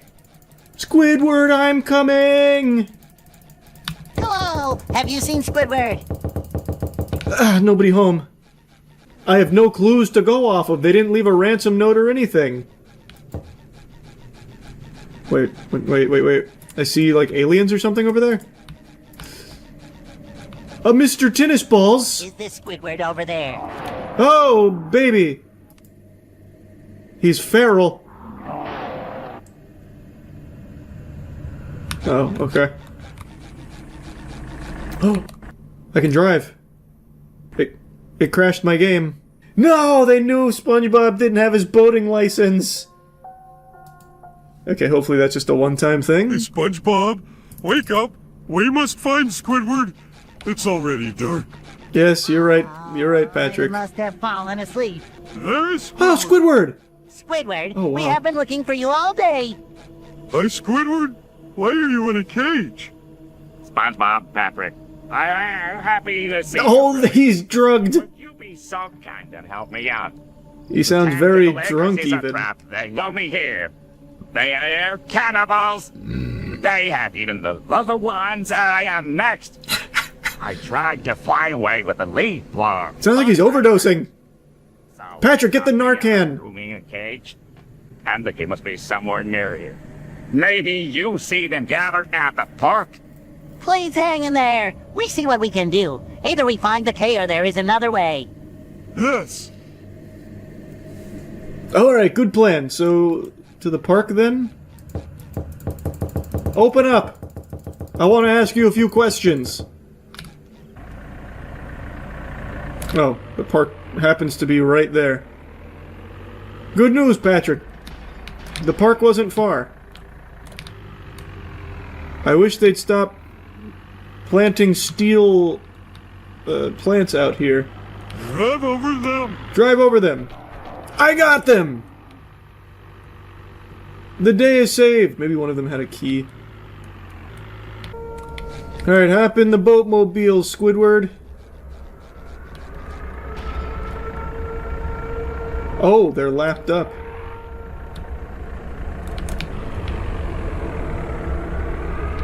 They've started the air raid sirens over there. Not on this side, though, just over there.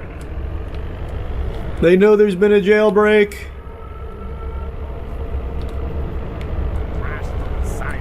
Crash through the site fast. I did it! Oh my god! Hell is rising. Hell is rising? No. Do you see this in front of us? This isn't hell rising, this is like the large intestines of a body. Oh! Come on. We get through this nightmare. We can do this! Okay, how long does this go for, you think? You need to boost. Press space to boost. Turbo mode! The NOS booster's activated. Granny shifting. We are trapped inside a dream. Where Squidbill of the demons to break the spell. You will terrorize Bikini Bottom no longer. They're screeching at me. Ooh, huge collateral.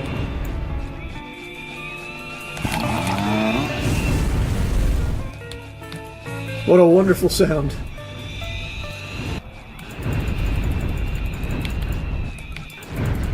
This might be it. I don't see them spawning anymore. Sleep well. Yeah! Is the spell broken? Or do we have to defeat the Flying Dutchman yet?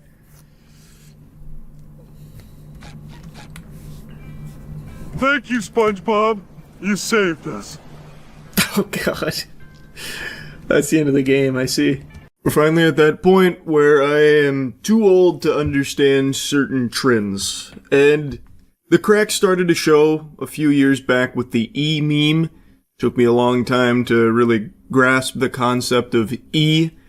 And now it's morphed into 6-7. That's the new big one. So I brushed up on my studies to learn the etymology of 6-7 and understand it.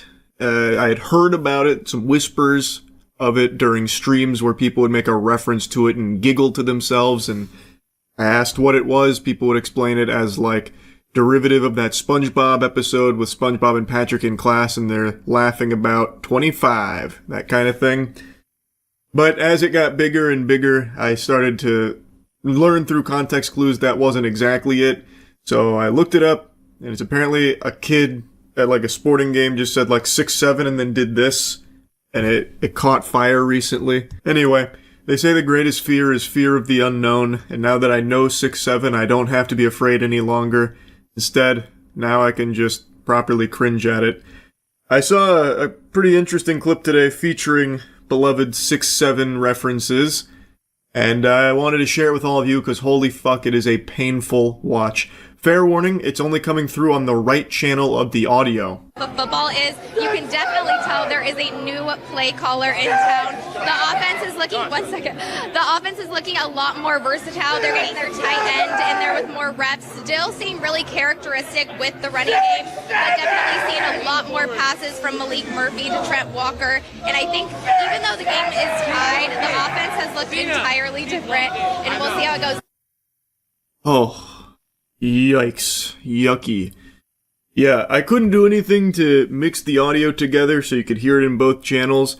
I believe that this was just such a miserable thing that videos weren't even meant to capture, that it actually fucking cringed the technology itself and did everything it could in like a self-defense mechanism to try and like spare at least one eardrum here from having to hear this maniac screaming 6'7" at the top of his lungs. So it's pretty clear the group is inebriated. And there's definitely worse, more destructive, more annoying things that drunk people have done on camera. So on the totem pole of degeneracy, this is kinda low. But I gotta tell you, sports fans, there is something particularly embarrassing, something special about the Goob Squad rolling up here with Even Stevens shouting 6'7" at the top of his lungs like it's his war cry, like the last thing he's going to be able to get out on the battlefield. It's just so embarrassing. It is so ass that it's able to elicit an actual fight or flight response just watching this video. Like, again, I only just recently learned the origins of this in the first place, and now seeing it in the state it is here, with adults spamming it like Fortnite emotes in the background of a camera, it just really makes you think. You had the guy looking right down the pipe, straight down the barrel of the camera there, all of his friends getting in on the action, doing this kind of thing. It is an actual symphony of agony. Like, everything that could be awful about a clip is awful here. A reporter just trying to do her job, getting yelled at, like, 2 feet behind her, ear-piercing screeches from this guy whose voice keeps cracking under the desperate weight of his need to be the center of attention by saying popular popular meme. It's all a masterpiece of disaster. Through the second half of this game.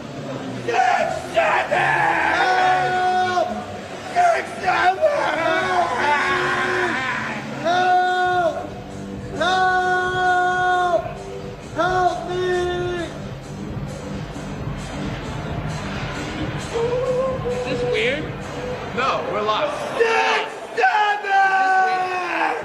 Stop! 6'7" 22 years old, by the way. Look at them. I bet you thought the clip was done, huh?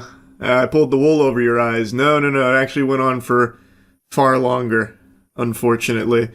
I don't know what the broadcast was. I don't know why it sits on this shot for so long, like why she is forced to stand there in the middle of this miasma of cringe. But my god, my heart breaks for her, cause holy shit, every facet of this is awful. From the clear protagonist 6'7" guy, who is so pleased with his joke he even starts recording it himself from his own POV, to his sidekick, his lackey friend who comes in to try and do his own thing with another meme screaming help and then doing this.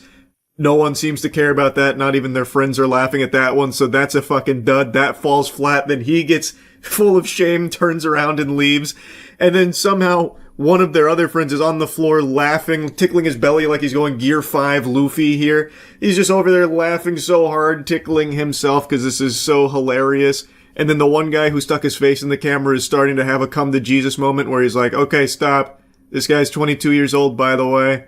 Like, everything here is just perfect from the perspective of agony, like misery on camera. It reminds me of that fucker right in the pussy thing from many moons ago, but at least that had the wherewithal to be short and not, like, drone on endlessly for so long, and it was self-contained. You didn't need like tidbits of lore from outside of it. Like it's not like a Marvel movie where you have to watch like 20 movies or 20 shows to know what's going on in the movie. 6, 7, you hear that and you have no idea what it is until you look it up and like connect the dots, follow the breadcrumbs. At least fuck her right in the pussy. You knew exactly what that was saying, what that was about, and it was like a flash of lightning, just super quick. One sentence, and then everyone parts ways. They give the mic back, at least in all the ones I saw, and that was that. This, on the other hand, goes on for over a minute. It is a slobber knocker. It overstays its welcome immediately and then stays planted there for another minute longer of just constant 6, 7. It is brutal. Anyway, just wanted to share that. That's really about it. See ya. Today's such a special day, I even dusted off the bucket hat for it. It's High Guard release day. I imagine you probably already called in sick for work in order to take as much time as possible to enjoy this game that everyone in the world had been salivating for since it was revealed at the very end of the Game Awards. Since then, it's been quite a question mark with High Guard because they got the prime spot in the Game Awards out of nowhere, a game no one was expecting, and a genre most people weren't exactly super excited for these days. Most people perceived it to be a hero shooter, myself included, because in the footage they showed it looked like it was some type of hero shooter. Most often compared to like Concord, it wasn't a great trailer, and the position that it was placed in at the Game Awards made things even worse. They also then went radio silent for over a month up until like a day or two ago where they finally broke the silence saying that the game is still coming out as advertised and then finally started, speaking up about it. The game came out today and it's very clear that this is not a Concord level failure or anything. It had an all-time peak of just under 100,000 players, which Concord couldn't have even imagined in their wildest dreams. That game didn't even get to like 1,000 and it died in 2 weeks. It barely lasted longer than a poop left in a gas station toilet. So this blew it out of the water in terms of player count. And I think a large part of that success is because the game is free to play, whereas Concord was a $40 paywall. So even people that weren't exactly hyped about High Guard, they were at least willing to give it a spin, at least give it a chance.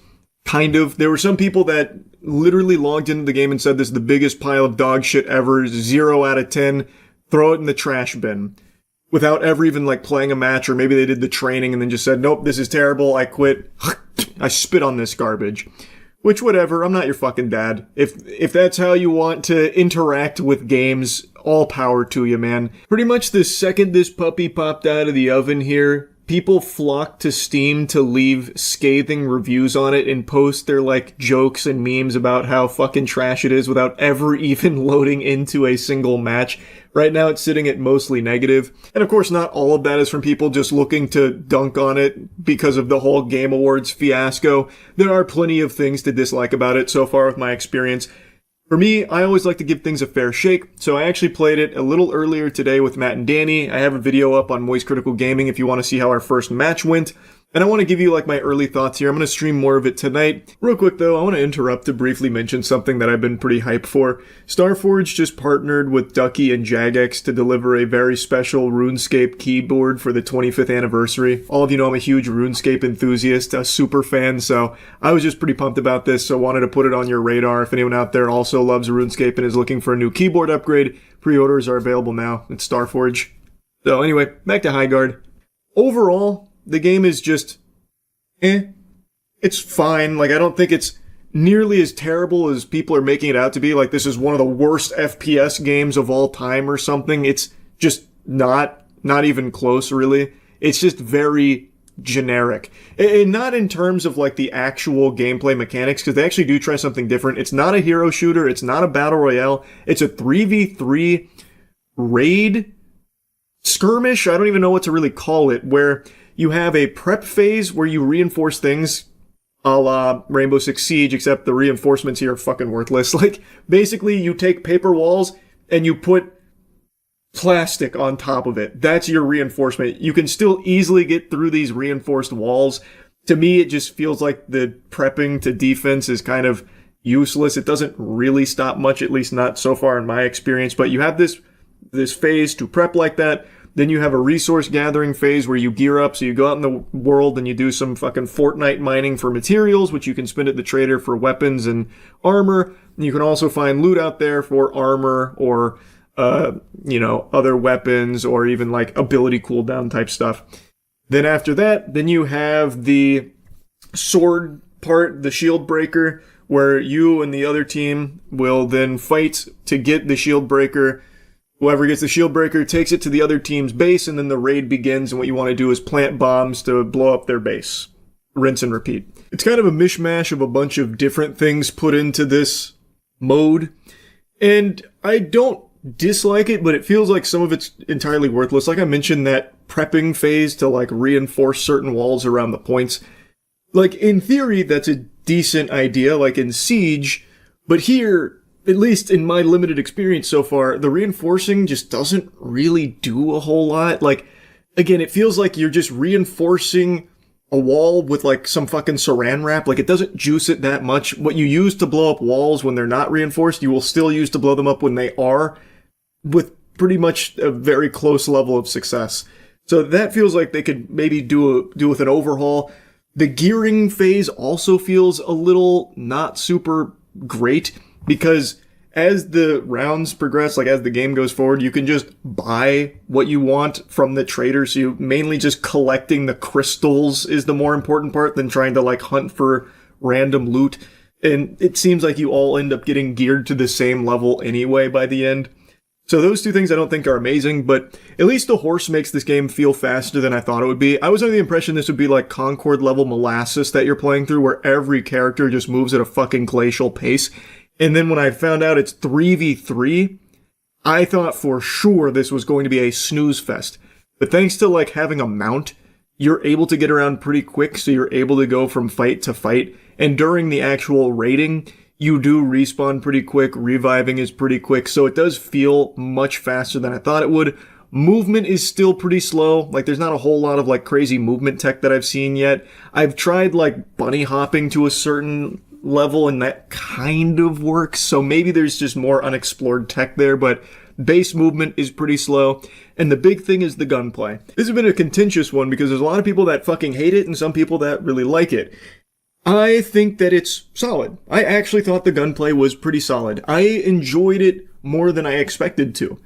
It's not the tightest. It feels like aiming sometimes fights against you because it's somewhat floaty, but overall, the guns did feel good. Like, getting into a fight did feel enjoyable. Like, I don't think the gunplay is trash like a lot of people are saying. The big thing with gunplay, though, that holds it back is that there are certain things that this game is missing, which is why I'm saying that it feels kind of generic when it comes to its gameplay. Like, it has decent bones, but it's very bland. So because it's missing a lot of the flavor from some better shooters out there, this one just feels lackluster in comparison. But overall, I do think the shooting is just fine. Like, I have no issues with the gunplay. Some of the abilities are cool too, I suppose. I haven't seen all of them, but the ones I've toyed around with seem pretty solid. Really, at the end of our gaming session, the consensus Matt, Danny, and I drew was that was more enjoyable than we expected going into it, though it's probably a game none of us are going to get like super into. Like I said, I'm going to stream more tonight, so we'll see if maybe I end up falling in love with it somehow, some way. But for what I've experienced thus far, it's fine. Like, it's just a fine game. There's nothing like particularly special about it, but it's definitely not like a really bad game that people are saying that it is. I really think Jeff Keighley fucked him. Like, actually went in there and face fucked him by putting Highguard at the very end of the Game Awards, where apparently, based on a lot of like articles and stuff that have come out and talked about it, they didn't even want to be there. Like, they didn't want that slot or anything. Jeff Keighley just felt so strongly about it that he made the decision to put him there. I don't know if all of that's confirmed or not, but regardless, what is true is that their place at the end of the Game Awards, the most important slot in the most watched event for gaming, went to Highguard, which puts a huge level of expectations on this product, and it puts so many eyes on it. So people were expecting something like really impressive, and this game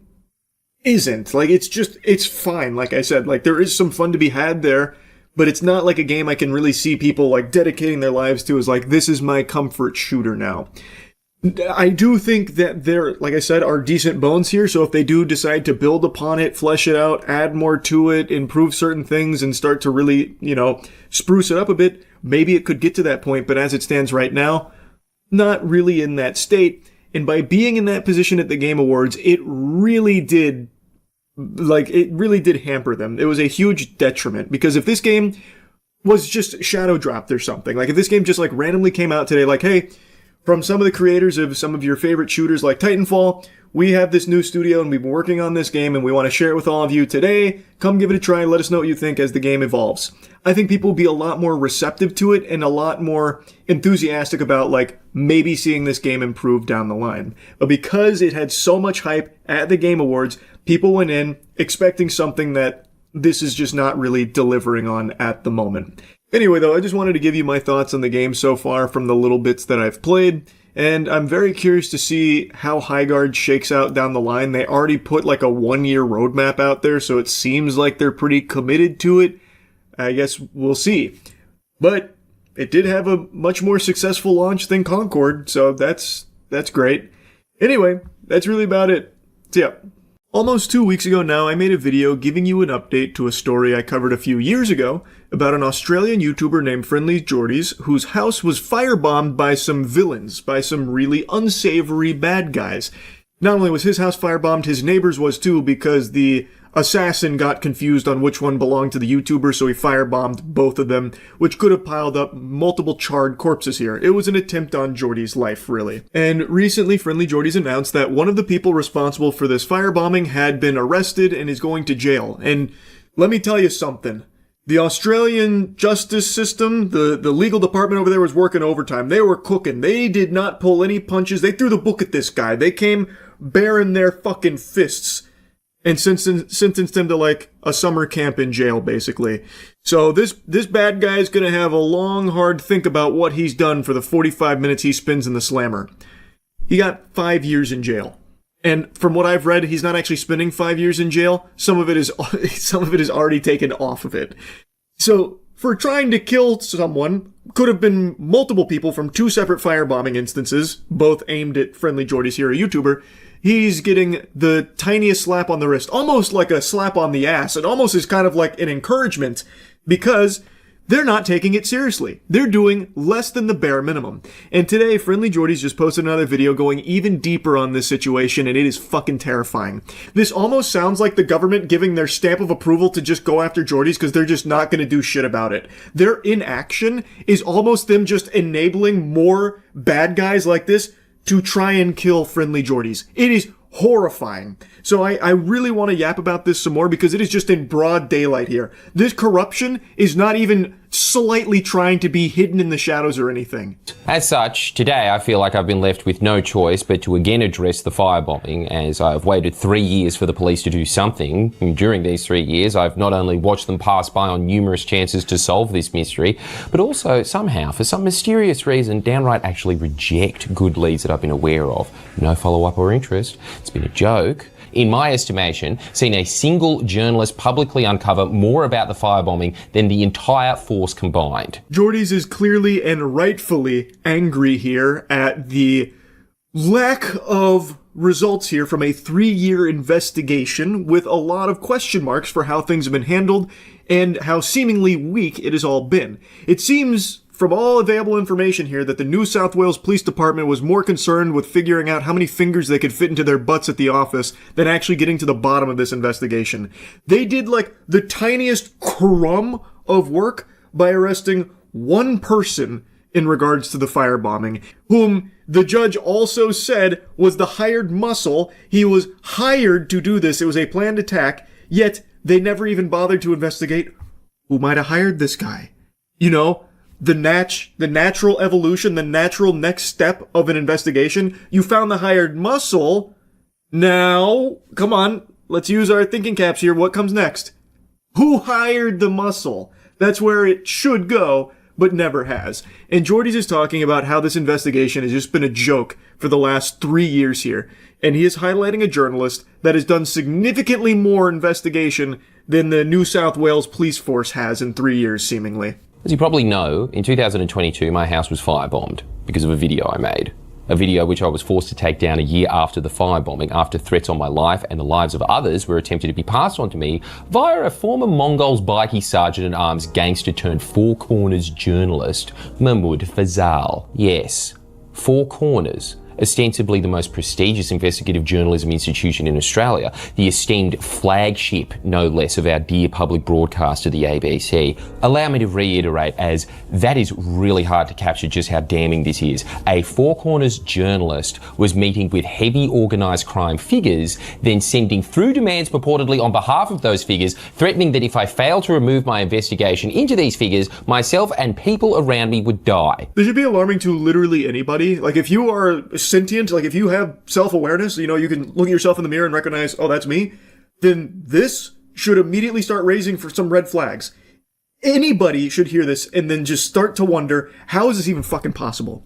So apparently a journalist at a very reputable organization had been apparently meeting with some crime families and passing along threats that if Jordy's didn't take down his video investigation into them, where he dipped his toes into that topic, then he and others' lives were in jeopardy.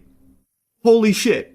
This story was exposed by Kate McClymont in the Sydney Morning Herald over a year ago. Though I never spoke about it in depth, you can read it if you want more context. It's brilliant work. But the important takeaway is this. When faced with an abundance of new evidence relating to the firebombing, the evidence that was more than enough at the very least to charge a few people, what did the New South Wales police do? As far as I'm aware, nothing. Nothing substantive, at least. I tried to question the Four Corners journalist who passed on these threats, but according to New South Wales police, he refused to provide a statement. Shouldn't that ring a few alarm bells? Shouldn't that open up further avenues of inquiry when conveying threats in of itself can be an offence? Apparently not. This is every criminal's dream treatment. Burn down a house, threaten to kill people, have it reported to police, and then the police do nothing. A recipe for disaster, a nightmare concoction for normal people, but a dream scenario for criminals here. This guy gets to pass on all of these threatening messages, allegedly, and then, instead of having any investigation into that or his connection, he just gets to say, I don't want to talk about it. And that's where it ends. That's very interesting, because as Jordy's mentions, even conveying threats like this in and of itself is kind of a crime. Or at the very least should warrant someone to poke around and be like, well, where's this coming from? You know, what's up with these threats on people's lives, you know?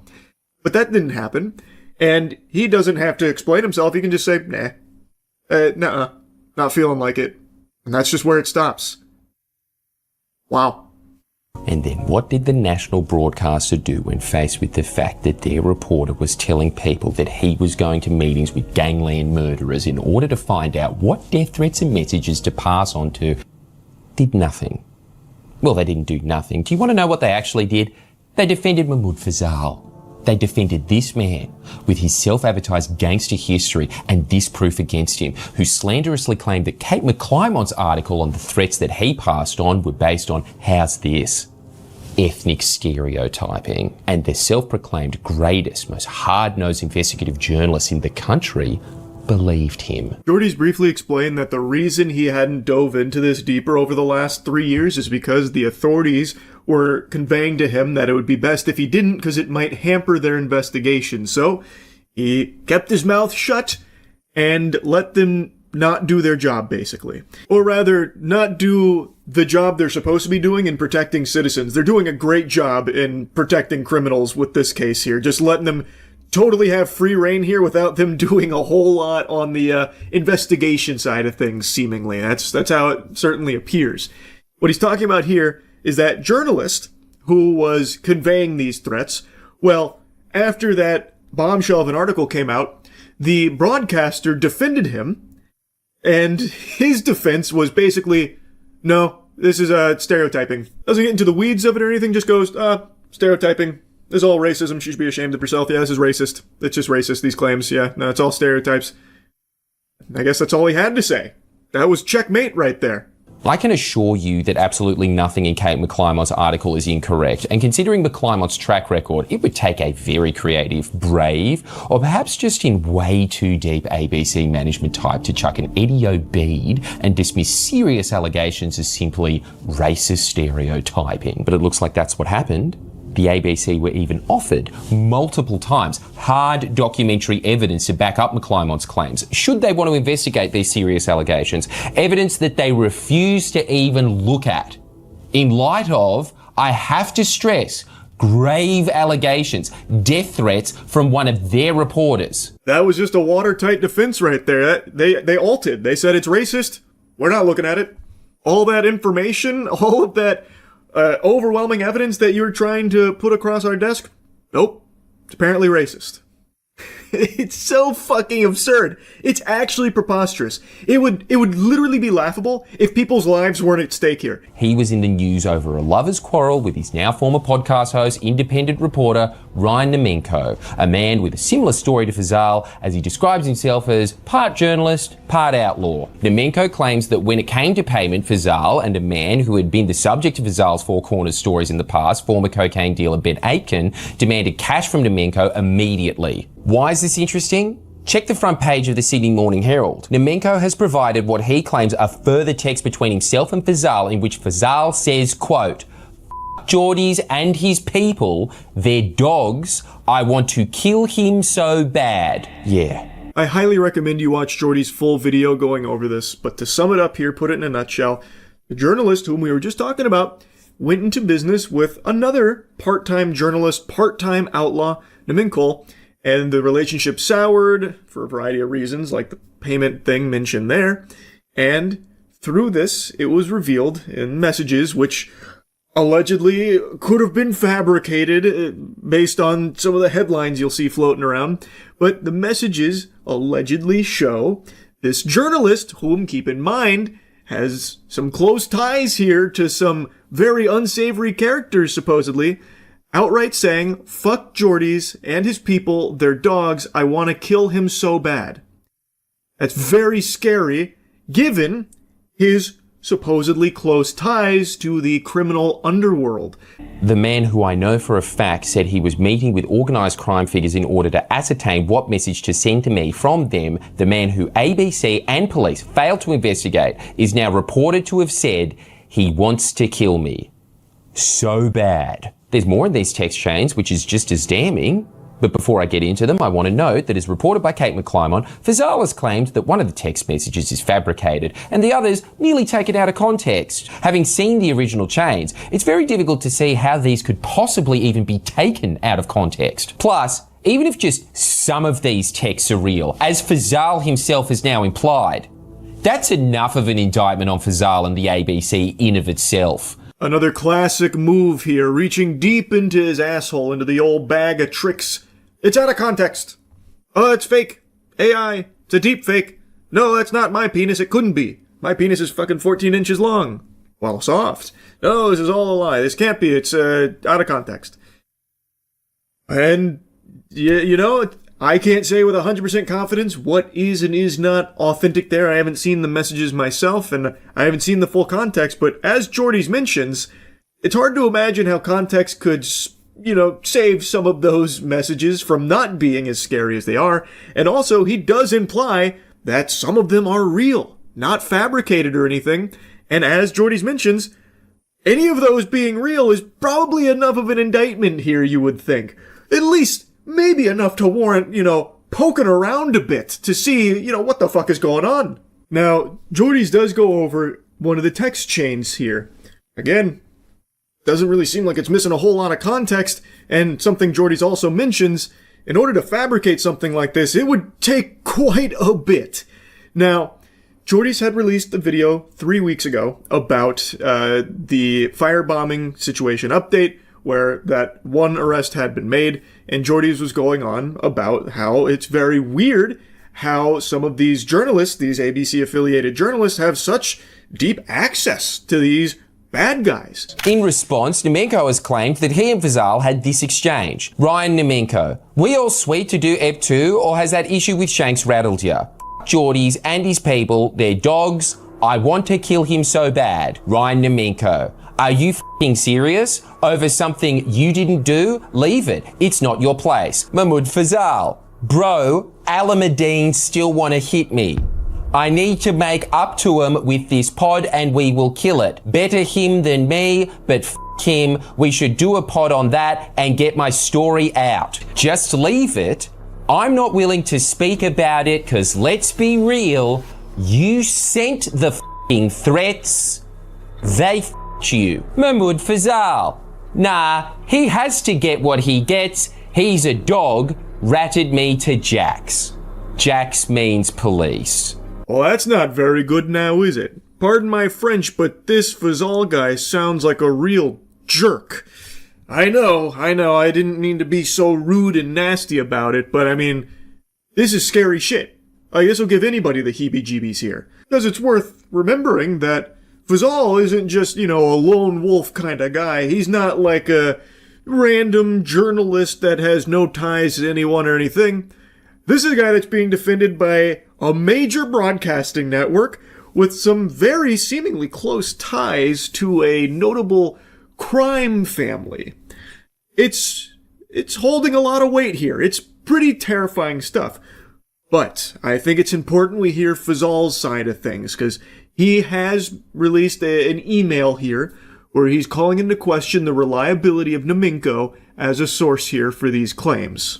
Stating in an email to the Sydney Morning Herald, Ryan Nemenko has a criminal history, a history of harassment, and a documented record of dishonesty. As a journalist, you should know that background is material when assessing his reliability and motives as your source. How does he not see how hypocritical that is? Mahmoud, didn't you claim McClymont was relying on your background to stereotype you when she relied entirely on hard evidence for her claims? Now you're relying solely on Nemenko's background to refute text chains, some of which you yourself have tacitly admitted were real, just out of context. Again, how? What's the context in which any of this is okay? Please enlighten us. Plus, you have provided no hard evidence to the contrary, just Nemenko's background. Whoa, pump the brakes, hold your horses, no hard evidence. Fazal provided the hardest evidence there is. He provided evidence harder than fucking tungsten. His word. And his word means everything. Didn't you read in the email where Fazal said that you can't trust Nemenko, and if Fazal doesn't trust him, then how am I supposed to trust him?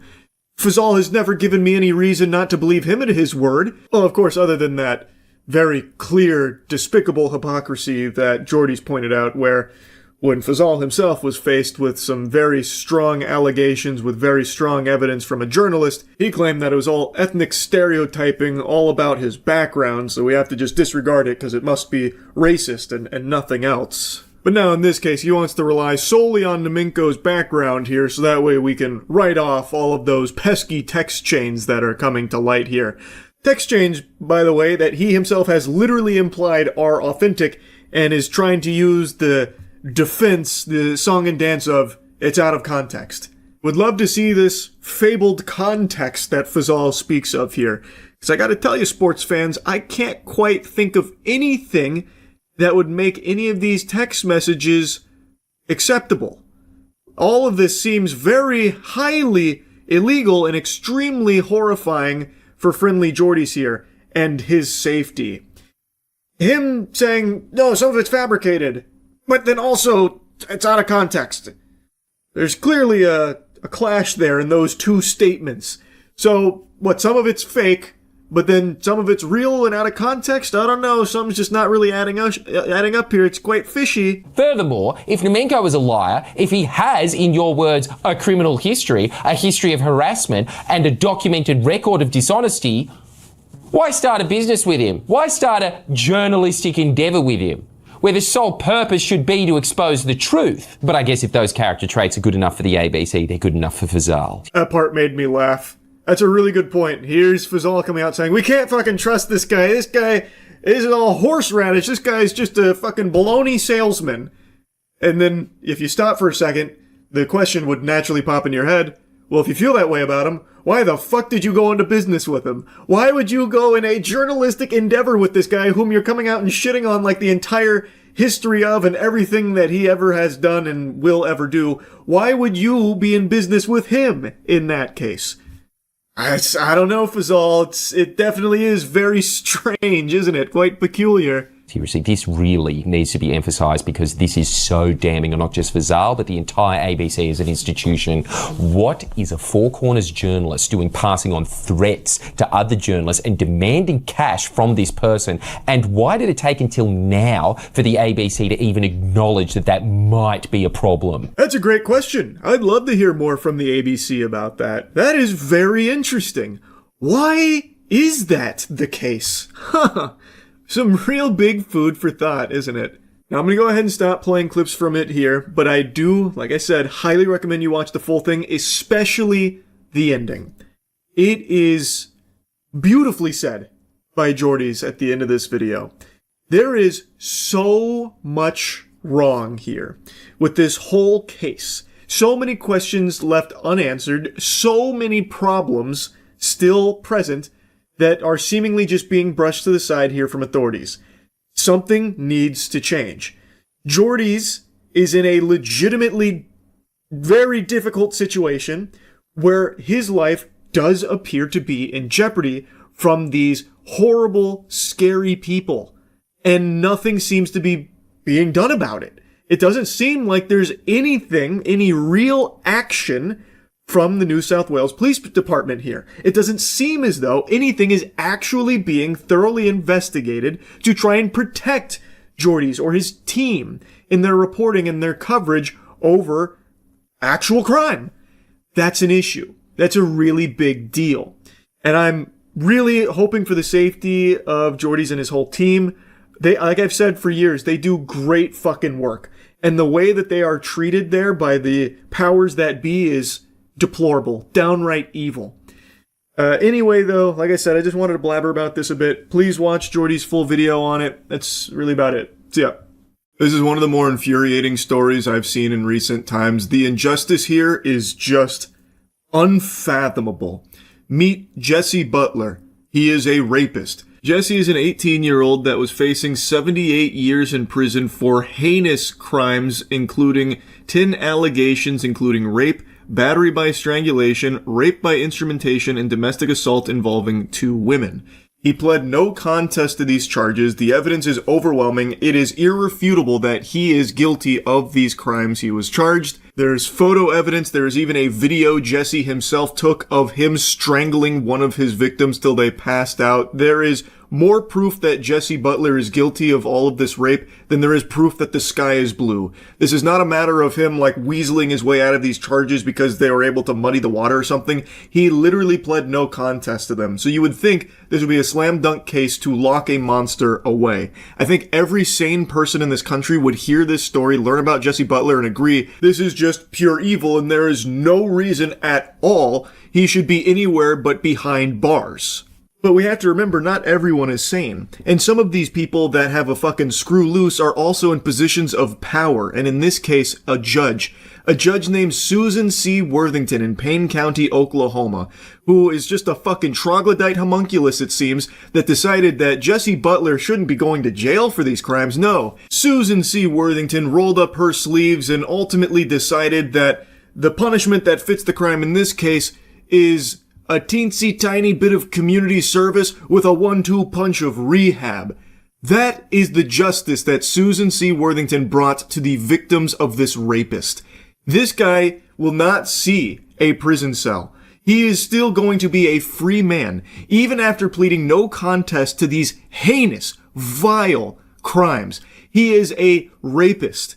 And this judge, Susan C. Worthington, has said, that's okay. Well, it's nothing we can't fix here with a little bit of tender love and care and a bit of elbow grease with some community and service. Now, to be clear here, and keep in mind, I'm still a little, new to understanding how a lot of this shit works with my fucking Neanderthal brain here.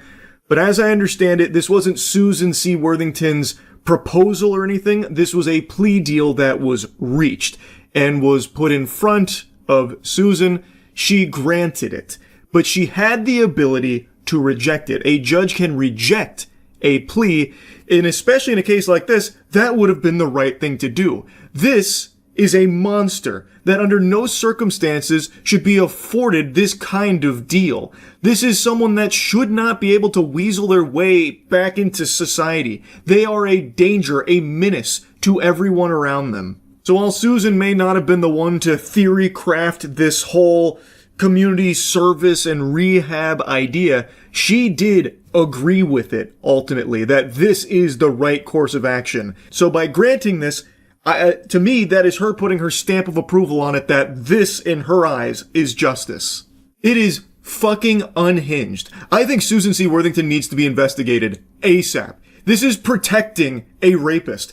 And there is a body cam of when Jesse Butler was taken into custody, and his mother is very supportive of Jesse, talking about how they're going to get him out and all of that.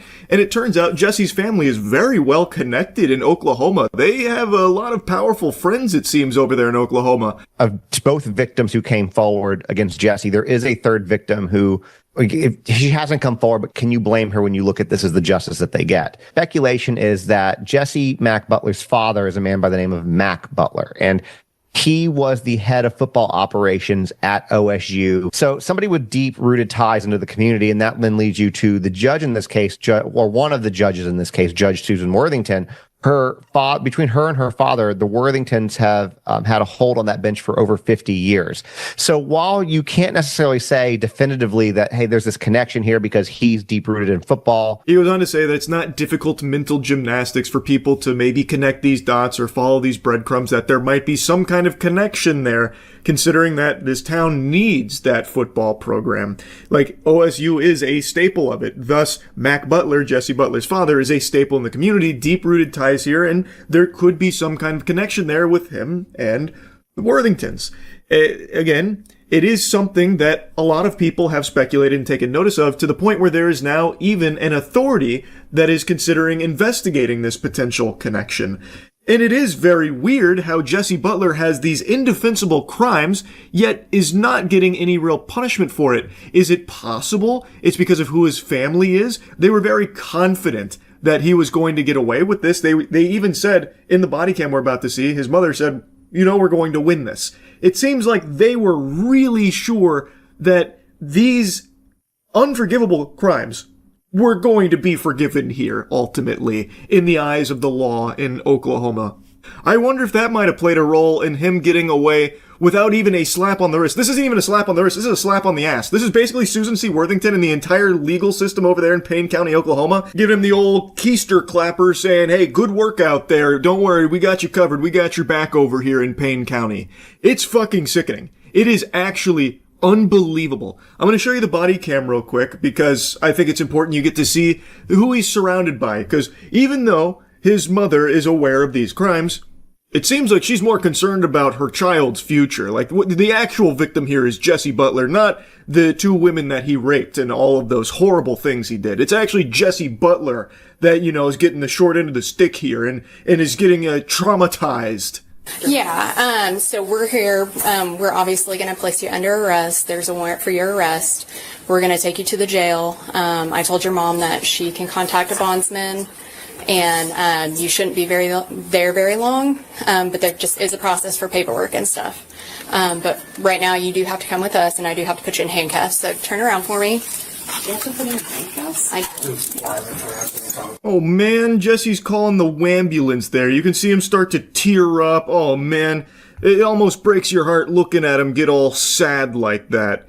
And his mom, she's starting to feel it, saying, oh, do you have to put him in handcuffs? Fucking obviously, yes, lady. Of course they have to put him in handcuffs. This guy is a violent rapist to such an extreme degree, I wouldn't have been surprised if he tried clawing at the fucking cage in the back of the police car to get his hands on one of the officers' necks to strangle them and rape them. This guy is an animal, an absolute fiend. He is a fucking monster. Of course they need to put him in handcuffs.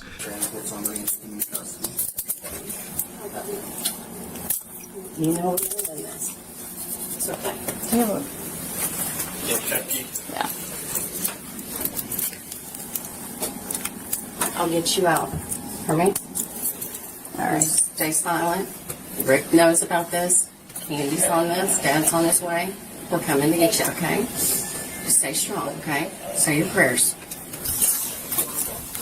awful experience with a child. What she said while Jesse was walking to the police car there actually made my stomach turn. She said, "What an awful experience for a child." Lady, your son raped 2 women. Numerous times. He nearly killed one of them with the strangulation, by the way. And you're saying that him going to jail here, like in handcuffs, is the awful experience for the child? What about the victims? What do you think about that? Do you think that wasn't an awful experience? Like this is worse? Like Jesse's the one we should actually feel bad for here? I understand it must be extremely difficult to wrestle with this reality that your child is a monster. I can't even imagine what that's like. That would be soul crushing. But to wipe your ass with reality and just blindly support them to the point where you will do anything to ensure they don't actually get punished for the very real crimes they committed that you yourself are aware of. Again, this isn't a matter of like his parents believe he's innocent or something. Everybody knows he's guilty. He has even pled no contest. The evidence is irrefutable. So they know he is a rapist, and yet they have fought tooth and nail to ensure he doesn't go to jail for it. In my eyes, that makes them very bad people as well. They are knowingly ensuring a rapist is back in society. And since this punishment, I can't even use that word. That word does not apply here. That stretches the definition. This is not even a punishment. What they gave him is chores to do now. That's it. Where he does like a bit of community and service, and then he does like a rehab program. And they tried to make it seem like this was like a super strict sexual offender rehab program. I don't want to get into like the weeds of how they ended up at this ruling. I recommend you watch the Law and Crime video. They do a good job breaking it down. But basically, to my understanding, is they legally de-aged him like Robert De Niro in The Irishman here. They rewound time, gave him the fucking time infinity stone, so that way he could fit into the youth sex offenders program, so he would no longer be like an adult in the eyes of the law for these crimes that he was being tried for, so that way he could be part of this rehab program. And they said, you know, if he reoffends, he could be facing 10 years in jail. We're really sticking it to him. This is super strict stuff. And I truly think, I really believe, that this is so weak, so flimsy, that the lesson Jesse Butler learned here is that he can get away with anything. And that the only reason he got caught is because his victims survived. So I bet that if he continues to be a free man, it won't be long until he rapes again, and this time he will not leave them alive. That's what I think is going to happen down the line as a result of this ruling here. They have let a monster back into society, and they have now said to that monster, he's untouchable.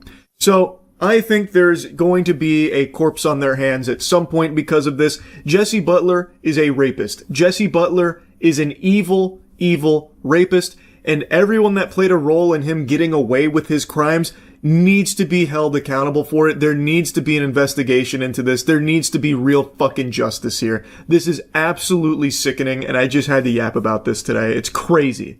That's about it. See ya. Can you believe there's actually a chance of snow in Tampa this weekend? Very chilly out, which is why I'm wearing my Oreo sweater.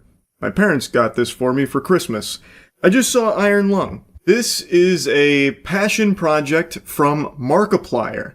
He stars in it, he directed it, and he helped write it. I believe it was fully self-financed by him. This is not a big studio project, and this is perhaps one of the most ambitious forays of YouTuber into cinema that I've seen thus far. He really went in fucking balls deep, that's for sure. And it is based on a video game of the same name, Iron Lung, which I have played. I did not like the game at all. I know people really poo-poo on my take on Iron Lung, but I just did not get into the game. It was not for me. But I was very excited to see this film because the universe of Iron Lung, like the lore of it, I do find fascinating when I went and like actually gave it a chance after suffering through the game.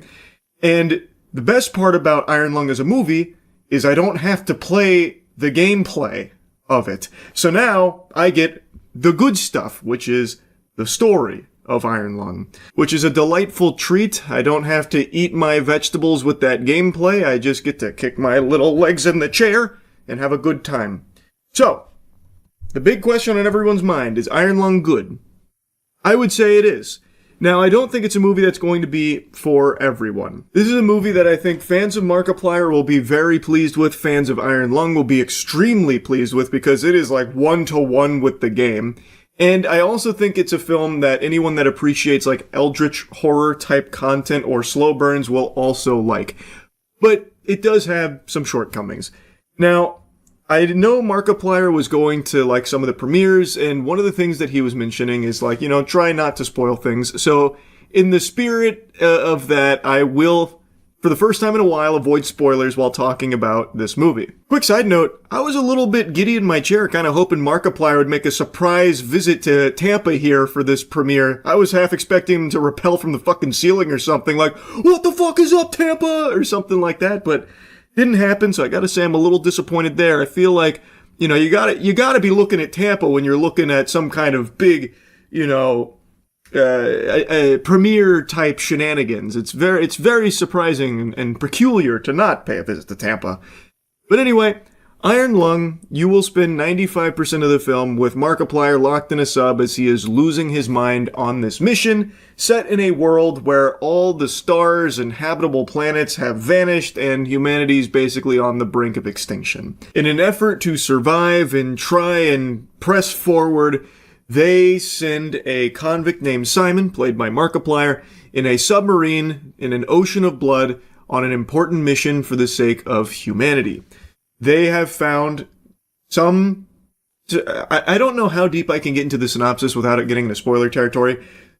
An ocean of blood is set on a planet that they have been investigating, and Simon is now tasked with an important mission. Should Simon complete this mission, he earns his freedom. Simon has a dark and mysterious past, much like Urgot from League of Legends, and this is his way of getting back into society doing this mission. His submarine is called the Iron Lung, and it's got some wacky tech there, and it is a fucking tank. It is built like a colossal shit wagon. Like, this puppy is built to last, and it is equipped with a camera that he will be taking pictures with, and then, of course, sharing with the rest of the station. Those pictures are of the utmost importance with what he finds at the bottom of the ocean of blood. That's kind of like the broad strokes narrative in a nutshell, and I think it's a very interesting narrative that by the end of the film, I think becomes very captivating. But I think the first half of the film is very, very slow. And I think fans of the property are going in expecting that. They know it's going to be a slow burn. But if you don't know anything about Iron Lung and you're expecting like a horror movie starring Markiplier, you may be a little underwhelmed for the first like 30-ish minutes of it, because this is Markiplier doing some chores, taking some pictures, doing some homework, basically crunching some numbers, and occasionally talking to a woman over the intercom. And for me personally, I didn't have a problem with it. It does very much drag sometimes, but overall, it didn't bother me. I've never been someone that's been necessarily put off by slow burns, and I do like eldritch horror type things. So by the end of the film, I definitely did, care about Simon and the mission and basically everything that they had put on the plate. But I don't think everybody will. I think a lot of people might kind of tune out in the first half, and it won't be until the second half where they start to really give a fuck. Now, I want to get my biggest complaint out of the way immediately. I'll just rip the Band-Aid off. This movie, especially towards the end, has this... I don't even know if I can call it like a mixing issue or what, but there is just so many like characters talking sometimes that are layered on top of each other, and especially like the main antagonist, the way in which they speak and the way in which the filters are used on the voice makes it fucking impossible to comprehend what they're saying, like what words they're actually using. So a lot of like the dialogue that you hear from some of the characters is very mumbly, which I do think is by design, but it's also mixed in a way where even when I think it's supposed to be more clear and you're supposed to be able to like pick certain things up, certain elements from the speech and be able to understand the message of what they're saying, it's just inaudible and it's like impossible to decipher, like especially at the end, which again, I don't think was intentional because it felt like, especially when Simon was interacting directly with certain characters, that you wanted to know what was being said in return. And I think you were supposed to be able to understand it. But personally, I couldn't at all. Like, it felt like trying to remember a dream, trying to figure out what they were saying. which adds to like the whole ethereal nature of like eldritch horror and all that, but it also just becomes kind of a headache when you're hearing Simon clearly respond to something that you have no fucking idea what was even said. So you're kind of like confused on, well, what is being said? Like you're hearing words, but it sounds like fucking, Charlie Brown's parents. I don't know. That just felt like a little off to me. Maybe not everyone will feel the same way, or maybe I'm just a fucking moron who just couldn't understand things and it's more clear for everyone else. I don't know, but it's something I wanted to make a mention of because it's definitely something I noticed very much at like the end of the film. But I want to make a strong mention of something. This movie looks surprisingly good on the big screen. I say surprisingly because when you hear of like an independent film from a fucking YouTuber that's, self-financing it, you're probably picturing like some pretty shoddy visuals that don't exactly look all that glamorous. And outside of like the first shot was a little rough. It immediately kind of put a sour taste in my mouth thinking I was about to be just watching like a YouTube short or something for Iron Lung because it didn't look all that great. But after that first shot, it settles into like this really good flow of cinematography where it's clear it's not a huge budget production, but it hides that really well with some creative shots that feel very claustrophobic and actually highlight some of the best moments of dread where things look really good. And actually, even when they do show like some of the eldritch horror, I was expecting kind of, B-movie CGI. They did like a really good job for the most part when it came to like the CGI visuals, even outside of the submarine. The submarine, which by the way, is practical effects. It's on like a crazy hydraulic system where it's like fucking gyrating and shit. It's a really cool set that they've made for this. Like, I was really, really impressed, and it shines in the movie. They did a great job with that. But of course, there is some CGI when it came to like the eldritch horror elements, and they look very good, except for a couple of moments at the end of the movie. But for the most part, there's nothing here visually that'll make you go, ooh, that kind of looked like ass. It's all very solid, like across the board. I was very impressed. And I think the way they filmed their shots, like a lot of their shots are filmed in a way that do a great job at not letting you see that maybe it's not the biggest budget that they had to work with. And I do think one of the methods they used is one that I don't really like. They did a lot of shaky cam at the end. And I understand they're doing that because, again, it's not massive budget. So if they kind of just held like a, static camera there, it might not look as good. And it does kind of add to like the hectic nature of the things going on at the end. I get it. Not a big shaky cam guy. I've criticized that in a lot of other movies. I will, of course, make a mention of it here too. But it's not the biggest deal in the world because that's pretty much just reserved for the ending chaos. But now we gotta get to the biggest piece of the pie here. You're gonna be spending the majority of the movie watching Markiplier. The vast majority of this movie is Simon on screen, Simon freaking out in the sub as he's uncovering horrifying things as the eldritch horror is interacting with him and the world around him, and you're going to be watching him basically deteriorate, which means we go on an emotional journey with Simon, which means Markiplier is going to have to be doing a lot of heavy lifting with some high quality acting in order to sell this character to the audience. So this movie either hits or shits based on the audience's ability to separate Markiplier from Simon. If they can buy into Simon as a character as opposed to just Markiplier on the big screen. And that's where it gets tricky. Overall, I think his acting was good. There were some moments that were better than others. I do think when it came to like emotional beats where he's arguing with the woman on the intercom about certain things, again, I'm avoiding spoilers to the best of my ability, but when he's maybe divulging a bit from his past, I feel like it became very hard to see Simon the convict, and instead I was mainly seeing Markiplier instead of this character. Like, I don't think a lot of those conversations with the woman on the intercom were necessarily hitting the way that I think they wanted them to. And it's not really for any fault of Markiplier's acting. I just think the way that he's conveying his emotions on screen just wasn't really able to sell the stakes. So like when he's really getting frustrated with the woman on the intercom, he's saying, fuck you, and fuck this is ridiculous, I don't, like that kind of stuff. Like I feel like I'm hearing Markiplier in a Let's Play as opposed to Simon the convict having a blow up at this woman on the intercom who is basically, I was just about to get into big spoilers, but who is maybe not as cooperative as he would like.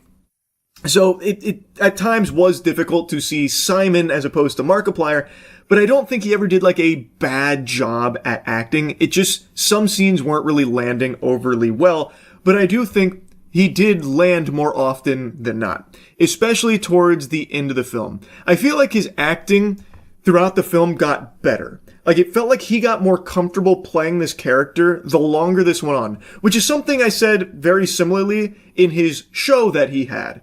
In that show, which, forgive me, I can't remember the name, about sleep, I actually think as the episodes went on, he got better.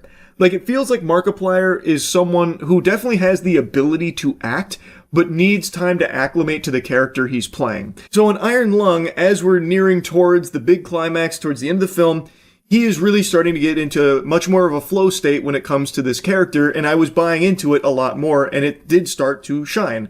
So I don't think his acting was bad or anything, but I do think, especially in the beginning where it is slow, and it is very much like Markiplier having to do most of the heavy lifting because he is what is on screen the majority of the time, there were moments where it just wasn't really feeling overly amazing. Now I want to make a mention of something else real quick. I know I was criticizing the mixing of like character voices and stuff, how it became very hard to understand what was being said a lot of the time. I don't want it to get confused with like just general sound design in this movie, because I actually thought they did a good job at like the ambient noise and all of the eerie creaks and all of that, where it could actually sell you on like the intensity and the hopelessness of a situation with nothing more than just the sounds of what was going on around Simon, which I know in Iron Lung is something fans praised a lot about the game, how its use of sound was very unnerving. I do think the movie for the most part did a good job at that too. I thought it excelled in certain cases of using sound to unnerve viewers or showcase just how dreadful it would be to be trapped in this fucking submarine at the bottom of an ocean of blood with an eldritch horror fucking fish thing all around you, right? I think they did a good job using sound and ambient noise to be spooky, but I would never actually call this like a scary movie per se.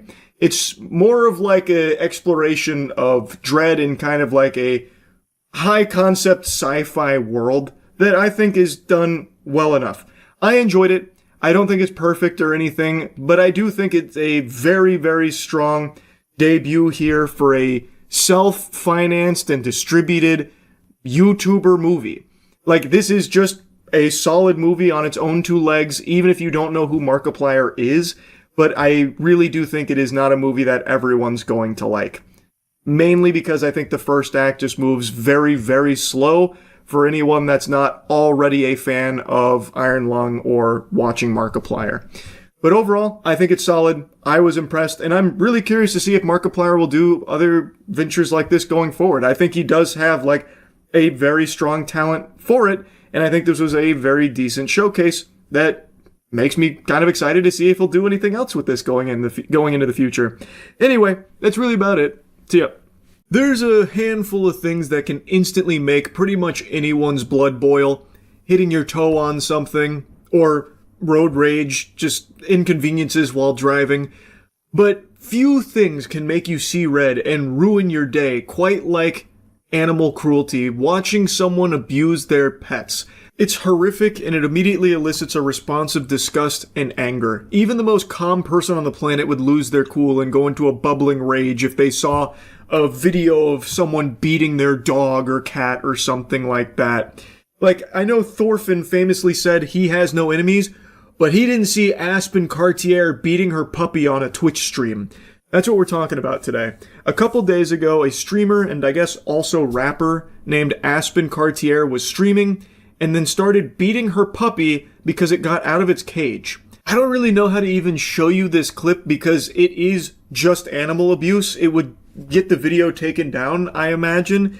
So I'm going to try and cut around it to show you the very clear evidence of what unfolded on stream that she's trying to deny happened, which has become a very common tactic, I guess, in the modern day and age, to just say that what you saw with your eyes isn't real. Take my word for it, as opposed to what you witnessed. I think we're finna end stream out because this motherfucking dog, like, goddamn. I'm not gonna be on social media until February 1st, so. How you get out the cage?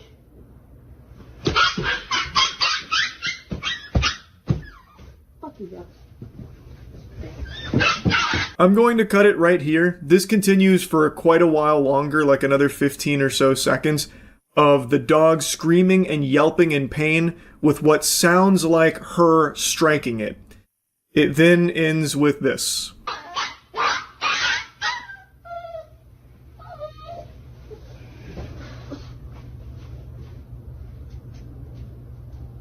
What a fucking scumbag. That is a 3-month-old puppy, by the way.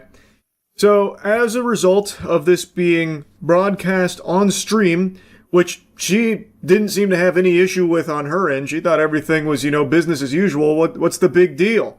What? You guys don't do this to your 3-month-old puppy? You never heard of discipline? Hey, he got out of his cage. I gotta get him with the goddamn fucking Tekken combo. It's the only way to teach the dog about, not leaving the cage without my permission. It's crazy how it didn't even register that what she did here was bad. So, she did get banned for this, and she tried to defend herself by saying she didn't beat the dog, and brought the dog in as like a witness to explain that it's fine. Why you beat the damn dog? I didn't beat the fucking dog. Is you beat? Is you beat up? Say I'm really small and I over-exaggerate. Say it. Say it. Okay, tell him. Tell him that you're fine. Tell him right now. I'm not playing. Tell them. Tell them. You're fine and you're for sale. Oh my God, he's so fucking dramatic. That's her defense, that the dog is dramatic. Regular old Phoenix right here. Watertight explanation here. What an excuse. Pack it up, folks. Case closed. The dog was just being dramatic. Just disregard all of the very clear fucking haymakers she was dropping on the dog. The dog was being, just dramatic about it. You gotta rub some dirt in it, obviously. Fucking psychopath. Absolute lunatic. In this video, in the second video where she's got the dog on its back, it's very clear that this puppy does not want to be around her. It looks traumatized and afraid of her and is constantly trying to get away from her, which is why it's starting to, cry out when trying to remove itself from her grasp. Are some dogs dramatic? Sure.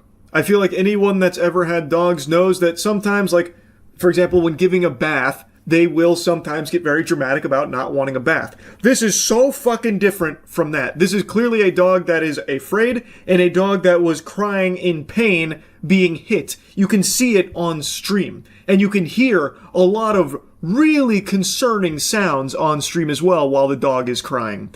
This is a totally different situation. This is not the dog being dramatic. This is her being a fucking monster. Now, this blew up to such a big degree that the authorities were alerted multiple times about this, and they ended up taking in Aspen Cartier. They charged her with animal cruelty, and when authorities brought the dog in from her custody, they noted that it seemed to be in good health, so it doesn't seem like the dog has suffered any, debilitating injuries or anything like that, which the drooling worms that are desperately trying to defend her are really latching onto, saying, see, the dog is completely fine. She didn't beat the dog at all. Let me go ahead and sit you down here, stupid, since it seems like you just blew in from fucking Moronville. Them reporting that the dog appeared to be in good health just means that there were no observable injuries that they were able to notice, like a limp, an injured leg, something like that, when they went and got the dog out of her custody. That doesn't mean that the puppy wasn't beaten. You can watch it happen on stream. All that means is that the beatings didn't lead to any lasting noticeable injuries on the puppy when they got it. It still happened. It's not, like the fucking Tooth Fairy make-believe. You can watch her hit the dog on stream. It clearly was beaten on stream. And just because she didn't break its legs or something like a Kit Kat bar doesn't mean that the beatings are all of a sudden excusable or, not that big of a deal. It's still a big deal, and she still deserves these animal cruelty charges and a severe punishment. Her being banned on Twitch needs to be a permaban, 1000%. This is some downright deplorable evil shit here that she's done. Who knows how often she's beaten this puppy? All we know for sure is that it's happened at least once on stream. And that's one too many. That should never happen. That is awful. And she 1000% needs to be harshly punished with these animal cruelty charges. Anyway, I wanted to yap about this. That's really about it. So, yeah. Boy, howdy, do I have something wacky to share with you right now. This has to be one of the most embarrassing things I've ever seen in a tournament. Full stop.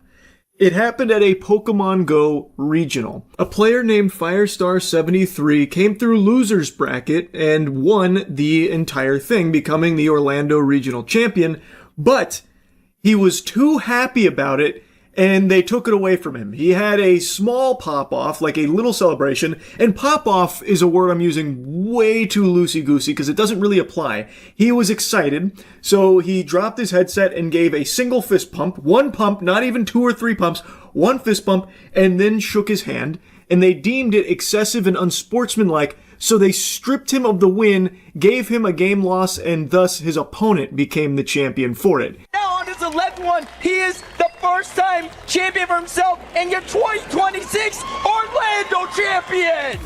Incredible series from Firestar, pulling out all the stops, all the Pokemon, taking us to a decisive Game 5. Could not have asked for anything else. That's the entire thing. That's his celebration that they thought was just out of line. They said, "You're disqualified, Buster. You were too excited. We can't have that. We're like fucking Dementors. We have to sap that shit up. So your opponent is now the champion." And by the way, they didn't even announce this during the official broadcast. It wasn't until after it was all said and done, after the dust had settled, then they made it clear to the community that Firestar73 was not the winner because of this unsportsmanlike celebration. It's unhinged. Any sane, normal human being would look at this and tell you that there was nothing excessive or unsportsmanlike about what he did. His conduct was totally acceptable. It's just wild to me how infested the upper echelon of the Pokemon brass is with the unhappiness virus. Joy is the arch enemy of Pokemon tournament organizers and like Pokemon businessmen, these suit and tie zombies that actually control Pokemon. They hate happiness. Truly loathe it. And this is just a further evidence of that. Firestar73 was excited, he was happy, and he did a very light celebration. Like, I mean it. Like, that is not excessive by any stretch of the imagination. I get more animated and excited when I find an extra fucking french fry in my goddamn Miller's Alehouse order. Like, he did not go crazy or anything. When I saw the headline, I was expecting like a Hungry Box level pop-off where he just stands up, picks up the chair, throwing the chair into the audience, lights a match, and then throws like a fucking stick of dynamite or something, like fireworks display. Like, I expected something chaotic, catastrophic, where he was like piling up corpses from celebrating, just beating the shit out of people or something. Something so extreme that it would somehow warrant an automatic game loss there, which gave the opponent the tournament victory. It would have to be something extreme. Like maybe they found out that he wasn't showering using cheeky soap, and then I'd understand why they'd disqualify him, because that's just not good hygiene. If you're showering, you gotta be using cheeky soap. It's the best soap in the universe. But this, all he did was he dropped his headphones. He didn't even throw them. He didn't spike them. He didn't give it like a Gronk spike in the end zone. He dropped the headphones, and then he pumped his fist once before shaking his opponent's hand. That is not excessive. That is not unsportsmanlike. Jiminy Christmas, I can only imagine what these dweebs would do if they saw Hungry Box, for example, pop off. They'd have a heart attack. They would keel over and die on the spot watching someone get that excited. If this was enough for them to be like, "It's a game loss. Oh my god, I'm gonna have nightmares. Oh my god, it's so much. Give it to this guy. Quick, quick, quick. We have to punish him for being happy." I can only imagine if they saw like an athlete or something, like an actual athlete celebrating, you know, a big shot or a big moment in a game. These are the biggest fucking losers, man. Actual dorks. And I've seen a couple of people mention that Firestar73 got an earlier warning from one of the judges because he had like dropped his headphones earlier when he was excited. So this was them, you know, following through on their threats and punishing him for doing it again. That's still stupid. He shouldn't have, it shouldn't matter. He didn't do anything wrong. You can see him shaking in excitement. So he's taking his headphones off, he's shaking and drops them. He doesn't do anything like throwing them at the computer screen. He doesn't fucking rocket them at his opponent saying, eat dirt, pussy, and like flicking them off or anything. He sets his headphones down. He drops them. That's not a big deal. Now, I don't know how he reacted earlier where he may have got a warning. Maybe it was more excessive then. But what he did here shouldn't have even constituted any level of like eyebrow raising in the slightest. Not even an ounce. So I just think that's a load of barnacles. There is a game theory, though, that's being cooked up that I actually do think has some real oomph to it. There is a belief that these judges maybe bet on the match. And maybe they bet on his opponent to win, because Firestar73 did come through loser's bracket. Making a loser's run is extraordinarily difficult in any tournament. And perhaps they placed a bet on his opponent to be the victor. And you know how the story unfolded? He won. Firestar73 did make the loser's bracket miracle run, squeaking out the big W here. And now the judges, they're not going to get that payday. They're out that money, but they see a way of kind of weaseling a W, snatching a victory from the jaws of defeat by DQing this guy for being too happy. Because fundamentally that's what it is. Hey, you were too excited, so you lost, actually. He won now. So I can definitely understand this conspiracy theory here, and I do believe there's a non-zero chance that it could actually revolve around that entirely. There's enough question marks here for how this was handled to at least warrant an official investigation, I would argue. Gambling has become a core component of basically everything. Esports, sports in general, TCGs, basically anything. And prediction markets are only serving to even further blow that up and expand the scope of gambling. So I have no doubt that there probably were bets placed throughout this tournament here, because in every single tournament, in every single game or whatever competition, there are people betting on it. So there is definitely the possibility that maybe these judges were betting on Firestar73's opponent because it was kind of a safer bet.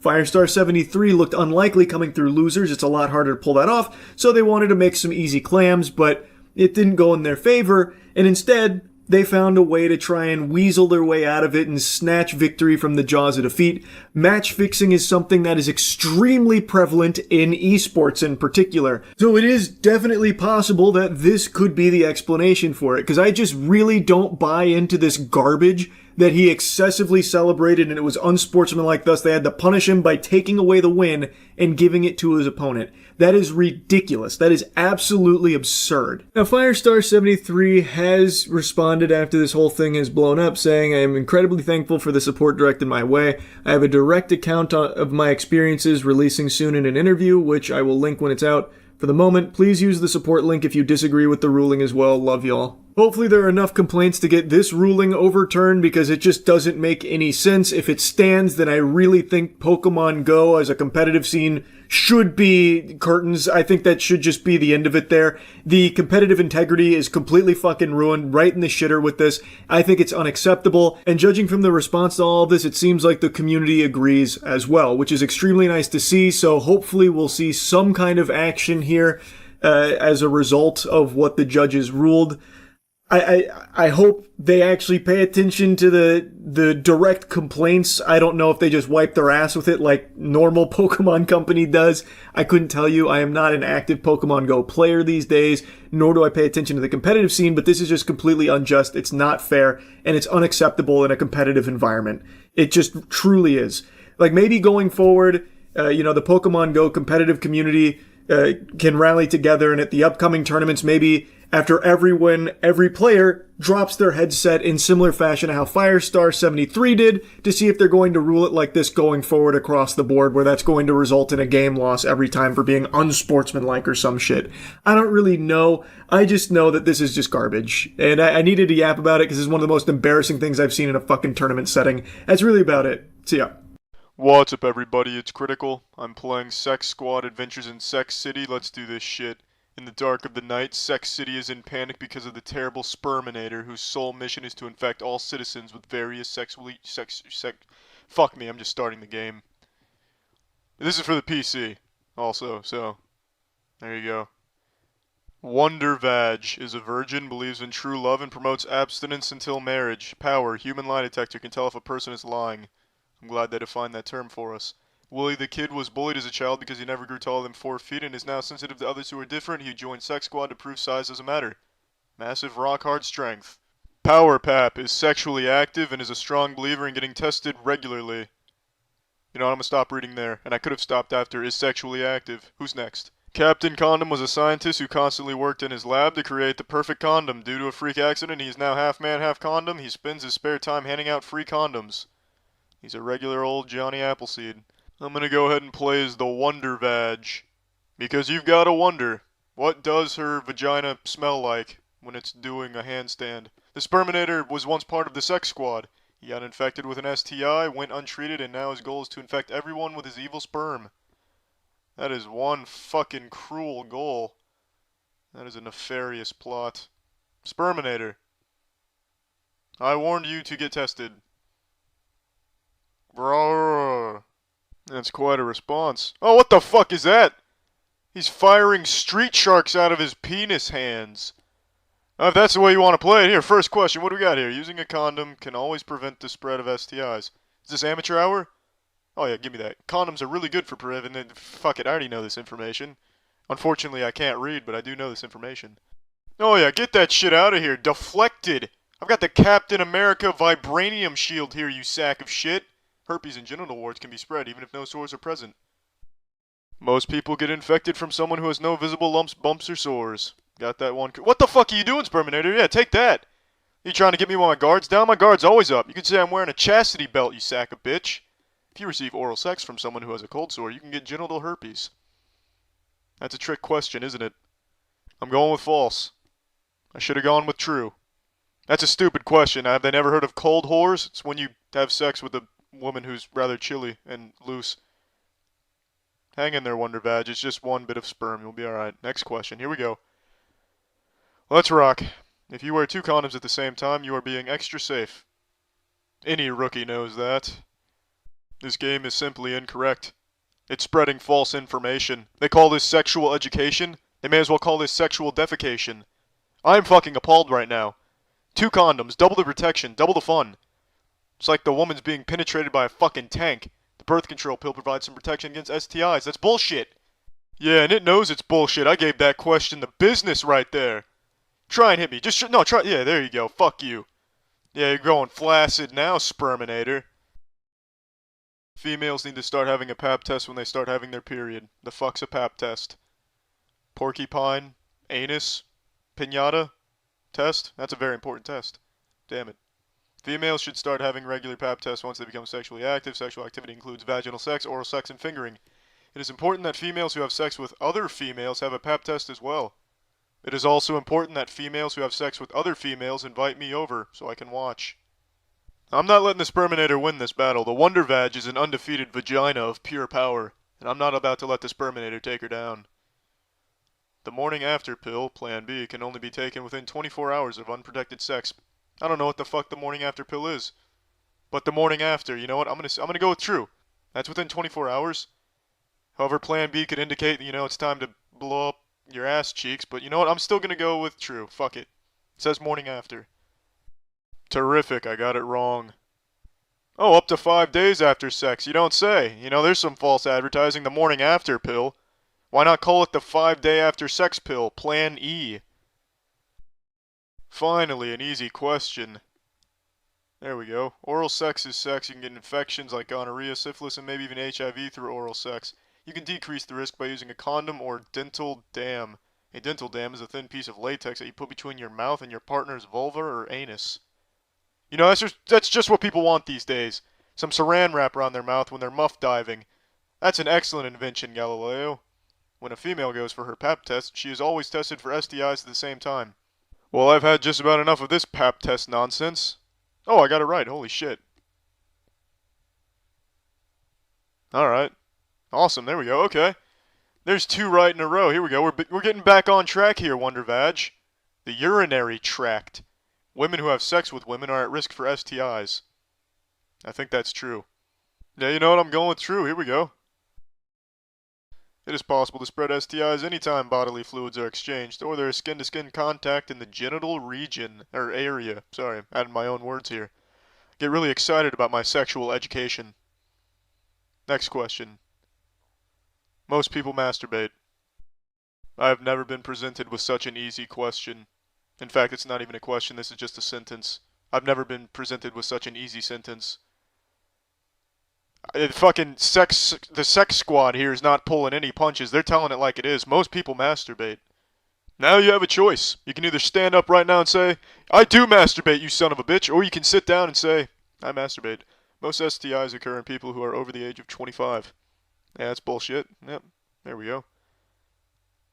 Well, that was a really short fact. Usually it's like a couple sentences. That was just one. Guess I don't really care much about that one. If you want to be tested for STIs, the doctor will need to see you naked. That's about as true as it gets right there, folks. Alright, well, that changes everything. Yeah, that's groundbreaking right there. That should have been true. Please don't hit me, Sperminator. You're a dick. I don't understand. Like, that's a question anybody could have got wrong. The more sexual partners you have, the higher your risk of getting an STI. Everyone knows that's a myth.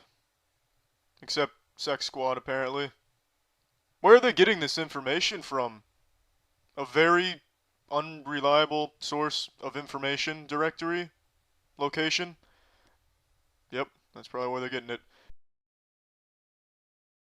Finally, I got one right. Poor Wonder Vag has been getting showered in sperm. Finally get to deflect some of it back at Commander Cock Arms. Vaseline is a good lube to use with condoms when you're having sex. It's a trap. They just want me to admit I use Vaseline on my nipples. I'm going false. Well, that worked out nicely. That's 2 in a row right there. We're hitting the hot streak right now. Wonder Vag is doing wonderful. Alright, moving right along. Give me that next question. What do we got here? Brushing your teeth right before performing oral sex can help prevent the spread of STIs. I'm not a dentist. How am I supposed to know this? I'll just go with false. Whoopee, I got it right. I'm not sure how I got that right. Although I guarantee that having a 50-50 shot of getting it right had a large role in getting it right. The morning after pill, Plan B, is an abortion pill. I don't know shit about the not so morning after pill. I'll just go false because it worked last time. Works this time too. Plan B is not an abortion pill. It may prevent pregnancy by temporarily stopping the release of an egg from a female's ovary. Fuck it, I don't feel like reading the rest. Good enough. I now know what the Plan B, or the morning after pill is. That ought to be useful. That seems like it'd be true. I'll go with true. It was true. I bet that detective on the billboards there is pretty impressed with my deductive reasoning. Alright, let's move on to the next question. Nope, yep, first wiener wielder's gotta fire his semen at me. Here we go. Most common symptom of an STI is discharge. Well, why not just ask me to explain the Copenhagen interpretation? I don't fucking know what this one is. I'm gonna go with true. Of course, why would it be true? That would mean I get one right. That would be a fucking shame though, wouldn't it? I feel as though these questions are geared towards females, considering I'm playing a female character. Wonder Vag, to be precise. She's more than just a female. STIs that are not treated can lead to infertility. That's something that seems true. There we go, it was. But yeah, like I was saying, like I feel like if I was playing Captain Condom or Willie the Kid, I'd be getting a whole different lot of questions. You can't get pregnant if the male pulls out before he ejaculates. Who is she getting fucked by? Captain Planet? Oh, I actually got that one right. Oh, thank goodness they put coming in parentheses. I would have never known what coming was. They finally cleared that up. The clouds have been lifted. The sun is shining. Sperminator has been defeated. Alright. You have answered so many questions correctly that you have actually cured the Sperminator of his infection. He once again joined the sex squad and now does his part to keep Sex City a safe and happy place. If you have been having sex, make sure you come to the clinic to get tested and have your questions answered. Once again, the day is saved, thanks to Wonder Vag and her titties. That actually had a really happy ending. Sperminator went back to being a human, and Wonder Vag did what she does best. Saving the world. Alright, well, I'm done playing this. Well, that's the end of this video. Remember to rate the video, comment the video, and subscribe if you want to see videos similar to this one. See ya. I've made a lot of Pokemon Scalper content recently because it is truly just a catastrophe. It is a wasteland. The state of that hobby is in shambles. It is one of the most despicable hobbies on the planet right now because of scalpers and just degenerate losers that have infested it. I know it's been said a million times before, but it's super true. Pokemon is not for children anymore. It is reserved exclusively for the greasiest, slimiest, most loveless losers in your local neighborhood, deluding themselves into thinking that flipping it on Facebook Marketplace for a $3 profit is a career. These pathetic vermin in this perpetual cycle of buying every new piece of Pokemon product gluttonously and just trying to flip it instantly, taking advantage of the hype train, hoping that some people will overpay for it. And in many cases, they are. And if you are a child looking to get your hands on any Pokemon cards, you better just start taking Taekwondo courses because you're basically signing up to go into battle, going to a war zone. You're going to be having to fight grown-ass men here to get your hands on Pokemon product. Anyway, why I'm yapping about this for the millionth time is because today, a scalper video actually went extremely viral, like actually turbo popped off, millions upon millions of views, and multiple angles because so many people were outraged, and I think it is the epitome for the state of Pokemon cards right now. All right, so this is Zay, the manager. This is what they're selling to one person. This guy right here, one person. Bro, you one person. Look at this. You're gonna be on all the websites. Nigga, you're a one person. Man. One person. It's cute how he immediately tries to cover his face in shame while in a panic, and then desperately tries to cling to something to defend himself, but all he can utter out is this trash by saying, "You're a grown-ass man." Meanwhile, he is also a grown-ass man. Unless, of course, he's like a baby that's been sent to Wumbo or something. But I'm pretty sure that is also a grown-ass man that's dumping his entire paycheck on this Pokemon product, and the manager of the Walmart is there as like his fucking muscle, like his security guard, because it seems like the manager probably knew this was going to be a bad look, because they literally wheel out multiple shelves of Pokemon product for this guy to buy. And he hasn't bought it yet, mind you. They're in the process of scanning each individual item, and the manager is refusing to let any other customers grab some of the items from his haul here, which makes me think, and many of the people in the comments think, that they're in on it together, that this is a side hustle for the manager, and that these might be friends that the manager is giving this honor to, this incredible gift of being able to buy the entire inventory, so that way maybe later down the line the two of them can split profits when they inevitably flip it. Now that's just a little bit of a game theory, but it's the only logical explanation for why the manager himself would be here defending this customer's right to purchase every single piece of Pokemon product Walmart has, even going as far as to wheel the shelves over to the checkout register for him.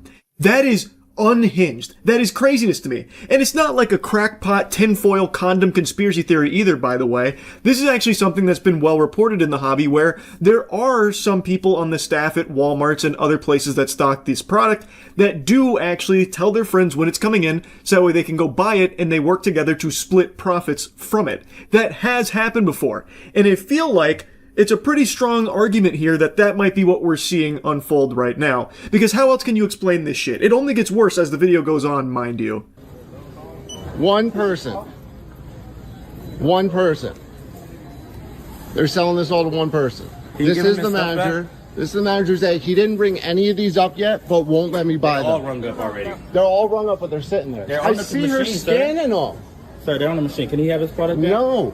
Just a blatant, bold-faced lie saying that they're already rung up. You can hear them scanning it. They are actively scanning these products. They are not rung up, but the manager is reserving them for this goober here in the hoodie that is now trying to, cover his face like fucking Bane here, so that way you can't make out who he is. I gotta tell you, sports fans, I have a hunch that if I went to that Walmart and I grabbed an entire fucking shelf and brought it to a checkout register, I probably would be met with a little bit of friction there. I probably would have to answer to the higher-ups, and they wouldn't necessarily condone that. I don't think they'd let me just buy the entire fucking shelf that I brought to the register. But he gets to. Why is that? That's quite curious, isn't it? That's a little odd. I've never seen that before. You already paid for it. You already paid for it. He did. Did his card swipe yet? No. Sir, you're not going to be able to Dude, credit those, okay? all right. You're the like head manager of this Yes, Walmart? sir. There's no higher than Zay. me. All right. Zay from this manager of Walmart have on this Arroyo is letting one guy buy all these because he knows them. Because he knows them. Because he knows them. Because he knows them. I can record. No, you can't. Yes, I can, Zay. Ooh, that one touched a nerve there all at once. There was like a fucking Winter Soldier response. They're like, oh, wait, no, we don't know him. No, we're all strangers here. We don't know that guy. No, this manager's just super fucking awesome. No, this guy just lets anyone just grab the display shelves and bring it to the checkout register to buy all of the product. And then also, that forbids everyone else from even accessing the product, even before it's paid for. Oh, and every single line out of the protagonist loser in the hoodie's mouth is just fucking cinema. Every single sentence that he squeaks out from his lips is more pathetic than the last. So when he's trying to say he has no idea who this manager is, he has the gall to say, I'm from LA, ask about me. What in tarnation are you yapping about? What? Ask who about you? Burger King? Like what? How does you being from LA mean that you have no idea who the manager is? How does that mean that you guys can't be friends just because you're from LA? What is that thought process, man? Bought all of this, plus another pack over there. Oh wait, where's it coming? Bro, this is the shit I'm talking about. Nah, don't cover your face, bro. You're gonna buy everything, dog? You're a fucking dick. You're a fucking dick. Do something about it. Deadass, yeah? We can step the fuck outside. No, get the fuck. Look at, I don't know, cover your face too. Look at this. The kind of shitty people. Kind of shitty people do this shit. Bro, I gave some to people. Bro, fuck off. Shitty ass fucking people. This is one of the other angles I was talking about. Here you can see really the whole scope of the operation. I counted 3 full displays that they wheeled over for this guy and the girl with him as well. 3 whole displays he was able to buy up while being reserved, apparently, since the manager wasn't letting anyone touch any of that product anymore. Also, he's starting to puff out his chest a little bit. He even insinuates that he's ready to throw down for Pokemon cards, ready to get into a bit of a scuffle, saying, do something about it. This stupid asshole forgot that he wasn't on Xbox Live right now, so now his mouth is writing checks his ass can't cash, so he's ready to, like, fight a stranger here over this Pokemon product that he is greedily buying up.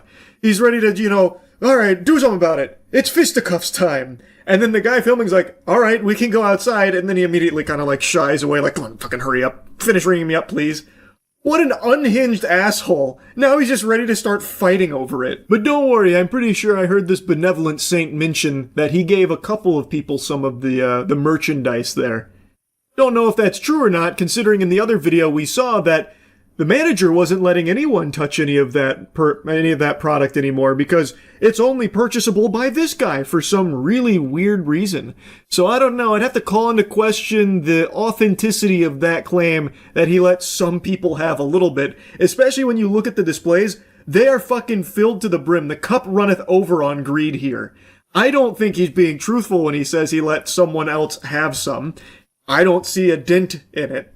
And regardless, even if he parted ways with 1 or 2, look at the quantity he's buying.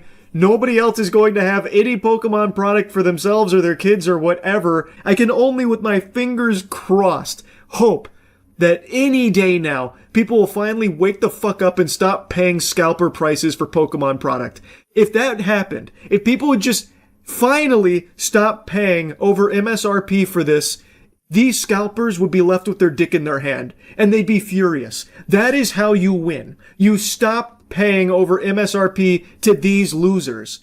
But I don't see that happening because the hype train's too high, and most of the time, let's be honest, it's scalpers selling to other scalpers. So even in this extremely egregious example of scalping, I imagine there were probably 10, 20 other scalpers that were looking to do something very similar, just maybe not to this extreme degree.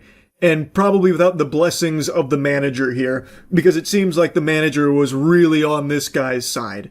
But mostly this hobby has become truly just plagued by greedy assholes that don't view it as a hobby, more so like an investment and a get-rich-quick scheme through flipping this shit. It sucks, man. It sucks. And this has got to be the best showcase of just how low it sank. Anyway, Wanted to make fun of this clown and wanted to talk more about Pokemon scalping. That's really about it. So yeah. Like that until Spine pain relief, and he's like driving a wooden stake into this guy's back like a vampire. Alright, home ASMR. Oh! Oh! Jesus, this isn't ASMR, this is horror. This guy's... Oh! This guy's just a fucking hitman. So this guy's not only a chiropractor, but he's like a gel therapist for hair. Not exactly a barber, because he's not cutting it, but... he is gelling that shit up real hard. Oh, actually, never mind. If your father's getting a treatment like that, he knows what he's doing. This is like some Flintstone shit. He's just fucking cavemaning on the guy's head. How is this helping with his back pain? Oh, there it is. I can see the relief. Look at the chakra being realigned. Now that is getting it done. That's how you do it. You see, this is what science can't teach you. I'll be honest, I'm not really one for ASMR, but god damn it, those head whacks, that's getting me off a little bit. It's like this guy's training for a slapping tournament. Like he wants to take on Vasily Kamatsky, so he's training on these guys.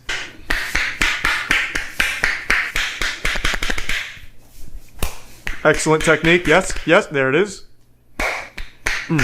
There we go. I thought he was going to miss that spot, but he took it down. Now he's going to pour that apple juice on him and beat the fuck out of him. Yeah, baby. Alright, now that he's got some PP on his back, beat him with that stick. Get him with the doorstop. Good adjustment, yep. There we go. Put that shoulder blade back where it belongs. Yeah, hopefully his next tool will be like a staple gun. So that way he can, like, bolt down the chakra to the man's body. Making sure to hit each vertebrae. Wouldn't want anything to survive disappointment. There we go. Good sloshing sounds. Important for the chiropractics. It's like he's rubbing his hand in a bowl of spaghetti. Ooh. Here we go. High five, yep. Reach around, and then we finish it off. Dislocation. Bang. Bang. Can you still move this arm? There we go, now you can't. You're gonna like slap it? Oh, yep, that's that. Oh, there, that's I don't know about that one. He fucking whipped it like he was rat-tailing someone. Yikes. He is feeling that. Don't do it. Oh, no. He wasn't ready. Oh, Lord. The full Nelson!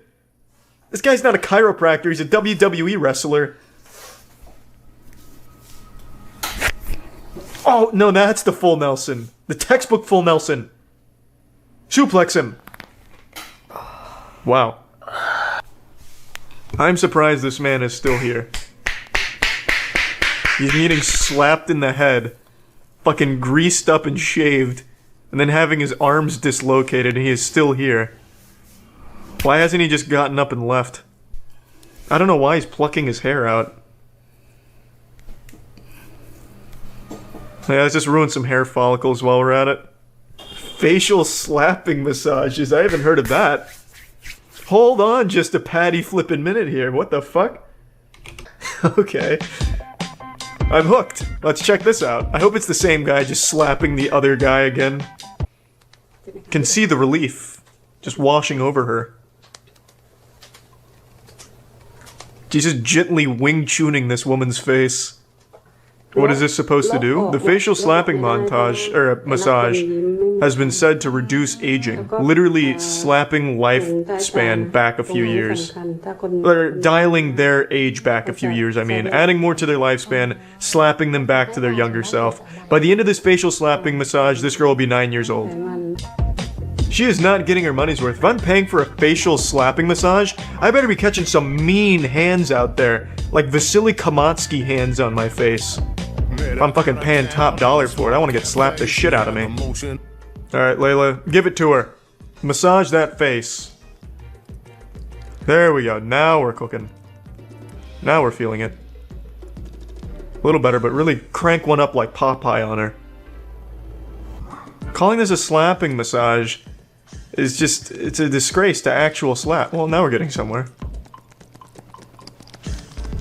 What's up, everybody? It's Critical. I'm playing Hellboy for the PlayStation 1. Let's do this shit. Let's start a new game. Here we go. Rock and roll. It seems the sound is fucked up. Sounds like they're talking through a waterfall. Yeah, I have no idea what this gentleman is saying right now. Well, perhaps he's not saying anything. It looks like he's eating a grapefruit. That is astonishing. What the fuck are those creatures? What are these? These aren't humans. These look like the abominations you can make with the Oblivion character creator. Now that is what I call disturbing. Look at his ears. They're not really ears. They're spoons. Perhaps even toilet seats. Who is this gentleman? And what is he doing in a place like that? This must be the park ranger. Just cruising around.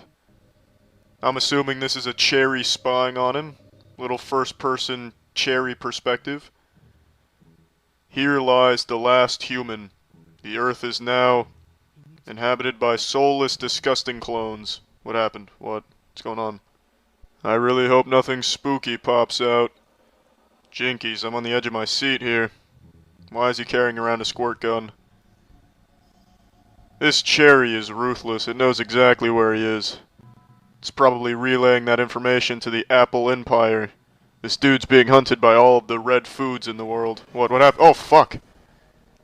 Zool, the gatekeeper, took him down. Now that is how you make an introduction to a game. The Last of Us could learn a thing or two from Hellboy. Asylum Seekers. I forgot the name. I got lost in the ambiance of the game. Episode 1. The Dripping Shit Mystery. Let's begin. Alright. Here we go. Hellboy's head looks like a misplaced billiard ball. It's been 72 hours since Peter disappeared. He's probably just taking a shit, don't worry about him. I just hope we can find him in one piece. I'm sure you'll find him in one piece, but his shit will be in many different pieces. Assuming it's the shit that takes approximately 72 hours to fully evacuate from the anus. Well, are you going to join me? I would love to join you for a round of squeeze your titties. Ed, I'm gonna take a look around here. The adventure begins, and I am thrilled. I'm just gonna try and get a hang of the controls here real quick. Alright, I'm just chasing my tail now. Yeah, the controls are, I'm not gonna put a raincoat on the goat. The controls are pretty abysmal. I know that's a very quick assessment, but, oh, there's Punch. But I just accidentally followed my ass cheeks around in a circle, just trying to move in a direction. At least the stair climbing is pretty smooth. What do we have here? A little blockbuster cutscene here? Look out behind you, Hellboy, it's some spilled pudding. What do you know, it's some type of ghoul. Come here, I'll take you down, oh yeah. Damn it. Come here. I've got the meanest left hook in the business. Oh yeah, take this. You cannot hang with the galactic hook of hurting. Ooh, a little fucking right-hand haymaker. Oh shit, they're teaming up on me. Make a quick escape, Hellboy. Damn, he's fast. I'm actually gonna fight him, though. Come here. I'll take you both on. You are hereby condemned to a life of death. Oh, yeah. Look at this combo. Left hook, left hook, left hook, left hook. Right. Concrete fist slap. You two just cannot handle this. It is the perfect fighting combo. Pardon me, gentlemen, I think I stepped on a piece of gum. False alarm. Back to kicking your ass. And back to you two. Assing your kick. This is just too easy. They just cannot handle it. If they were gonna make me a coffee mug, there wouldn't be a handle on it. Now there's one down. One more to go. And you know where you're going? On my left hook. This is just too easy. Oh shit. He dodged one. Oh, yeah, he's blocking a little bit. Not blocking enough though. You can't block everything here. The left hook is just too fast, too powerful, too perfect. There we go. I'm the ultimate boxer. That's right, you fall back down into the ground. What's this? Zombies.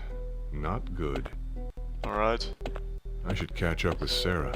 We should catch up with Sarah, but we're in no rush. Because I do not know what the button for sprinting is, so Sarah will have to wait. I see you found Peter. Mission completed then. Nice work, Sarah. That's a lot of blood. Where? What are you talking about? Too much blood. What could have happened to him? What the fuck are you two talking about? He looks fine. He's posing for a picture right now. I'm not sure I want to know. I don't know what the fuck these two are shitting their shit about here. This door looks like it's been opened recently. How does that door look like it's been opened recently, Detective? Looks like just a closed door to me. There's no signs to indicate it's been opened recently. Inspector Hellboy, reporting for pissing. What do we have here? What are we doing here? Is that Pidgeotto? Sounded like someone fired a missile. And the only missile here is my left hook. Come here, bitch. Yeah, take that. Damn it. Let me introduce you to a friend of mine. My left fist. Damn it. And his cousin, the right concrete fist. There is no fisting more fucked than your shit. This bird's putting up a little bit of a fight. But it does not matter because it was not ready for the left hook nor the right fist. If it was ready, it would have brought some anti-fisting materials. Not wings. Does this bitch think it can fly away from my attacks? Must be a lunatic. The best offense is a better fist. Oh, there we go, the KO. You just can't handle the combo. Not enough? I guess so. I'm gonna use its corpse as a hockey puck. Now get out of my way, fence, damn it. What happened in there? I damn near caught a Pokemon with my fist, that's what happened. Giant bird women. I hate them. The cat's out of the bag. Hellboy does not like giant bird women. And Sarah happens to resemble a giant bird woman. Take this. Yeah. How do you like this? Got a little something on your chest. It's my fist.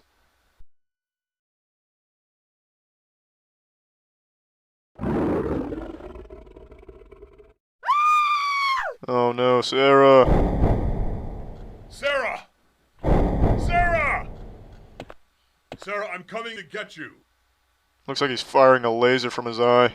They shouldn't have made the text the same color as his skin. I'm guessing that dog creature abducted Sarah. But Sarah shouldn't worry for even a second, because Hellboy will certainly save her. That is absolutely exciting. Alright, well I'm done playing this. Well, that's the end of this video. Remember to rate the video, comment the video, and subscribe if you want to see videos similar to this one. See ya. What's up, everybody? It's Critical. I'm going to be talking about some more shit. Now, before I do that, the footage you're seeing right there in the background is just me getting my ass kicked at Mission 89 of Earth Defense Force 2025. Alright, well, I don't like talking about myself, but I feel like I kind of need to right now. Like, I need to make this video here because what's going on may affect how often I make videos for a little while. Alright, so, about a year ago, I got into a car accident. Luckily, no one was hurt, so that was good. But one of the women who was involved in the accident faked an injury and was trying to get money out of the insurance. And now she's trying to sue me personally. So I had to get an attorney and all that shit. And I really have no idea how all this suing is going to play out or how long it's going to take. But it comes at a really bad time because I'm not in a very good financial situation right now. I'm unemployed right now and I need to make money and I don't exactly know how I'm going to make money. I absolutely will not be taking any of the YouTube money for myself. I will still donate all of the YouTube money I make to various charities. Because I refuse to let this hobby of mine become a job. Because if this turns into a job, making videos just won't be as much fun, so I'm not going to let that happen. Now, I'm not in danger of becoming homeless or completely broke or anything like that, so I'm sure I'll find something. I've wanted to be a voice actor for a long time, but I have no idea how to get into the voice acting industry. So I'll probably have to do some type of creative job, like people pay me and I'll milk them or something. Something that'll really get the income flowing.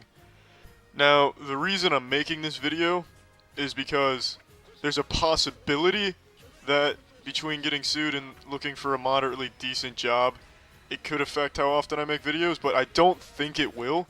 I think I'll still be able to make videos whenever I want to, and I usually like to make around 2 videos a week, and I don't think that's going to change even with the shit that's going on right now. But this video is just here to kind of explain fucking, just so you know, to really sum up fucking. Son of a bitch, I really don't know why I'm having such a difficult time putting into words the reason I'm making this video. I feel like a fucking Martian trying to have a political debate with a dinosaur. I'm making this video to explain why if a fucking... Alright, let's try again. Try again here. The reason I'm making this video is for an explanation if, given the worst case scenario, I don't make a video for a week or 2. This video tells you why. I think that's the best way to sum it up. So, if a week or 2 weeks goes by and I haven't made a video, it's because of the shit that's going on right now that I've mentioned in this video. So, that's why I'm making this. And in all honesty, I don't think anything's going to change with how many videos I make a month or anything like that. And I don't have like a set number of videos I make a month. I just make a video whenever it seems like fun, so that's not going to change, I don't think. But I thought it would be better to be safe and let you all know what's going on in case I don't make a video for like 3 weeks or a month or some extended period of time. So, that's it. See ya. You saw the super creepy email the voice actor for Hazel in the new Fairly Odd Parents cartoon received?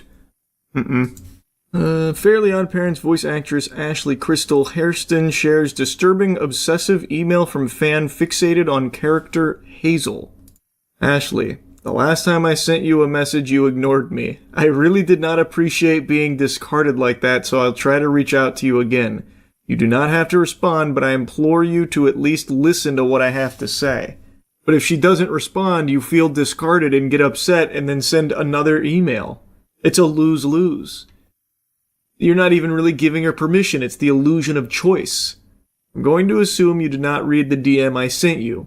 But on the off chance you did, I apologize for using racial slurs. So I'd just like to reiterate that I am completely in love with Hazel. She is perfect in every way. To say I'm in love with her is honestly an understatement. She is the love of my life. The universe itself has told me that Hazel is my soulmate, and who are you to go against God? This immediately has the DNA of that guy who killed his sister over his love of Clementine from The Walking Dead. It was this Nicholas Prosper. It was his sister that he murdered, right? I'm pretty sure it was. This is some very, very, very disturbing shit. We talked about this on stream a while ago. But he became obsessed with Clementine from the game. A child, by the way. And I think it was he let his sister play the game and he was watching and then didn't like a decision that she had made. Why did you kill Larry in front of Clementine? That kind of thing. And then killed her. It was actually his whole family. He killed all of them. What? Oh my god, what? It's been a while since we went over it, but I thought it was only one person that he killed. It was his whole family?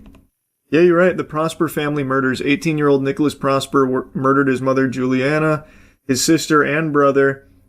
And yep, all 3 had been killed by a double-barrel shotgun. He also intended to commit a school shooting. And so his father survived. On September 16, 2024, his father, Ray Prosper, shouted, "I still love you, son. It's not your fault, okay?" That's just heartbreaking to hear, man.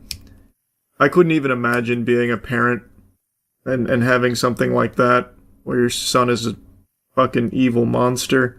It must be the most difficult thing in the world to come to terms with. And now your whole life, everyone that you've loved, your wife, your kids are dead because of your son. That's just an entire brain breaker. Prosper shared a pre-recorded video where he referred to The Walking Dead online at 6:22 a.m. and disposed of 2 mobile phones, believing this would protect a group of pedophiles he talked to on Twitter. At one point, Prosper abandoned the bag containing the shotgun and ammunition in a bush at a playing field, At 7:55, Prosper left his hiding spot, walked down Birmingham Road toward a passing police car, which he flagged down with a raised hand. Prosper believed that all schools in the area would be locked down, so his plan was foiled and decided to surrender. That's how they caught him. He was charged with 3 counts of murder. This video, like, he had a YouTube channel dedicated to his love of Clementine. Like, it was all documented. It's on Living. It's completely fucking crazy. Like, it's unbelievable. It's beyond disturbing. Here's one of the videos. He went home with it, and there he set up a webcam, put on his best bucket hat, and began to film a video. Right away in the video, he clearly states that, due to the decisions Giselle made in the game, he was planning on mutilating her face beyond recognition.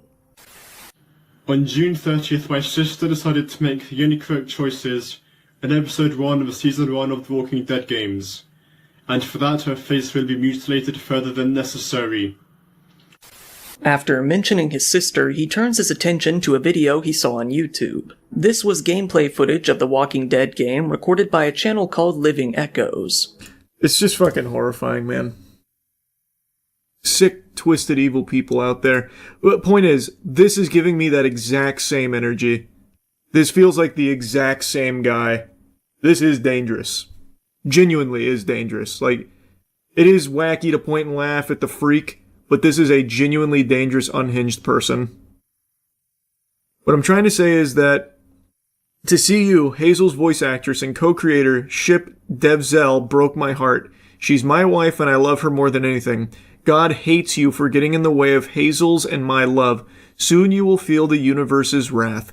Hazel is mine and mine alone. I love her, and she loves me. I will never forgive you for the hurt you have caused. I suggest you take down all the Penguinz0 posts you made, the interviews mentioning it, and stop shipping them if you want a peaceful life.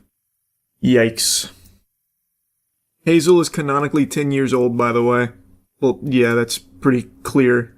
It's Fairly Odd Parents. That Danny Phantom dude had a YouTube channel too, right? Yep, oh god, what was it called? Something Blaze? Was it Andrew Blaze or something? All about his obsession over the Amber. Yeah, it was Andrew Blaze. Thought so. Scary stuff, man. Scary stuff. He also did a shooting such a weird phenomenon. Yeah, he went and killed coworkers. His real name's Randy Stair. But he went by Andrew Blaze online and was obsessed with her from Danny Phantom. It's scary how common this stuff is getting. Feels not safe. I wouldn't say that it's getting more common. It's just we see a lot of it now. But this kind of obsession has been around for as long as, as long as I can remember. Think about the Bjork stalker, for instance. But if you're talking about like the phenomenon of people getting obsessed with fictional characters like in cartoons and shit, I guess that's a little newer since cartoons are a little bit newer. But those kind of people have always existed. It's fucking scary. And they seem to always get obsessed with children characters in the cartoon. Clementine, Hazel, like Annie Wilkes from Misery. I don't know who that is. Oh, it's a movie. I thought it was another shooter. You've never seen Misery? No. Never even heard of it, actually. It's a Stephen King novel. It feels like every fucking movie ever made is a Stephen King novel. Like, based on a Stephen King novel. Guess how many Stephen King adaptations there have been? Ooh! That's a good question. Or a good trivia, I guess. I would guess there's gotta be close to 200 movie/show adaptations, bare minimum. I would say 200, comfortably. Because they date all the way back to the, like, fucking 80s. 76. Oh, really? I shot high? I thought I'd shoot low. That blows my mind. How many books does he have? Stephen King has published 67 novels/novellas, including 7 under the pen name Richard Bachman. He has written more than 200 short stories, most of which have been compiled into book collections. I thought it'd be a lot more. I thought he would have been close to like 300 to 400. You think you're actually gonna get your Trump phone? Fuck no. I mean, maybe in like a year or two I could see them just drop shipping something, but I don't know. I would be even surprised if they did that much. There's new info on the Trump phone? What, in the last 3 days since I called them? What's the new info? Oh! Literally from a day ago. First movement in months. Trademark filed for Trump mobile plan. On April 6th, Trump Organization filed a trademark application for mobile phone service plan for the 47 plan. I thought this already existed. It came shortly after The Verge reported that the FCC certified a smartphone under the name T1 in January, appearing to be the same one belonging to Trump Mobile. I thought this was already something that was in effect. They didn't even have that? I never even bothered looking into their mobile plans. I just assumed they were out there already. But I guess not. Trump also posted a steak ad earlier today. Was that real? I didn't even bother to check. Did he actually do a steak ad? Imagine if someone filed the trademark before he did. That would have been so smart. I feel like that would be the first thing you'd do. That's what I would think too. That's probably why no one beat him to the trademark, because no one would expect them to be talking about a phone and a plan that's coming out in that year without having already trademarked it. That is interesting. That's probably why no one got in there before they did this squat. Let me see the trailer for The Punisher: One Last Kill. A Marvel Television special presentation, huh? Hey, Frank. How you doing, brother?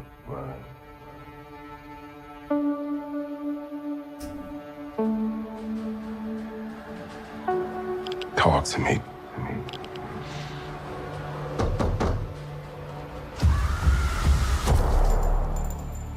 Tell me what's going on.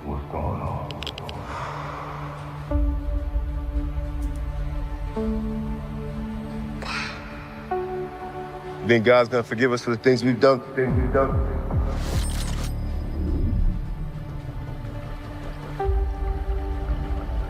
So is this a show or a movie? For you? You ain't got a fucking chance.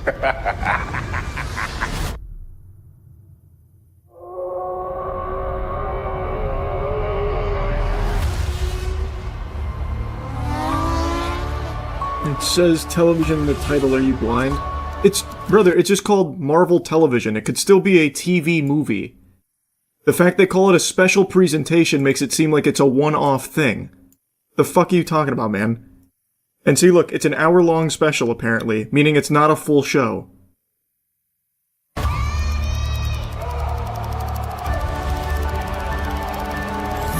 That's all you got? That's all you got? That's all you got? That's all you got?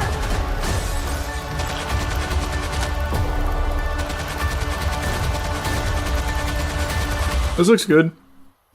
I still never finished the Punisher series. That seems cool, though. That seems cool, though. Being written by John Bernthal's cool, too. Writing and directing, right? That's what it said at the beginning. That is pretty cool. Oh, no. Writing and EP. Thought it said writer-director. Didn't John Bernthal say he hates people that take naps? Yeah, it's the big meme, because he's, like, very outspoken against naps. He hates naps. He even gave, like, a half apology for it, too. Why? What's the point? If he hates naps, he hates naps. Has Charlie made a video on the AI praying apps yet?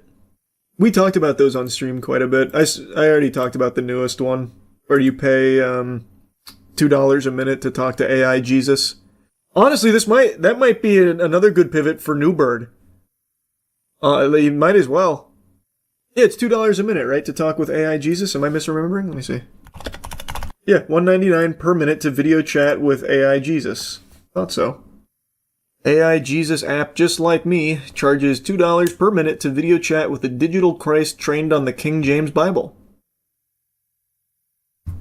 The faith-based AI market is growing. The faith-based AI market, by the way. Isn't that something? Isn't that something? Just a complete dismantling of faith right in front of your eyes. Did you know you can just pray for free? Ah! What? You're speaking crazy. What? But you can't see and hear Jesus through your computer screen if you're not paying. The only way to form that relationship is through the faith-based AI market. Just like me. It costs regular users more than $600 annually. CEO Chris Breed runs the company with co-founder and investor Jeff Tinsley. Monthly package priced at $50. Offers 45 minutes of conversation time. I didn't dive super deep into this because we had already covered another AI Jesus scam. This one blows that out of the water. Holy fuck. This is like turbo heretical. Oh, wow. Let me look up this guy, Chris Breed. Unsurprisingly, he's in California. Unsurprisingly, this doesn't even look like a real guy. This guy also might be AI generated. I don't have a LinkedIn account, so I can't look at him very much. Okay, here. For some reason, I can't bring that over there, but here. That's Chris Breed, apparently. That ain't real. That's what I'm saying, man. This guy, he also looks AI generated. I want to hear him try and talk about it. I'm so curious what he says. So many grannies fall for this daily. Yeah, I have no doubt some people will actually do this. I do not doubt that. Who falls for this? The easy cop-out answer is just defaulting to saying it's all old people, but it's just not. It's not. People of all types fall for it. Oh, there's apparently a statement from him here. You do feel a little accountable to the AI, Breed told the Associated Press. They're your friend. You've made an attachment. Yeah. That's good. We need to exploit that. That's what we want. We want people to form an attachment to their AI. Is this a video of it? I hear your request for prayer. Break. Father God, I lift my dear friend Krista before you. Breaking. For $1.99 per minute, the tech company Just Like Me is taking having a personal relationship with Jesus to new levels. Psalmist says, "The Lord is my shepherd. I shall not want." Users of the platform can join video calls with an AI-generated Jesus that remembers previous conversations. This is not a replacement for human connection. At the same time, people are spending so much time in the social world just scrolling. It's part of a larger... Oh my god, that's the biggest load of fucking baloney I've ever heard in my life. What a slimy asshole. You're charging $2 a minute to talk to AI Jesus, or $50 a month to have 45 minutes of conversation with AI Jesus. At the same time, people are spending so much time in the social world just scrolling. It's part of a larger boom of AI tools designed with religion in mind, from AI Jesuses to Buddhist priests like this one. Understand its source. Emmy is supposed to be a Zen friend, someone who helps human beings in their Zen practice. I tried Just Like Me's AI Jesus, first asking it a simple question. How many books of the Bible are in the New Testament?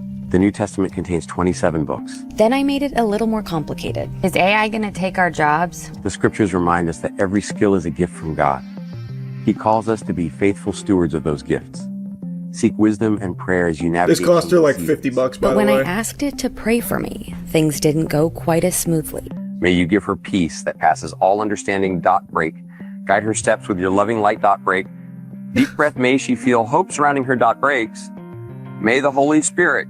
Yes, I can feel it. Her mind now. Brace. Break. But for some of these apps, there's been more than a few glitches. So there's been issues already. Speaking in tongues. That's what that is. Not issues. Not just GPTs, but other versions as well, where they give misinformation and disinformation out. There's been concerns about data privacy.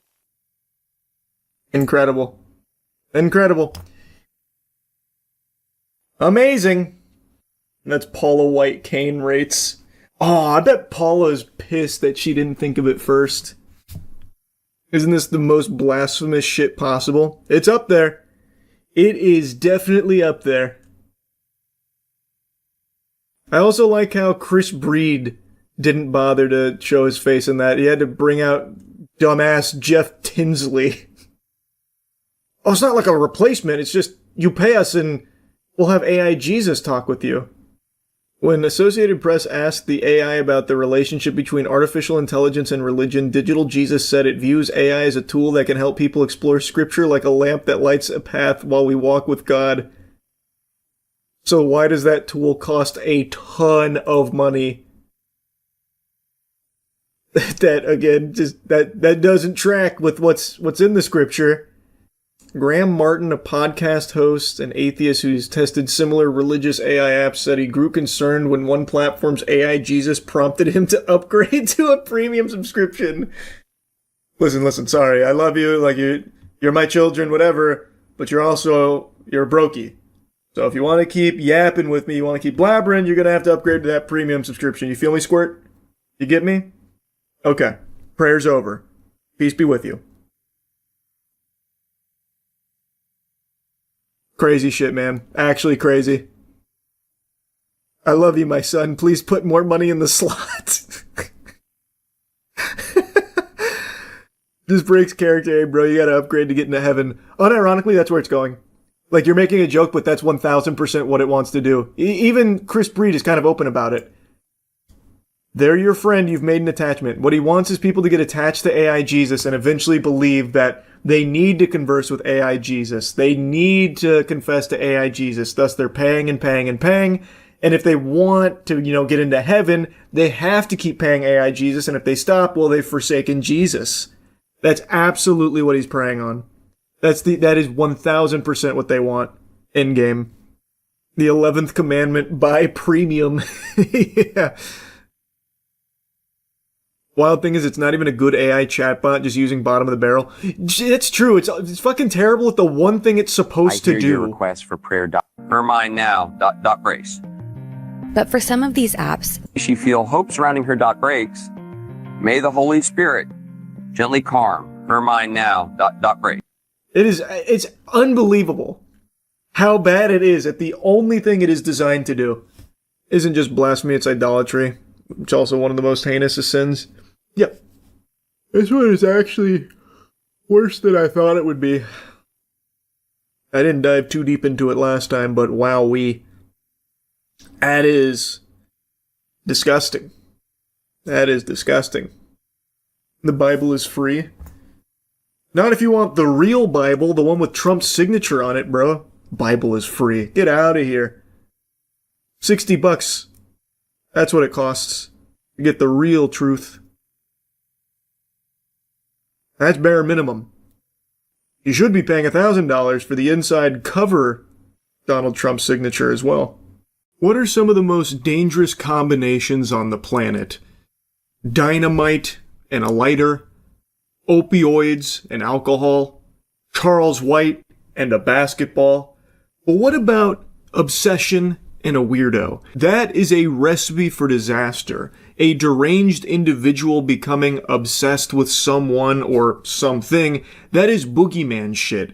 And I'm not talking obsessed about like, oh, I'm obsessed with working out or something like that. I'm talking about the obsession where it becomes like a full-blown fixation and genuinely a full-blown red alert mental disorder that spirals out of control and has oftentimes in the past led to some fatal outcomes, like with stalkers. Most notably, the one everyone always goes to is the Bjork stalker, Ricardo Lopez. He was the one that filmed himself blowing his brains out after forming this obsession with Bjork and trying to assassinate her with a letter bomb, trying to murder her. It's frightening. It is genuinely scary. And last night on stream, I learned about a new, potentially dangerous, obsessed weirdo where someone became fixated on a child from Fairly Odd Parents, a character named Hazel. And this obsession has become so strong that now they are sending threatening emails to the voice actress that plays this character on the show. And I've seen a handful of people saying that it's not that big of a deal, just point and laugh at this weirdo and move on. He's probably harmless. Just pop some popcorn and clown on him. And I just think that that's not exactly the way of handling someone like this. This is someone that needs to be reported, like genuinely to authorities. This is someone that is like actually unhinged. This is a potential maniac. And I don't think it gets taken seriously enough when it comes to this kind of shit. So anyway, I'll show you what we went over on stream, and then we also went over some other big examples of people just like this guy that have in the past gone on killing sprees as a result of their obsession with cartoon children. You saw a super creepy email the voice actor for Hazel in the new Fairly Odd Parents cartoon received? Fairly Odd Parents voice actress Ashley Crystal Hairston shares disturbing obsessive email from fan fixated on character Hazel. Ashley, the last time I sent you a message, you ignored me. I really did not appreciate being discarded like that, so I'll try to reach out to you again. You do not have to respond, but I implore you to at least listen to what I have to say. But if she doesn't respond, you feel discarded and get upset and then send another email. It's a lose-lose. You're not even really giving her permission. It's the illusion of choice. I'm going to assume you did not read the DM I sent you, but on the off chance you did, I apologize for using racial slurs. So I'd just like to reiterate that I am completely in love with Hazel. She is perfect in every way. To say I'm in love with her is honestly an understatement. She is the love of my life. The universe itself has told me that Hazel is my soulmate, and who are you to go against God? This immediately has the DNA of that guy who killed his sister over his love of Clementine from The Walking Dead. Anyone remember that guy? It was this Nicholas Prosper. It was his sister that he murdered, right? I'm pretty sure it was. This is some very, very, very disturbing shit. We talked about this on stream a while ago. But he became obsessed with Clementine from the game. A child, by the way. And I think it was he let his sister play the game, and he was watching and then didn't like a decision that she had made. Why did you kill Larry in front of Clementine? That kind of thing. And then killed her. It was actually his whole family. He killed all of them. What? Oh my god, what? It's been a while since we went over it, but I thought it was only one person that he killed. It was his whole family?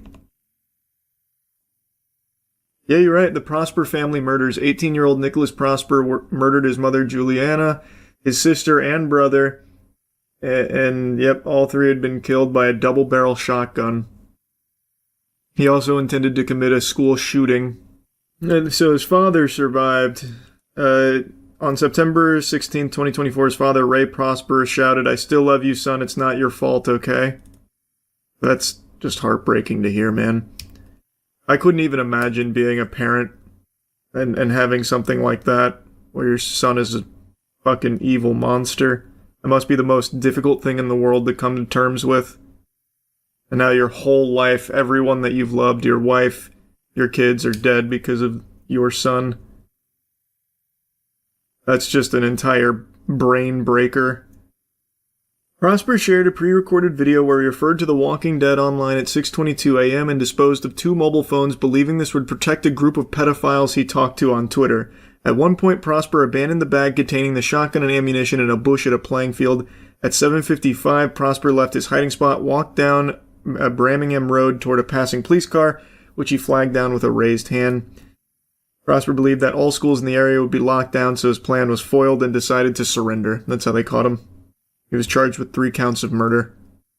This video, like, he had a YouTube channel dedicated to his love of Clementine. Like, it was all documented. It's on Living. It's completely fucking crazy. Like, it's unbelievable. It's beyond disturbing.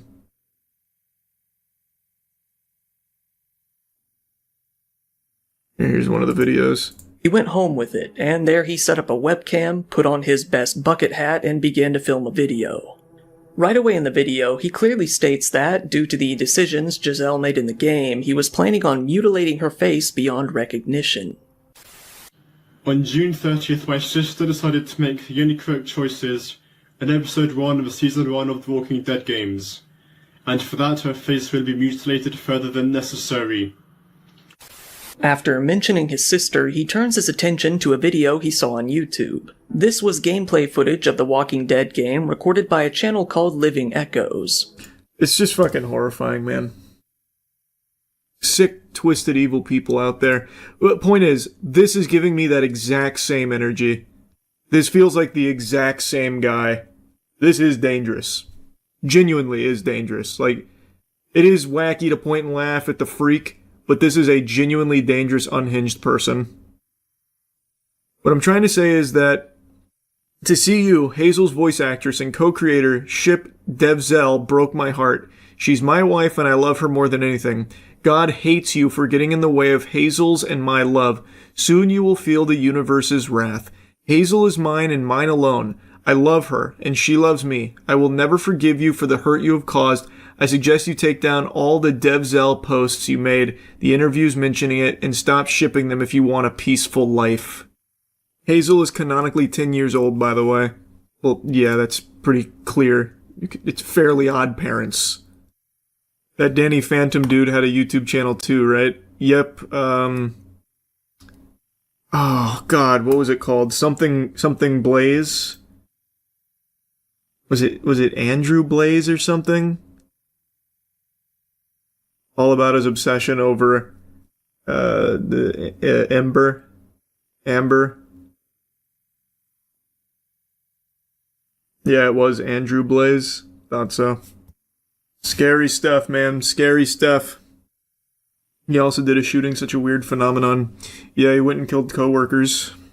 His real name's Randy Stair. But he went by Andrew Blaze online and was obsessed with her from Danny Phantom. It's scary how common this stuff is getting. Feels not safe. I wouldn't say that it's getting more common. It's just we see a lot of it now. But this kind of obsession has been around for as long as, as long as I can remember. Think about the Bjork stalker, for instance. But if you're talking about like the phenomenon of people getting obsessed with fictional characters like in cartoons and shit, I guess that's a little newer since cartoons are a little bit newer. But those kind of people have always existed. It's fucking scary. And they seem to always get obsessed with children characters in the cartoon. Clementine, Hazel. Initiating moisture.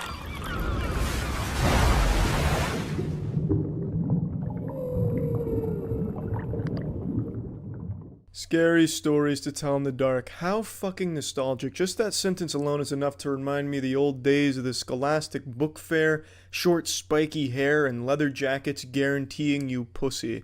Scary Stories to Tell in the Dark is a classic, much like Goosebumps. Scary Stories was actually the creature design was enough to send shivers down my boners. The creature design in Scary Stories I thought was fantastic. The way it was described, the way that you picture it, the way it was illustrated, everything about it just screamed, holy shit, to a younger viewer. And that's exactly what this movie does. It's such a faithful adaptation, and it doesn't pull any punches when it shows you the disturbing creatures. It goes pretty fucking hard.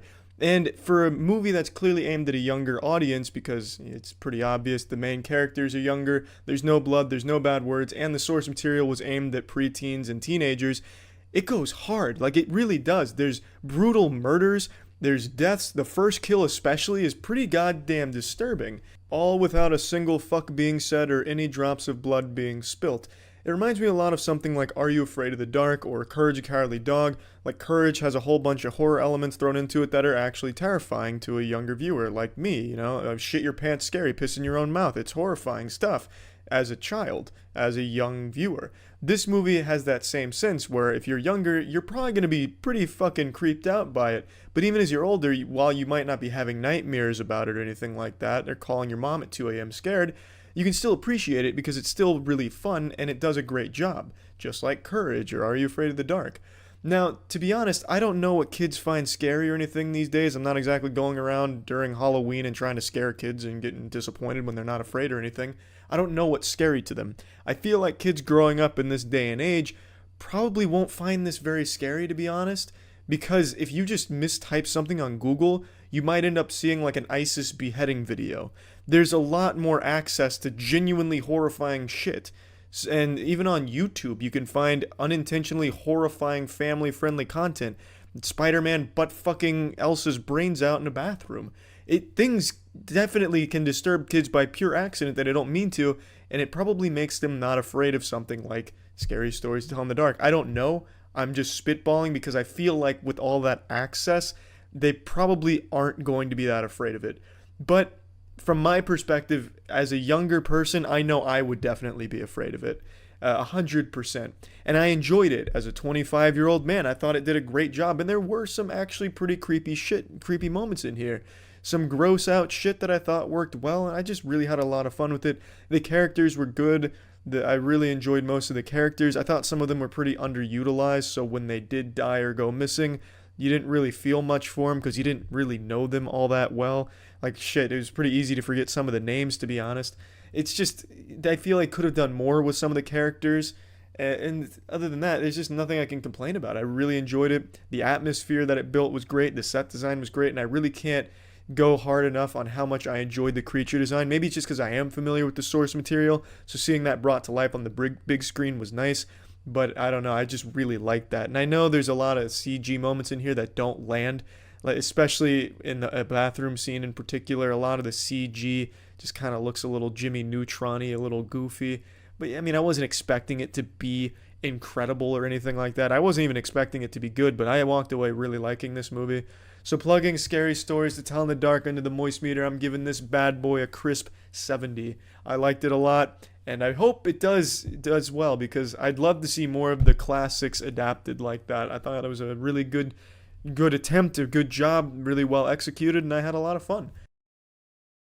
Jackson, I wanted to change the score. I think 70's a little low because I really didn't have anything bad to say about it, but I don't know if 80's right either, but I really liked it, so I'm going 80. So just go ahead and take the 70 out and place this in there. Plugging this shit into the Moist Meter, I'm giving Scary Stories to Tell in the Dark an 80%. I think there's a lot to like about it. That's it. So yeah.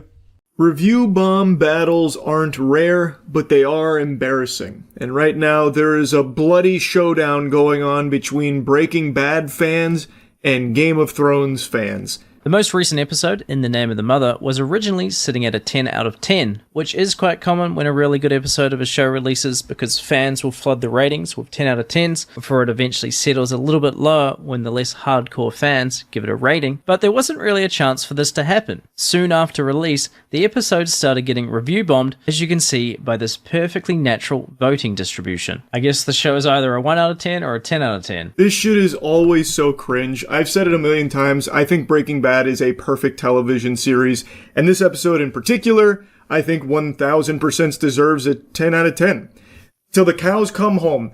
If the universe lasts another 10 billion years before the heat death, I hope at that moment Ozymandias will still have a 10 out of 10 rating, because that's what it's earned. I think it is an incredible masterpiece. But that doesn't mean that nothing else can ever be a 10 out of 10. There can only be one. Shit, even the Sith in the fucking Star Wars universe had the rule of 2 at the very least. It's ridiculous how there's like this gatekeeping of 10 out of 10 from the Breaking Bad fans. So anytime something even starts to like encroach on that sacred ground, on the Ozymandias sacred ground, they start review bombing it without ever having seen it at all, just to fuck it. It's so embarrassing. Like, there's a group of people in every fandom that for some reason take it so seriously that they put the achievements and the accolades of the property they're a fan of on their own soul. So in this case, there are people whose entire identity and personality revolves around being a defender of Breaking Bad and ensuring that this 10 out of 10 remain unsullied by anything else coming close, and they'll fight tooth and nail for it. It's just so embarrassing because, like, they feel personally attacked because another show has an extremely good episode, like in this case, A Night of the Seven Kingdoms with In the Name of the Mother. I am a huge fan of A Night of the Seven Kingdoms. I already made a video recently glazing it, which thankfully has not aged poorly or anything because this show is only getting better. The finale airs tonight. I'm extremely pumped for it. And I think that this was an incredible episode of the television show. Do I think it would have stayed a 10 out of 10 without the review bombing? No, I don't think so, because it's not a 10 out of 10 episode. Very few things are. It probably would have settled in like the 9, 7-ish range if I had to spitball, but the fact that it got review bombed in there and just fucking dragged to hell for the crime of just being an extremely good episode of a television series is so fucking silly. Well, due to having a 10 out of 10, and the only other episode of a show with a 10 out of 10 being Ozymandias from Breaking Bad, when the review bombing started, people were quick to blame Breaking Bad fans. And I'm sure a lot of the review bombers were, but also some people just like causing chaos. Well, anyway, the news that Breaking Bad fans were review bombing the show went viral, and in turn, Game of Thrones fans decided to retaliate, review bombing Ozymandias, which held a rating of 10 out of 10 for basically 13 years. But after the recent review bombing, is now sitting at a 9.7 with a massive 71,000 one-star reviews. That is a very good point. There's no 100% confirmed evidence to suggest every single one-star review bomb that came out of nowhere was from Breaking Bad fans or anything. There definitely are people that just want to poo-poo on anyone's fun and do what they can to shove a little misery wherever they are able to. So it's definitely possible it's just people that did it for the sake of, fuck you guys and that's it. But there were some very vocal Breaking Bad fans going through the marching orders of review bombing this and getting a lot of people on their side to do it, at least from what I saw.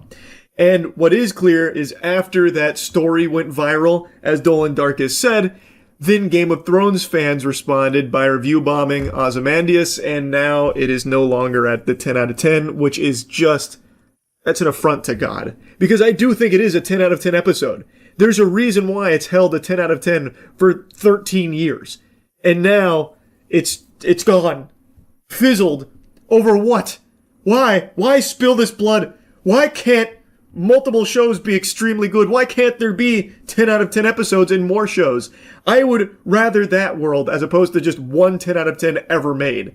I don't see why Breaking Bad fans get upset if there's another show that gets, teetering on a 10 out of 10 or extremely close, whatever, that they feel they need to start review bombing to keep it in line so that way there's only ever one. I would much rather a world where many shows are having 10 out of 10 masterpiece performances because that's much more entertaining than just getting served dog shit. Similar things have also happened in the past with Attack on Titan fans and Breaking Bad fans review bombing each other. You can tell it's bad because the next episode of A Night of the Seven Kingdoms, which actually hasn't even released yet, has also been review bombed. The entire thing is basically just next level unemployed activities. True.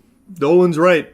So yeah, even the episode that's airing in a couple of hours from now is already been review bombed here because of this pointless loser fight. Here's some of the more pathetic reviews from either side. We've got this Breaking Bad fan giving it a 1 out of 10 and saying, Game of Thrones can never be a % of Breaking Bad.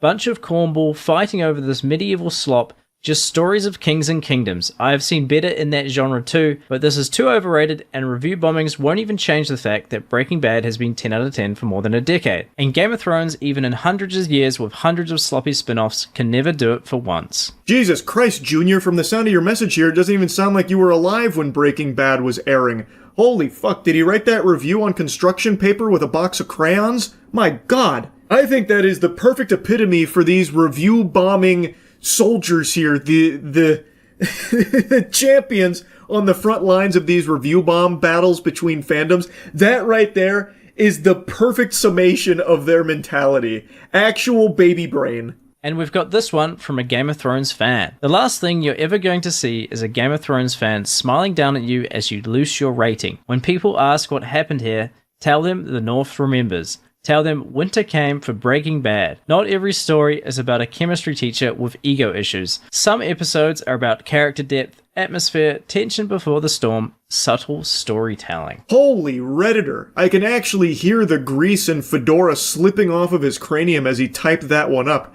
To be fair, you have to have a high IQ to understand review bombing, am I right?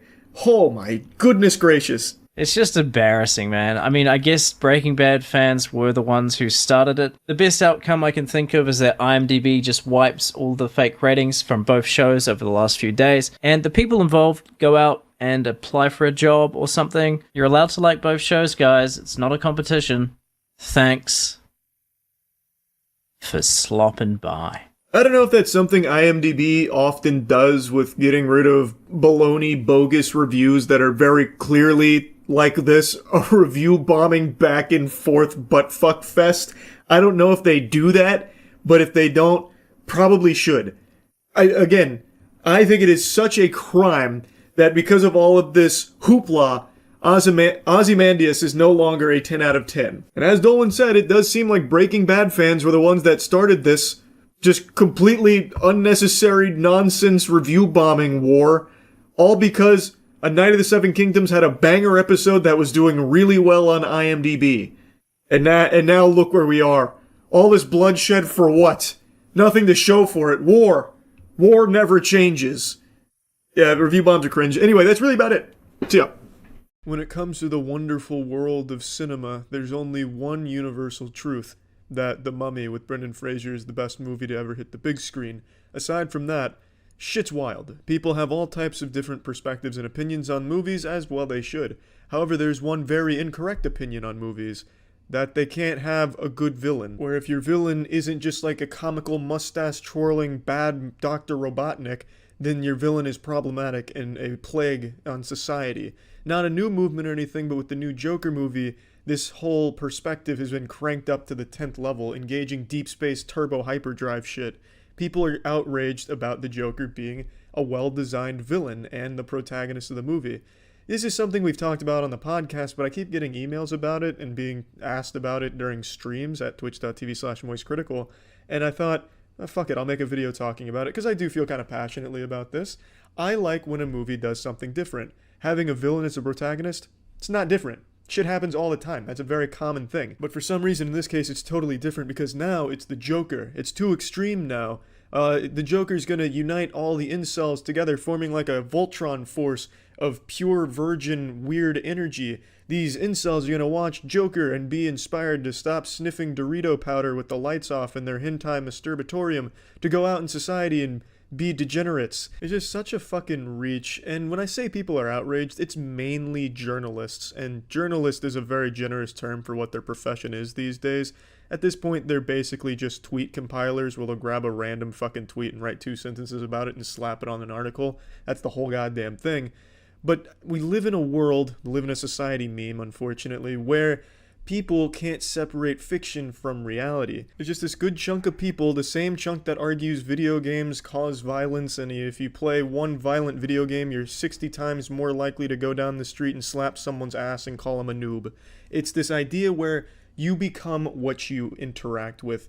You can't separate the fiction from yourself. When you watch a movie, you become the protagonist, you get inspired by the protagonist. For all intents and purposes, you are relating very hard to the character. So in this case, they feel the Joker being the villain here, a very bad villain, people are going to become that very bad villain because they're watching him on the screen. It's pretty sad how journalists think people as a whole are so fucking stupid that they shouldn't be allowed near anything negative because they might take it on themselves.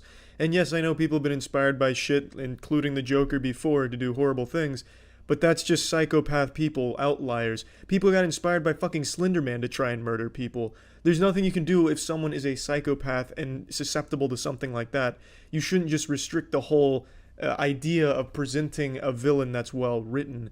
It's just very restrictive and just so fucking stupid, and it's insulting to culture as a whole. It's the same arguments people made over a decade ago where they were saying Marilyn Manson is the one who's causing people to worship the devil. If you play Marilyn Manson's music backwards, you can hear Satan farting on the track, and it's brainwashing the youth to have them kill themselves and commit heinous crimes in society. Get rid of Marilyn Manson quick.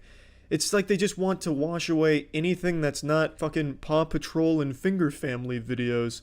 And people say this a lot. There used to be a time where if you didn't like something, you'd just say, hey, that wasn't for me. I'm not going to see that. I'm not going to promote it or anything like that. But that's never been a time in our history. Anytime someone doesn't like something, they rally very hard against it. Even a decade ago with GTA Vice City, there was a huge movement of mothers against GTA, where they'd say, this cannot happen, my son's gonna go out, steal cars, and fuck bitches all the time and commit crime. And they'd try and lobby to get GTA taken off the stores. It's always been there. It's always been a part of our society, where if you don't like something, it's not enough to just say, not for me, didn't like it, won't really be sharing it with anyone. It's always been, didn't like it, gotta go, censor it, get the fuck out of here. It's not allowed to be out there because I didn't like it. And I think that's the worst mentality to have. I think it's very important to say, I didn't like it, But I can see why people would like it, and they should have the option to see if it's something that's for them. Just wasn't for me. I wish it was more accepting in that capacity, but it's never been like that. And I don't know why people look on it like the glory days, where all of a sudden people were so accepting of, yeah, I didn't like it, that's fine, you can like it. That's never been the fucking case. I'd argue now that's more the case than it's ever been. But you see all of this, since everyone's so connected on Twitter and shit, you're constantly being shown these fringe media posts and people going really hard against something and lobbying really hard to get something taken down. So you see it more often, but I would say it's not as prevalent as an issue as it used to be. Which is a great thing, I suppose, but the Joker one is a little different. This one's pretty fucking massive. And when I say most people, I am once again referring to like the same usual suspects, you know, fucking Vices and shit like that, writing these clickbaity pieces about why the Joker's going to be the one that leads to World War III. As if this fictional character has that kind of real-world implication possibility. It's just silly. It's fucking silly, and that is my perspective on the Joker drama. I think people need to be more ready to open themselves up to maybe something a little different. In this case, it's not even fucking different. It's just a villain as a main character. He just happens to be a pretty well-known villain and a pretty well-written villain. That's about it. See ya. Do you feel better about yourself after you said that? Fast, big. And coming up. Now she a does. couple days after Jay left. She didn't at first, but once she got out that fat ended up pig, going to the hospital. a wave of euphoria washed over her. Well, that looks like the ideal couple. What's up, Cole? Larissa is freaking out right now, and my mother kicked her out of the car. And Was it I came moving? home from Because work, I'd be pretty upset if I got and kicked she out of a just moving went vehicle off on me too. 'cause I wouldn't go upstairs. You figure that your husband like this wife. Cole, don't let her talk to you like that. Show her your Fortnite, KD. Show her the Twitch chats you moderate.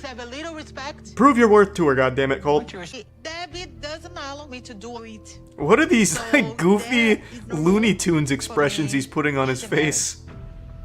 Okay, go ahead, protect your mama. Like a fucking animatronic with eyebrows moving around and shit. Threatened me.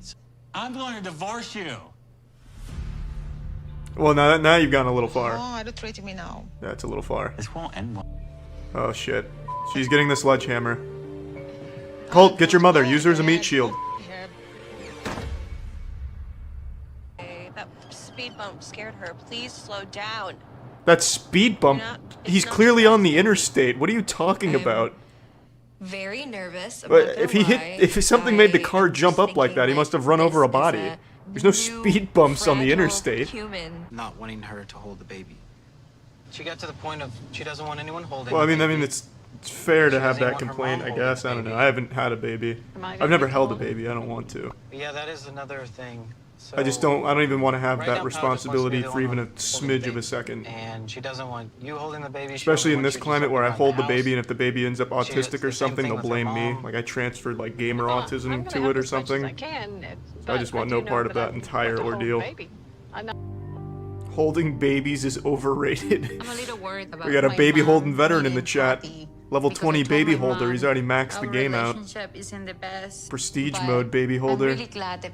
Well, he's been doing some fishing stuff, and then Fishing? What kind of fishing? like Internet scamming, fishing for RuneScape oats and passwords such, I via guess. Twitch streams. An honest living, Robbly. Stop being so fucking judgmental. job. She's a lot more needy than I thought, just because she's like a brand new baby. So I'm not getting much sleep at all. I mean, yeah, that's like a but level she's 0 my little human sweet right there. girl. Like, it has no skills or anything. It's gonna be a big fucking burden to train. Sure. She has a stinky diaper though, so. Uh-oh. Perfect. He was hungry anyway. Scripted? No, it's not scripted. They just happen to be chilling in the kitchen, full makeup on. No siente bien para el precio de ustedes. It's not that big of a deal. And mic'd up. Quiere involucrarse con nosotras, no Who doesn't wear a lapel mic? Just in the off time. I tell you, the only time I take mine off is when I shower or jerk off. What? I prefer full episodes, though. Idiot into the driver's side door. She broke phones, plural. It's a good joke, isn't it? She erased my phone. She's very controlling. You got fucked so hard for no reason. Yo, fucking take that, pussy. What are you doing? You know, maybe the pussy's not worth it, big guy. It's like he's being haunted by it. I am coming back. I I am coming back now. She's being exorcised. Can you at least be there for when they pull the demon out of her? Ed and Lorraine are really doing their best, goddammit. What about price point? What are you comfortable with? 10 grand. What is your most expensive dress? Our most expensive dress would be $45,000. Is that okay? Or whatever makes you happy. There is no way Jorge is pulling that much money for a $45,000 dress. He can't afford everything. Do you at least get to put it in her butt sometimes? I mean, what are you getting out of this, Jorge? It's just like you're spending money and get nothing in return. Come on in. I can do that too if I flushed it down the toilet. Just a little smooch? No, obviously, I don't have 20,000 in cash right now. Nerd, who doesn't have 20 grand in cash? What? Dude, have that in small bills like under my seat. So it's not your And problem. Fisa, get with a real man.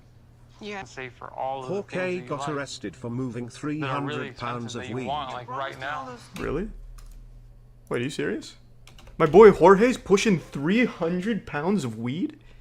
In February 2018. He looks like According to Jake Radar Gyllenhaal, Online, but police said chunkier. Nava had 293 pounds of high-grade marijuana in his vehicle. He was charged with possession of marijuana, possession of Like the marijuana ice for cream sale, man of marijuana. transportation of marijuana for sale, and possession of drug paraphernalia. He was released on $25,000 bail Not after spending bad. 2 days in jail. That's less than he Pleading spent on innocence. one dress for his TMZ wife. reported that That's a police fucking found deal. Nava's marijuana stack surprisingly supportive of him during his arrest and sentencing. George told TMZ, "There's really nothing wrong Their in our first kiss. relationship right now." He is breaking promises that he gave me before I arrived. Yeah, I'd be tight too if someone said they'd give me anything I wanted and they couldn't buy me a $45,000 condom or whatever she wanted. Dude, you're pulling 300 pounds of weed on like a Monday night. You might as well at least splurge. 50 years to pay off. If Jorge brought me to the States and I knew he was peddling that kind of numbers, I'd be asking for $45,000 dresses too. That's pretty impressive. George and I.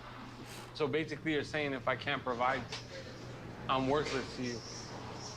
That's what love is. I don't understand what's wrong about it. She's very controlling. I thought that was a really good one. This guy looks like Josh Peck.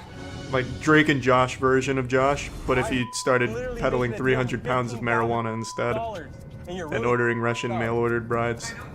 If you would have come to me 5 months ago and told me that potentially the best movie of 2026 was going to be a horror film, I would have poked in the eyes like Captain Insano and told you to get out of my house. Would have been trying to have you institutionalized for such a delusional idea.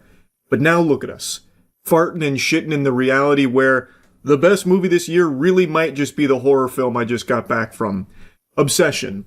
A lot of people have been glazing it. I'm sure you've seen a lot of the hype around it, and I know I've been very vocal and you're probably tired of hearing me whine and squeal about how exhausted I am of this marketing tactic, specifically in regards to horror films where everything has to be the scariest movie ever made. Oh, no, it's run, don't see it, no, it's too scary, you can't handle it, it's gonna be piss all over the fucking seat, don't go see this new horror movie, it's too scary. Like with Long Legs. And I know every time I review a horror movie now, I can't help but make that mention, just always fucking shooting spitballs at Long Legs for the marketing around it. But point is, this movie had a lot of hype, and nowadays that makes me kind of skeptical, like, okay, might not be all that special. But in the case of Obsession, I think exceeds all expectations I could have had based on the early reviews, and even the trailer. The trailer looked good, but this is much better than the trailer led me to believe. I went into this kind of expecting something in the vein of Wish Upon, which is one of the fucking worst horror movies ever made. Actually, an insult to cinema. Like, that right there is why you could make a strong argument that we were never meant to have this technology, because what that captured is a fucking sin. Wish Upon is a terrible film, but there is something in Wish Upon that is shared in Obsession, which is a wish for love, which overwrites a human being's free will to bend to that wish for the person who made it. It's a fun concept that is ruined in Wish Upon, but explored beautifully in Obsession. And now after having watched this film, I feel like I can say with confidence, the best horror movies are being made by YouTubers. Raka Raka crushed it with Talk to Me, came back for the double whammy with Bring Her Back, which I thought was one of the best films of that year, and now this film, Obsession, is also a YouTuber-directed film. This comes from Curry Barker. And this is so far my favorite movie of the year. I really liked it. And I think what, like, elevates it, the concept is pretty simple. And like I said, it actually isn't the most unique concept ever. Making a wish for someone to fall in love. Fucking Fairly Odd Parents had something like that with Timmy and Trixie at one point. So, like, it's not the most unheard of concept, and you can immediately deduce where it will go, where it becomes an obsession, stalking, that kind of thing. But what really gives it that extra oomph is the performances from the main characters. So, Bear, played by Michael Johnston, and Nikki, played by Inde Navarrete. I'm sure I fucked the name up. I'm super sorry. But they both gave such a great performance. In particular, the actress who plays Nikki. Extraordinary. They are really able to sell everything in this film to you. And it does a great job of tiptoeing on the line of being, like, comedic at points, and also just being extremely unnerving. This movie does some great tension building. I just have zero complaints about this film. I also like that it unapologetically uses weirdness. It uses, like, tactical cringe, where it's self-aware of what it's doing because it's part of what's happening. He has made a wish to make the girl of his dreams fall in love with him, and now she is obsessed, but it's not her, and they make that point pretty clear that this is now basically just some kind of, like, demon that's piloting the body here under the orders of the wish that he made. And so they'll occasionally have, like, the real Nikki come through, like, at very rare instances, and it snaps from her being all over him and in love to then just freaking out like, help, it's not real, it's not me, that kind of thing. Like, the film is not afraid to be weird. It doesn't just try and rely on, like, the normal standard horror movie cliches you've seen a bunch, though there are a few cliches sprinkled throughout. It does try and just be, like, odd. And I really appreciate that. So, like, very uncomfortable scenes. Like, one scene I know popped off pretty recently where they're at, like, a dinner and he asks, hey, that thing about your dad dying, is that real? And then she just starts going like, no, freaking out. I thought we were having a nice date in front of, like, the whole restaurant. It's really uncomfortable. There's also other scenes like that where, like, when he goes to work and she's off, she just stands there and basically, like, goes into low power mode and just stands there smiling at the door for like 8 hours, and she's pissed herself, she's shit all over the floor, covered in vomit and stuff. Like, it does just get weird and uncomfortable and unnerving, and I think that really helps sell the unpredictability of each scene as they're building all of this tension, because you don't know if it's going to go in, like, a comedic direction where, like, at a party she has to do something for a drinking game and it ends with her reading a really odd passage from a book that she's working on and everyone's all weirded out. She's completely ruined the whole vibe of the party. And then she just goes into, like, wacky maniacal laughter. Just joking. No, I'm joking about joking. So what if I'm fucking serious? Like, that kind of thing. And it's not afraid to, like, slow burn these scenes. This is a horror film that actually does a good job of being scary and frightening without just using, like, the standard, like, demon jump scare or something like that. Like, again, there are jump scares, but at the end of the day, this is still a human being that you're watching. At no point does she, like, transform into some kind of, like, you know, monster creature or anything like that. It's not even, like, very violent or gory. There is some violence and gore in there, but it very, very seldom. It really is impressive just how effective it is at making you, like, I don't know, kind of tense up just by having a scene with a bunch of darkness in there and she's talking in the darkness. Like, there's a lot of scenes where they're showing her where you can't even really make out her face. So then you are sitting there trying to, like, figure out what facial expression she's even making. And it's really effective. Like, I have, like, no complaints about this film whatsoever. They also do a good job of making you not exactly the biggest fan of the main guy either. Because what he's done is fucked up. And even after he starts to piece it together that wish that he made on basically a fucking toy turns out to be real, he kind of just like, okay, so what if it's not real? I still get to have sex with her. So he's taking advantage of this. And one of his friends is like, hey man, it really seems like you're taking advantage of her and she's going through like a psychotic episode. So like, it does a good job of like actually making you kind of root against the main character as well. Like, everything this film tries to do, I think it does extremely well. I was blown away by how much I was enjoying this film. And like I said, it is self-aware. So when it is giving you like those cringe moments being very on the nose or giving you like really wacky over the top scenes of this, like stalker type behavior and like, crying like, oh, why don't you love me? That kind of thing. Or like even just something really over the top, like you cooked my cat, that kind of stuff. All of it works. All of it flows so well in this film. And I think a big part of that falls onto just how great the acting was. The performances really did complement it amazingly. Like I said, no complaints about this film. So far, it is my favorite film of the year.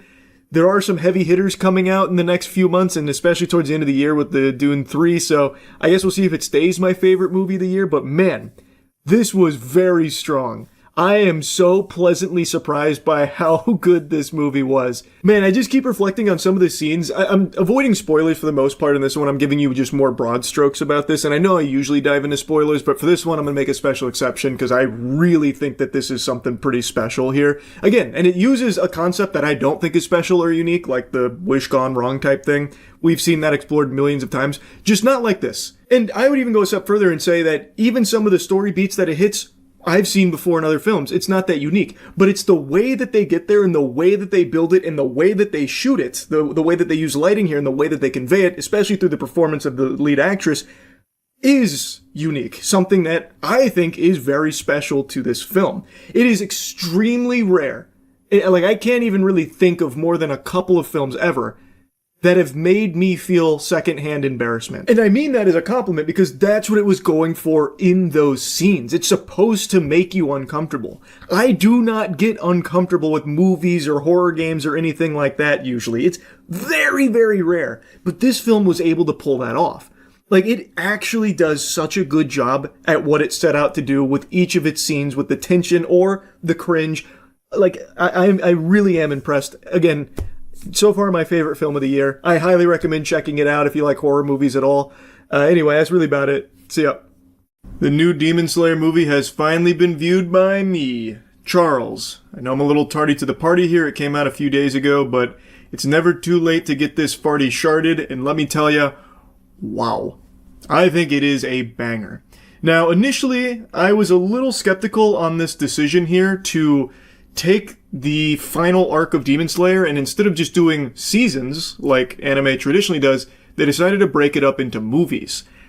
This is a pretty different approach to it, and I wasn't sure how I'd feel about it because I thought this would lead to, like, short movies where they just kind of speed run all of the content, so it'd be feeling like very underwhelming or half-baked, whereas a season gives you tons of episodes to build and then feels very satisfying when it gets to the end.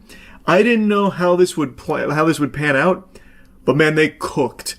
I really liked Mugen Train, but Infinity Castle blows it out of the water. Not only that, it blows it out of the water and then smacks its little butt cheeks around it. This movie is incredible. Like, I know there's a big meme about Ufotable having, unlimited budget works, that kind of thing, but man, there is like some actual truth to that. I do not know how they are able to deliver this kind of quality for this long. I expected this to be a pretty short film. I knew nothing about the runtime going in.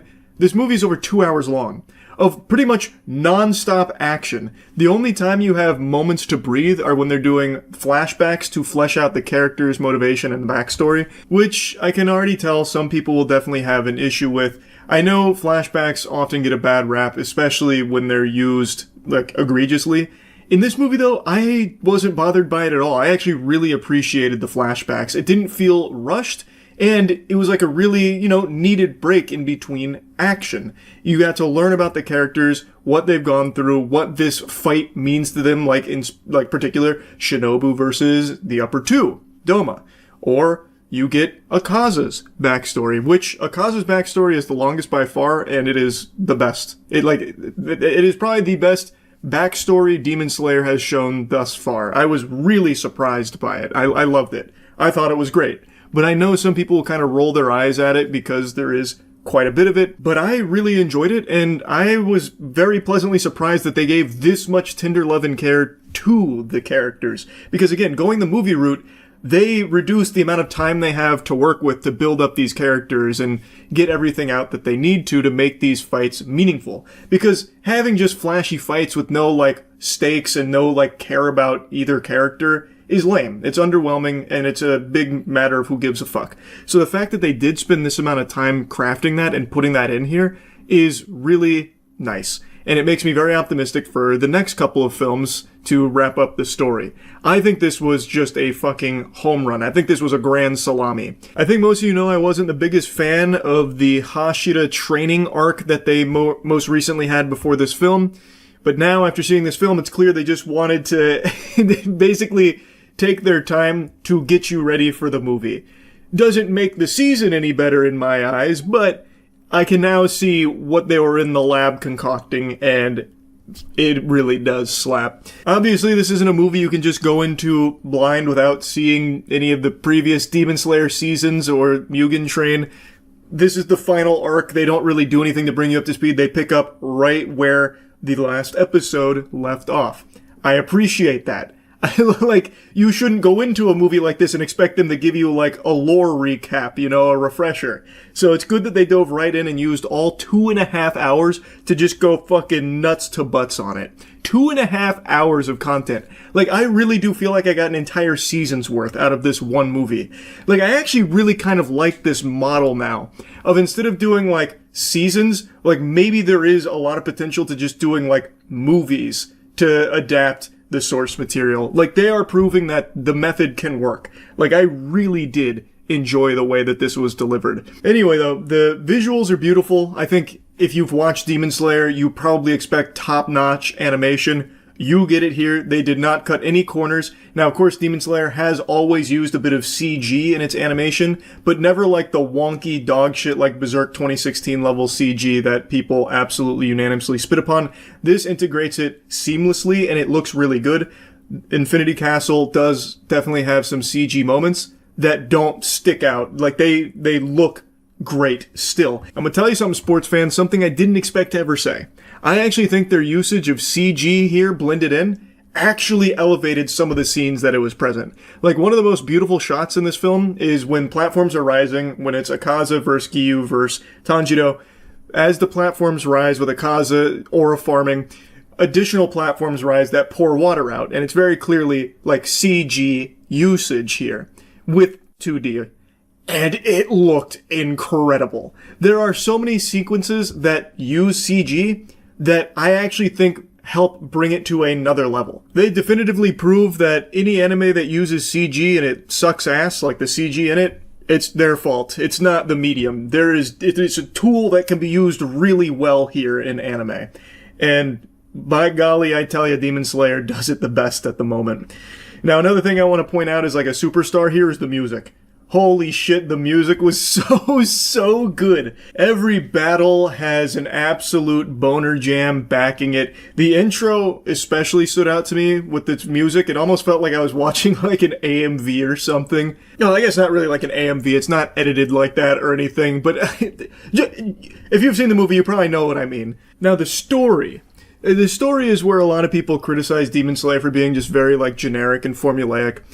And admittedly, yeah, it's not trying to reinvent the wheel here by any means, but it plays by the tropes well. Yes, there are moments that are definitely cheesy, but it doesn't detract from the overall experience. And like I said, it executes on the tropes very well. So, like, yes, when it's going through the flashbacks, every character is somehow connected, like, my big sister was killed by this demon, thus I need to kill this demon. I hate you, demon, for this. And then you'll learn about the demon. It's like, the demon had a troubled past as well. Like, yes, it does play out like that, like 100% of the time, but it doesn't matter. It's still, like, enjoyable. It's still a fun story. Even if it's nothing new, per se, I still think it is done well enough that it makes you care. Especially Akaza's backstory. I would argue that was done extremely well. They spent a lot of time on Akaza's backstory in here, which I will say took a lot of balls.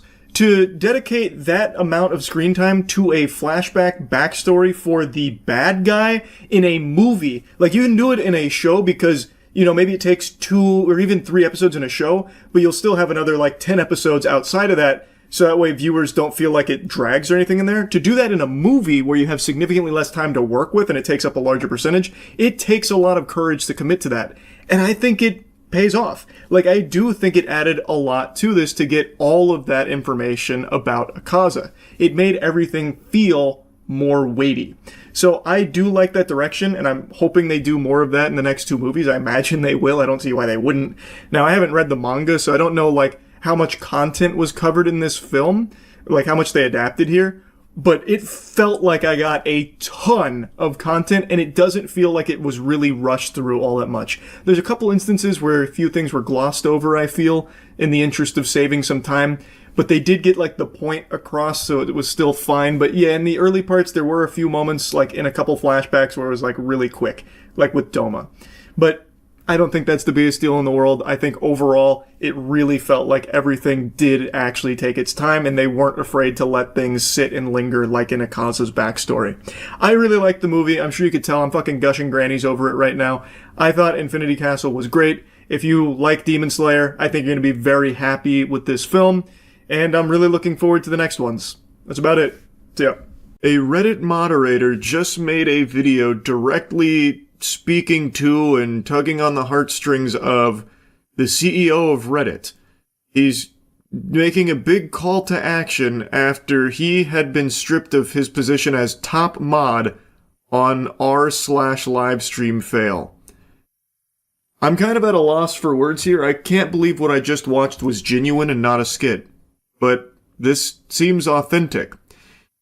What you picture in your head when you hear the term Reddit mod is exactly what you are about to see unfold in the flesh. The reason this mod just lost his position is because he was promoting a scam on the subreddit that he was the top mod for, Livestream Fail. I made 2 videos covering this. It was the $1 Million Fan Show, which was paraded around as a $20 million reality television show for streamers' fans to sign up, and even paid entry into it to compete for, $20 million prize purse. Turns out the whole thing was a load of baloney, as it appears everything has been wiped off the face of the planet. So some viewers paid money for actually nothing. They flushed it down the shitter, and agencies that brought this to streamers were left embarrassed. Most notably, Mythic Talent was the one that was named by some of the streamers as their agency that took them this deal, where seemingly no due diligence was done on behalf of Mythic to confirm whether or not this was even legitimate in the first place as a paid promotion. It was supposed to be an Amazon production, but clearly it was not an Amazon production, and it took 2 seconds of going to the website to deduce that this was fraudulent, but they took this deal before the website even existed. It's a whole mess. I've already covered all this, but Livestream Fail gets roped in because there was this inexplicable partnership that no one fully understood, where $1 Million Fan was in bed with Livestream Fail, and the top mod of Livestream Fail made a post on the subreddit pinning it to try and get more suckers into it. And now this is his response after being fundamentally fired from his free position of Reddit janitor. Hello, Spez, Mr. CEO of Reddit. I hope you have received this public video that I have created and sent to you via your email. If not, I hope anybody who cares about the topic in this video can get this to him in any way that you can. This video is about a topic of deadly seriousness, and that is of Reddit moderation and the state of your platform. Oh my god. This is Reddit's Manhattan Project right now. The moderators are rising up against the CEO of Reddit. I'm actually at a loss for words. This couldn't be a more lame start to this video. The topic he's about to cover is how he believes Reddit mods don't have enough, elbow grease from the Reddit upper echelon, like Spez here, the CEO. He believes they should be entitled to, like, brand deals, talent managers, lawyers, and stuff, so that way they can better be utilized as Reddit moderators. I'm not even kidding, by the way. I'm not exaggerating. Like, these are points he was making in this video, and that's what he's talking about with deadly seriousness here. He talks about Reddit moderators like they're fucking G.I. Joe commandos. Man, please come back to reality. Like, I don't want anyone to harass this guy, so I'm not going to be, like, showing you his channel or anything like that, because, honestly, I kind of feel bad for him that he's put so much weight on his personal life into this position, which is just a thankless job, and it's not really a job, at least it should never be considered a job, because all he is doing is moderating a fucking subreddit as a volunteer janitor. I really thought this was a skit, and I'm still, a small part of me, you know, on the copium here, is hoping that this is, like, satirical, and not real, but I don't know, it feels genuine. I was the top moderator of your #1 gaming subreddit, r/livestreamfail, before I was recently removed from that position by the Reddit Code of Conduct team. I became a Reddit moderator for one reason, and that is because I think that Reddit communities and correspondingly its moderators have massive power and influence, and for some reason, nobody seems to notice, care, or take this seriously. Least of all, its moderators or the company. You know, that's not really a good look to say the sole reason you pursued this path of heroism as a Reddit moderator is because you believed that it held so much power. So you're basically just saying that you were power hungry and wanted to take this spot so that way you could feel powerful. He believes that Reddit communities and specifically Reddit moderators hold a strong level of sway and power, and that's why he became one himself. That, I don't think, is a good look, man. It's not even coming from, like, a place of passion or something for communities. He is literally saying he did it because he wanted to be strong. Come on! I understand that Reddit communities, like Reddit as a whole, is a platform that does hold, like, legitimate influence over, like, conversations and topics and stuff like that. So by extension, moderators have a lot of ability to control narratives by hiding things or boosting things, and that is something that I've talked about in the past and a lot of people have made mentions of many times. It's been a pretty big yapping point for a while. This is the quintessential Reddit mod mentality. You know the stereotype that exists of power-tripping Reddit mods? He is, in the first minute of this video, confirming that is exactly what drives him, is power. Like this small modicum of power that he was bestowed for the livestream fail subreddit. And it's...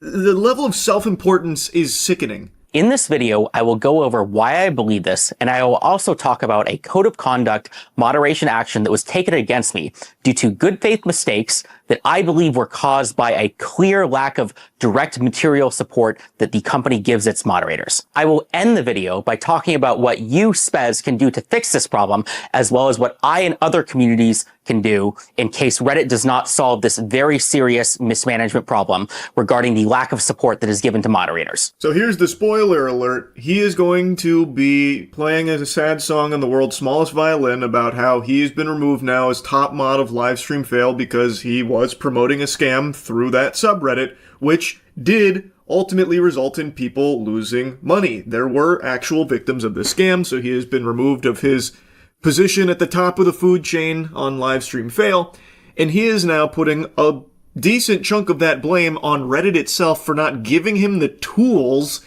to avoid this from happening. Like he, at a certain point, there's like a brief moment of self-awareness, like this lightning bolt of self-awareness where he's like, yeah, you know, it was a little fishy. But then he like immediately pushes it onto Reddit like, but if Reddit had given me access to brand deals and lawyers, this probably wouldn't have happened. It's like, what the fuck are you talking about? You're a Reddit mod. Why would Reddit be giving you access to lawyers and brand deals and shit? That doesn't make sense. First, I will go over the code of conduct action and why I was removed as the top moderator of r/livestreamfail. This sounds like stupid internet drama, I know, but I'm going to talk about how this is a very clear example about how Reddit's mistakes causes very serious problems to Reddit's community and the company as a whole. It was your mistake, buddy! Fucking Spez wasn't behind you massaging your shoulders as you signed the deal with $1 Million Fan Show, which turned out to be a scam. He wasn't like the Sith Lord projecting into you, trying to convince you to go to the dark side to, you know, sell out Livestream Fail to get more people hooked on $1 Million Fan Show. It was not the CEO of Reddit that forced you to do that, and even if you did have access to lawyers and other brand deals, it wouldn't have prevented something like this from happening. You made the choice. Here's what happened. There was an announcement related to a live stream related game show called $1 Million Fan. I heard about the game show a few hours after it got announced by a couple major live streamers. It sounded like the perfect type of content for a live stream fail. I mean, reality TV, game show, live streaming, gaming, that's perfect for LSF, which is about fun, crazy content about kind of live streaming gamers. If that isn't the stinkiest load of horseradish I've ever heard with that description of LSF. Do you go on your own subreddit? Have you ever been on your own subreddit? That's not what it is. That's not what you just described at all. That is the most blatant misrepresentation of that subreddit I've ever heard anyone try to squeak out. If this was Pinocchio, his nose would have just went fucking Wumbo Insano style with that lie right there.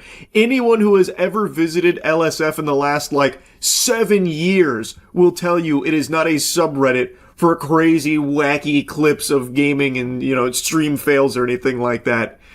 I don't know why he's even trying that angle. Everyone knows that's not what that subreddit is. So when I heard about this, I was very excited. I immediately reached out to the organizers to see if we could set up some sort of a collaboration. This collaboration would just be to get cool content on the subreddit. No, financial incentives, no moderators being paid, basically none of anything like that, just fun, cool stuff for the community in the subreddit. For collaborations, the first obvious thing that came to mind was, how do we get their content on the subreddit? Either some superfans or some editors could clip some cool hype moment from the show and then post it to the subreddit. What? That's what happens already organically on every other stream. Why would this, a potential $20 million reality TV show, be any different? Obviously, things would already be being clipped and posted on the LSF subreddit.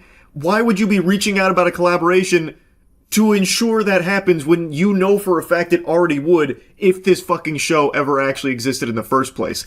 That doesn't make any sense to me at all. Trying to be extremely charitable here, maybe he was under the impression that this would be exclusive to Amazon Prime, thus they wouldn't have the rights to post it on LSF. But on the flip side of that coin, he said he heard about this from streamers, thus he would have known that it was going to be streamed on Twitch in the first place, thus it would still be clippable for LSF. That's just business as usual. I don't know why he would reach out about a collaboration to do what was already no doubt going to be done already. It just, that doesn't pass the smell test. I don't understand. But I also had a stretch goal, and that was, what if LSF could be part of the show in some way? I don't know, there could be a LSF-themed best clip contest.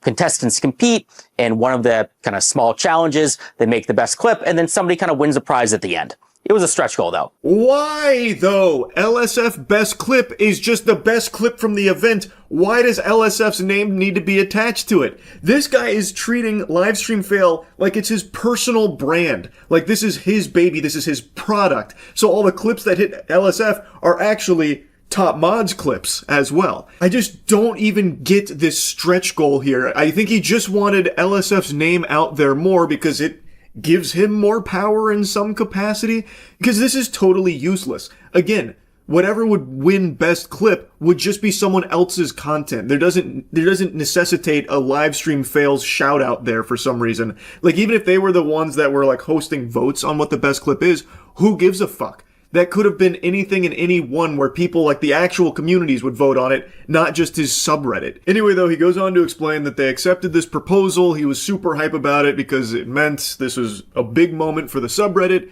And he even made a mention that he believed he could turn this into even more opportunities for the subreddit going further, snowballing it into even more LSF prominence. So we quickly worked to make an announcement together, and I posted it the next day. When I posted it, everybody in the comment section immediately yelled, scam, scam, scam, scam, scam. I mean, think about it. Amazon Prime has spent lots of money on tons of shows. And, I didn't necessarily think that the show was worth $20 million, but, that doesn't mean that Amazon Prime wouldn't fund it. And, if LSF was involved, maybe it would actually succeed. Maybe my involvement alone could make the $20 million kind of investment worth it. Who knows? At least that's what I thought. It sounds like you weren't thinking at all, though. Why would Amazon be spending $20 million on 8 streamers and their fans on Twitch and only a $5 million grand prize for Mr. fucking Beast? What sense does that make, man? That isn't really checking out either. Also, he's making kind of a joke about, maybe my involvement alone would make it worth the investment. But that's how he actually feels, by the way. Like, that's his tone throughout this whole video. He truly believes that he is like God's gift to streaming because he was the top mod of livestream fail. Like, it is a very, like, scary mentality to have, and I do genuinely feel bad for him that he has, like, poisoned his own brain to this level, deluded himself into thinking that him being a top mod on a subreddit was, like, something of significance and, like, something of, like, grand importance. I'm a highly paid software engineer working in San Francisco. I do not need to take a couple $1,000 bribes from, random internet scams, okay? I was doing this because I legitimately, care about the subreddit, and that's why I spend my time on it. So he debunks rumors that he was paid to promote $1 Million Show from the organizers, saying that he doesn't need to be taking bribes, he's financially well off. He then goes on to say that he was addressing, like, some of the deleted comments because that was a specific mention in why Reddit canned him, because it potentially showed malice because he was involved in this promotion that ended up being a scam. And so he wanted to address, like, the deleted comments. He then has a section dedicated to me where I talked about the scam, and then the organizers were talking to him like, well, since Charlie talked about the scam, 5 streamers dropped out, so we're, no longer doing this anymore. Pack your bags, take down the post. And then he says I didn't do enough research on it because I didn't reach out to him or the organizers. But beyond that, it doesn't seem like he did much research. I don't think that he reached out to any of the organizers. He certainly didn't reach out to me.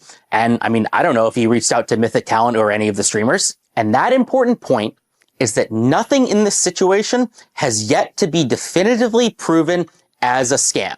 I repeat, there is no definitive, at least public information yet, that anything fraudulent, malicious, or illegal has happened in the situation. Brother, your level of research was cold calling the organization dick in hand, begging to be associated with them, and then that was the extent of it, because apparently you heard one of the streamers promote it. And yet he's going to be causing a hubbub because I didn't reach out to him for his perspective. Brother, I didn't even really talk about you in my video, just that you were associated with this shit, roped into the same scam that they were. And for what it's worth, if you watch the video, you would know I did get in contact with 2 agencies, one of which got the exact same contracts that Mythic did, and got information on that, as well as getting one of the actual offers that Mythic was taking to the streamers. So I was very well familiarized with everything that was unfolding behind the scenes. And again, it doesn't take a super sleuth to go to their website and see that it's just fucking barnacles, man. One of their partners didn't even exist. There was no website and no business. Their about section was AI generated mumbo jumbo. Every single paragraph ended in triplets and also had the telltale sign of it's not this, it's this, over and over and over again. Their first image on their site was literally an AI generated mansion, and he mentions that in this video, but then goes on to say shamelessly that there's no definitive proof that this was ever a scam in the first place. That's a wild statement. Why don't you ask the people who spent money on this how they feel? Do they feel like they got their money's worth? Did they get the product they paid for? I imagine not, because this event is not even potentially in the cards and doesn't seem like it ever was to begin with, man. Their socials are removed. The website is down. Amazon hasn't made a peep about it. From what I've heard, the agencies are pissed about this. All signs point to this being a scam. Like, any sane, sensible person would look at all of this evidence and reach the same conclusion that this was horseradish. I don't know why he's trying to present something otherwise now. The only confirmed things that we have right now is that I guess there was a website, looked a little weird, there was some bad publicity, everybody called it a scam, and then a bunch of streamers dropped out, and then the event got canceled, and everybody got refunded. None of this is illegal. None of this is proved to be a scam, at least yet. Maybe I'll eat these words. Brother, you're eating your own cock right now. What are you talking about? And then everyone clapped. Like, this is just fanfic. Where are you getting this information? There was an explicit no refund policy on their website baked into it. It was very boldly stated there are no refunds once you make these purchases. Who got a refund? I haven't seen anyone, posting receipts of getting a refund from the money they spent on this. Where are you getting that information from? That's a genuine question. Maybe he's seeing things that I'm not seeing somewhere. Because I even looked into it after he made this video, wondering like, whoa, they refunded? That's pretty surprising. I can't find any proof of that. I would love to see where he found that. It's really not a secret or very surprising. I got removed directly for the post that I pinned to the top of the subreddit related to the game show or supposed and alleged scam, as well as kind of for deleting comments that were kind of critical of it. I also want to make a comment about kind of the Reddit code of conduct team as a whole. Reddit has all this flowery language about how kind of the code of conduct team is not here to punish you. It's kind of here to get you to act in good faith. It's here to kind of give you second chances and warnings and all of this stuff. And apparently all of that are lies. No, man, this feels like the perfect implementation of that protocol. You pinned what seems to be, from all possible evidence, a scam. I don't know why he is trying so desperately to persuade to the contrary. Maybe it's because he believes that if he can try and like prove that he really believes that it's not fraudulent, he can get his position back as top mod of LSF. I don't know. Or maybe like getting really conspiratorial, maybe he worked with the organizers in a deeper capacity than he's letting on. That's just a possible game theory. It's just extremely peculiar how hard he is fighting to try and convince himself and others that maybe this wasn't a scam, when all available evidence points towards this being fraudulent. And if this video is him trying to make a case for himself why he should be reinstated and get that power coursing through his veins again as a moderator on Reddit, then this is a terrible job. Because what he is doing now is showing that he is willing to even defend what seems to be, by all possible accounts, a scam that he was directly associated with, maybe unknowingly, and now he is doubling down on it. That is a terrible look, and that makes you look like an unhinged moderator who, even when proven to be incorrect, will not see that, will not take the accountability there. And now he's getting mad at the code of conduct team for enforcing their rules. He deleted comments that were critical of his decision to promote this sketchy game show, and promoted a sketchy game show that resulted in people spending money on something that didn't exist, doesn't exist. So I feel like it's a pretty justified termination of his moderator status. Now, here's the most important part of the video, Spez. This is a direct message to you and only you. I want to talk about how this whole situation is a direct result of the lack of support that Reddit, the company, gives to its moderators. Yeah, I did the partnership. Yeah, I didn't look into this as much as I should, and I trusted kind of agencies and live streamers when I should not have. And I did delete comments, which I thought would have been borderline defamatory if the situation wasn't, I guess, a scam, even though it technically hasn't been proven to be a scam yet. But despite all of that, there is still massive kind of like problems at Reddit, the company, due to the lack of support that caused this. Now, this message may have been only for Spez, but I've intercepted the broadcast here. Now, I've put my ear into it, and I'm taking a listen, and what I'm hearing is fucking wild.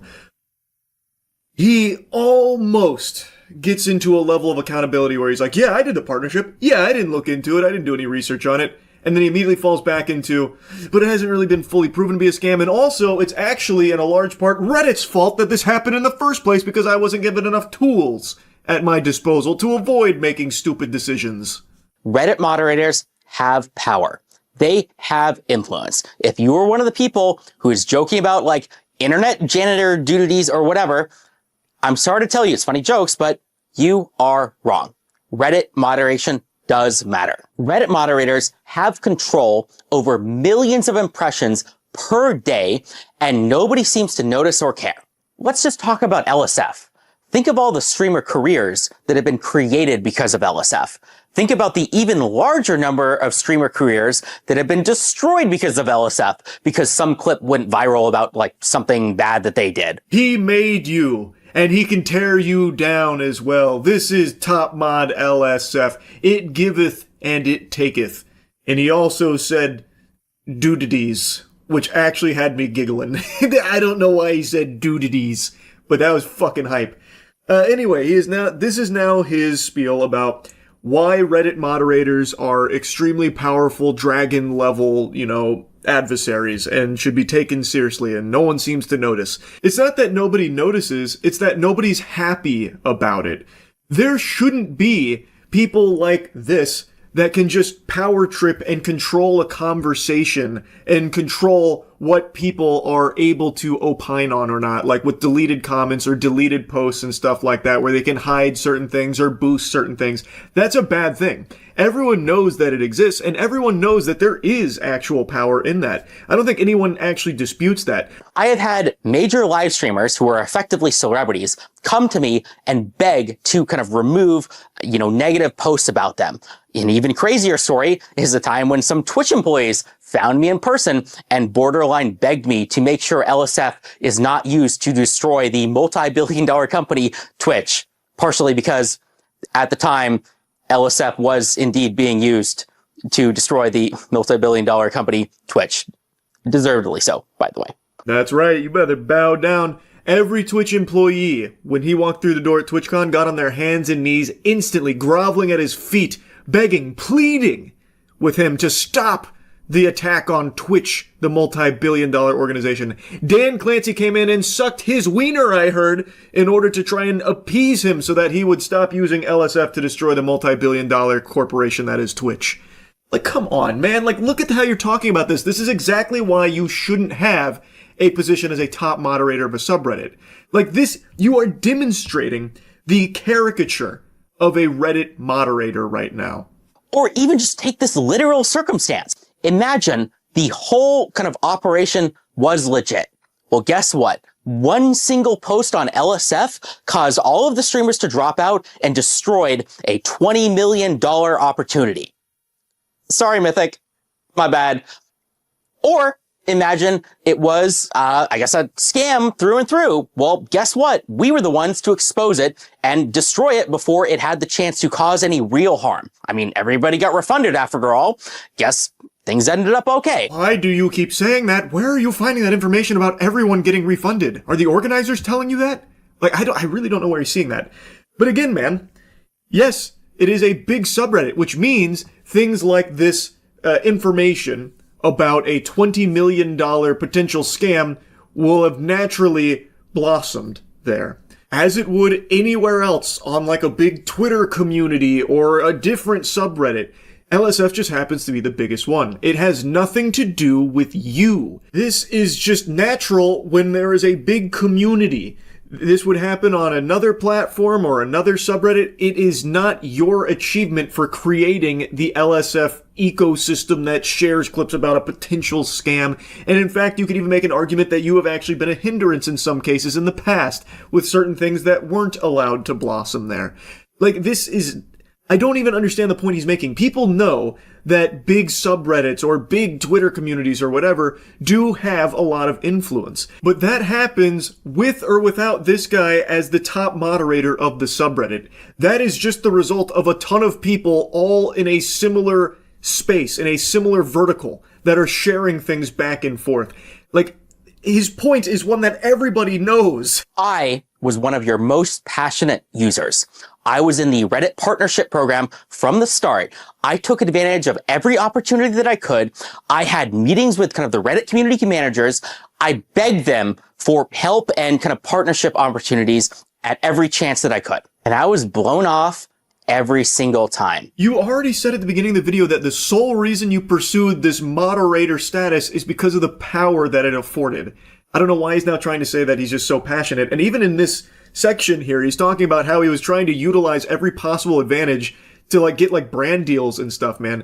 That's self-enrichment through this position. This doesn't really seem like it's coming from a place of a guy who's trying to like better communities or improve subreddits or make things better for others. This feels like you were chasing power and trying to use it to continue to climb that Reddit ladder, whatever that may be. I was one of the only moderators out there who tried to grow my community, who had any ambition, who tried to work with the company or help other subreddits or help the kind of the company that hell, and it didn't matter.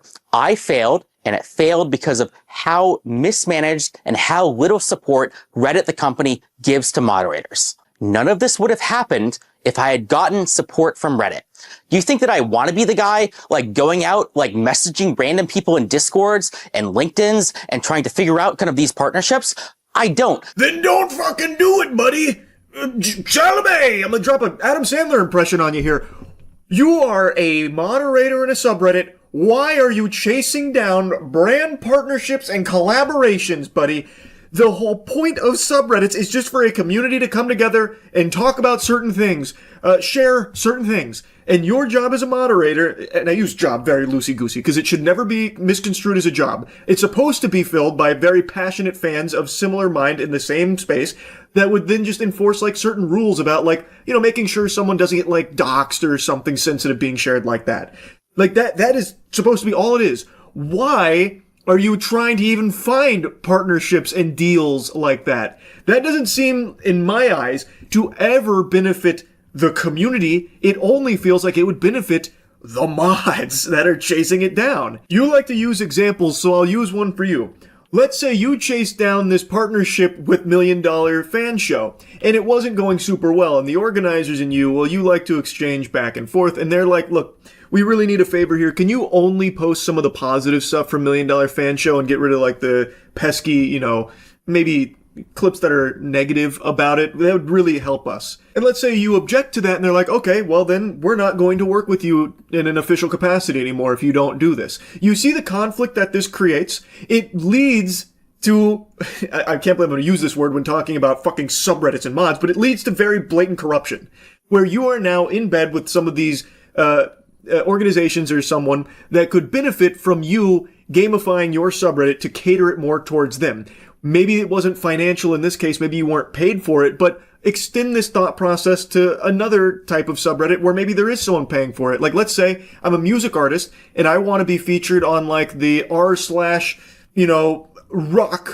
hard rock subreddit, and I want to make sure my single gets out there. So I reach out to a mod and like, hey, look, I'll pay you some money if you can try and like boost this up a little bit. And this is something that I've read reports of happening in the past, and I think you would agree that that's a problem, right? Now imagine if those mods are also chasing down other artists like, hey, I see your Spotify streams are a little low. If you toss us a little money here, we can use our subreddit and the influence of it to try and boost it up a little bit higher. That's not a good thing. If Reddit had offered me partnerships, if Reddit had pipelines to connect with kind of major companies, if Reddit had lawyers that were helping me, like reading over these contracts, reading over these agreements, none of these very real mistakes that I made would have happened. Reddit needs to be professionalized, and it starts with the mods. This is going to be controversial, but the people who are running your multi-billion-dollar website are unqualified nobodies like me. That doesn't mean it's my fault or their fault. It's your fault, Spez. Damn, what a mic drop. Brother, there are no qualifications to be a Reddit mod. That is a position that the community is supposed to like decide upon, like, hey, here's our rules, and here's who we would like to enforce them, and that's it. It should never be this deep. I just don't understand why he can't grasp, and maybe he can, and he's just pretending not to, the concept that if you have mods that are financially incentivized to work with brands in collaboration with them to use the community for their collaborators' purpose, you now have a very disingenuous subreddit that is very easily influenced based on who is paying for it. That should be a very clear conflict, a very obvious issue. It should be pretty obvious why Reddit wouldn't want to invest in a suite of resources like lawyers and brand ambassadors for Reddit mods to look over contracts and shit for Reddit mods securing deals to sell out their subreddit. That's not a good thing. That means access to anything that like a talent manager would give an actual celebrity. So an access to a bounty board or ad deals or lawyers or event organizers or professionals or anything that actually matters. To you, personally, actually matters to just you. The guy who is benefiting from the ad deals and brand partnerships and shit. That does nothing for the community you are supposed to be moderating for, brother. What are you not understanding there? Like, he is only arguing to help himself under the guise of it being to grow his subreddit. It only grows you, man. To summarize, Reddit moderators should be treated like celebrities or influencers, not because they deserve respect or anything, but because they actually have real power and influence. I mean, if not for the world, at least over your $50 billion company, maybe if you gave them actual support, it could go from 50 billion to 100 billion. I mean, it certainly deserves to be that high up for how much traffic Reddit gets. Yes, a high-level financial growth strategy here. The way to double your company is by spending resources to connect your subreddit moderators with talent managers that will chase down brand deals for them. So that way they can feel like a celebrity and I guess cash in on their mod status. Yeah, I'm really seeing the line now. The pieces of the puzzle are coming together nicely. I get it. True to the community, Spez and Reddit, they're almost certainly not going to fix any of this. All of this is up to us to solve. He then tries to address the community about, like, this problem, and I really don't even understand the problem he's trying to portray here, because all he keeps hammering home is that he is a top moderator, wasn't given enough resources like lawyers, and he wasn't treated like a celebrity enough, and he didn't have the ability to chase down brand deals, which led to him making a poor decision here with the $1 million fan show. How is that a problem that the community, like, would rally behind, man? You just shouldn't have done it in the first place. Reddit shouldn't be a platform where mods are selling out big communities for the sake of brand deals. I don't see a whole lot of community support coming for that kind of message. He keeps presenting it as a problem, but actually I think this video demonstrates exactly why Reddit made the right call removing him from his position. Like, I don't know how he's not seeing that. To solve all of the problems that I have laid out, we will create tools and resources so good, so useful, that everybody will have to work with us. Think talent agency, but for subreddits. You have the big ideas, you have the vision, you have the crazy cool things that you want to do, and we handle the logistics. Materially, that means connections to major companies, partnerships, doing AMAs, running events, doing mod recruitment, cross-collaboration with other relevant subreddits, that kind of stuff. He then pitches his new thing here, which a talent agency for subreddit mods, I guess. I don't want to get into it. I've been yapping about this for so long. It's just, this video blew my mind that he would actually post something like this. Again, I do actually feel bad for him because this is clearly a position that meant a lot to him, and I'm wishing him the best going forward now without his, sheriff badge of LSF. But I do not think a talent agency for mods is the right path. But, I'm not his dad. He can do what he wants. It's just, this was a mind-boggling adventure watching this one. Anyway, that's really about it. See ya.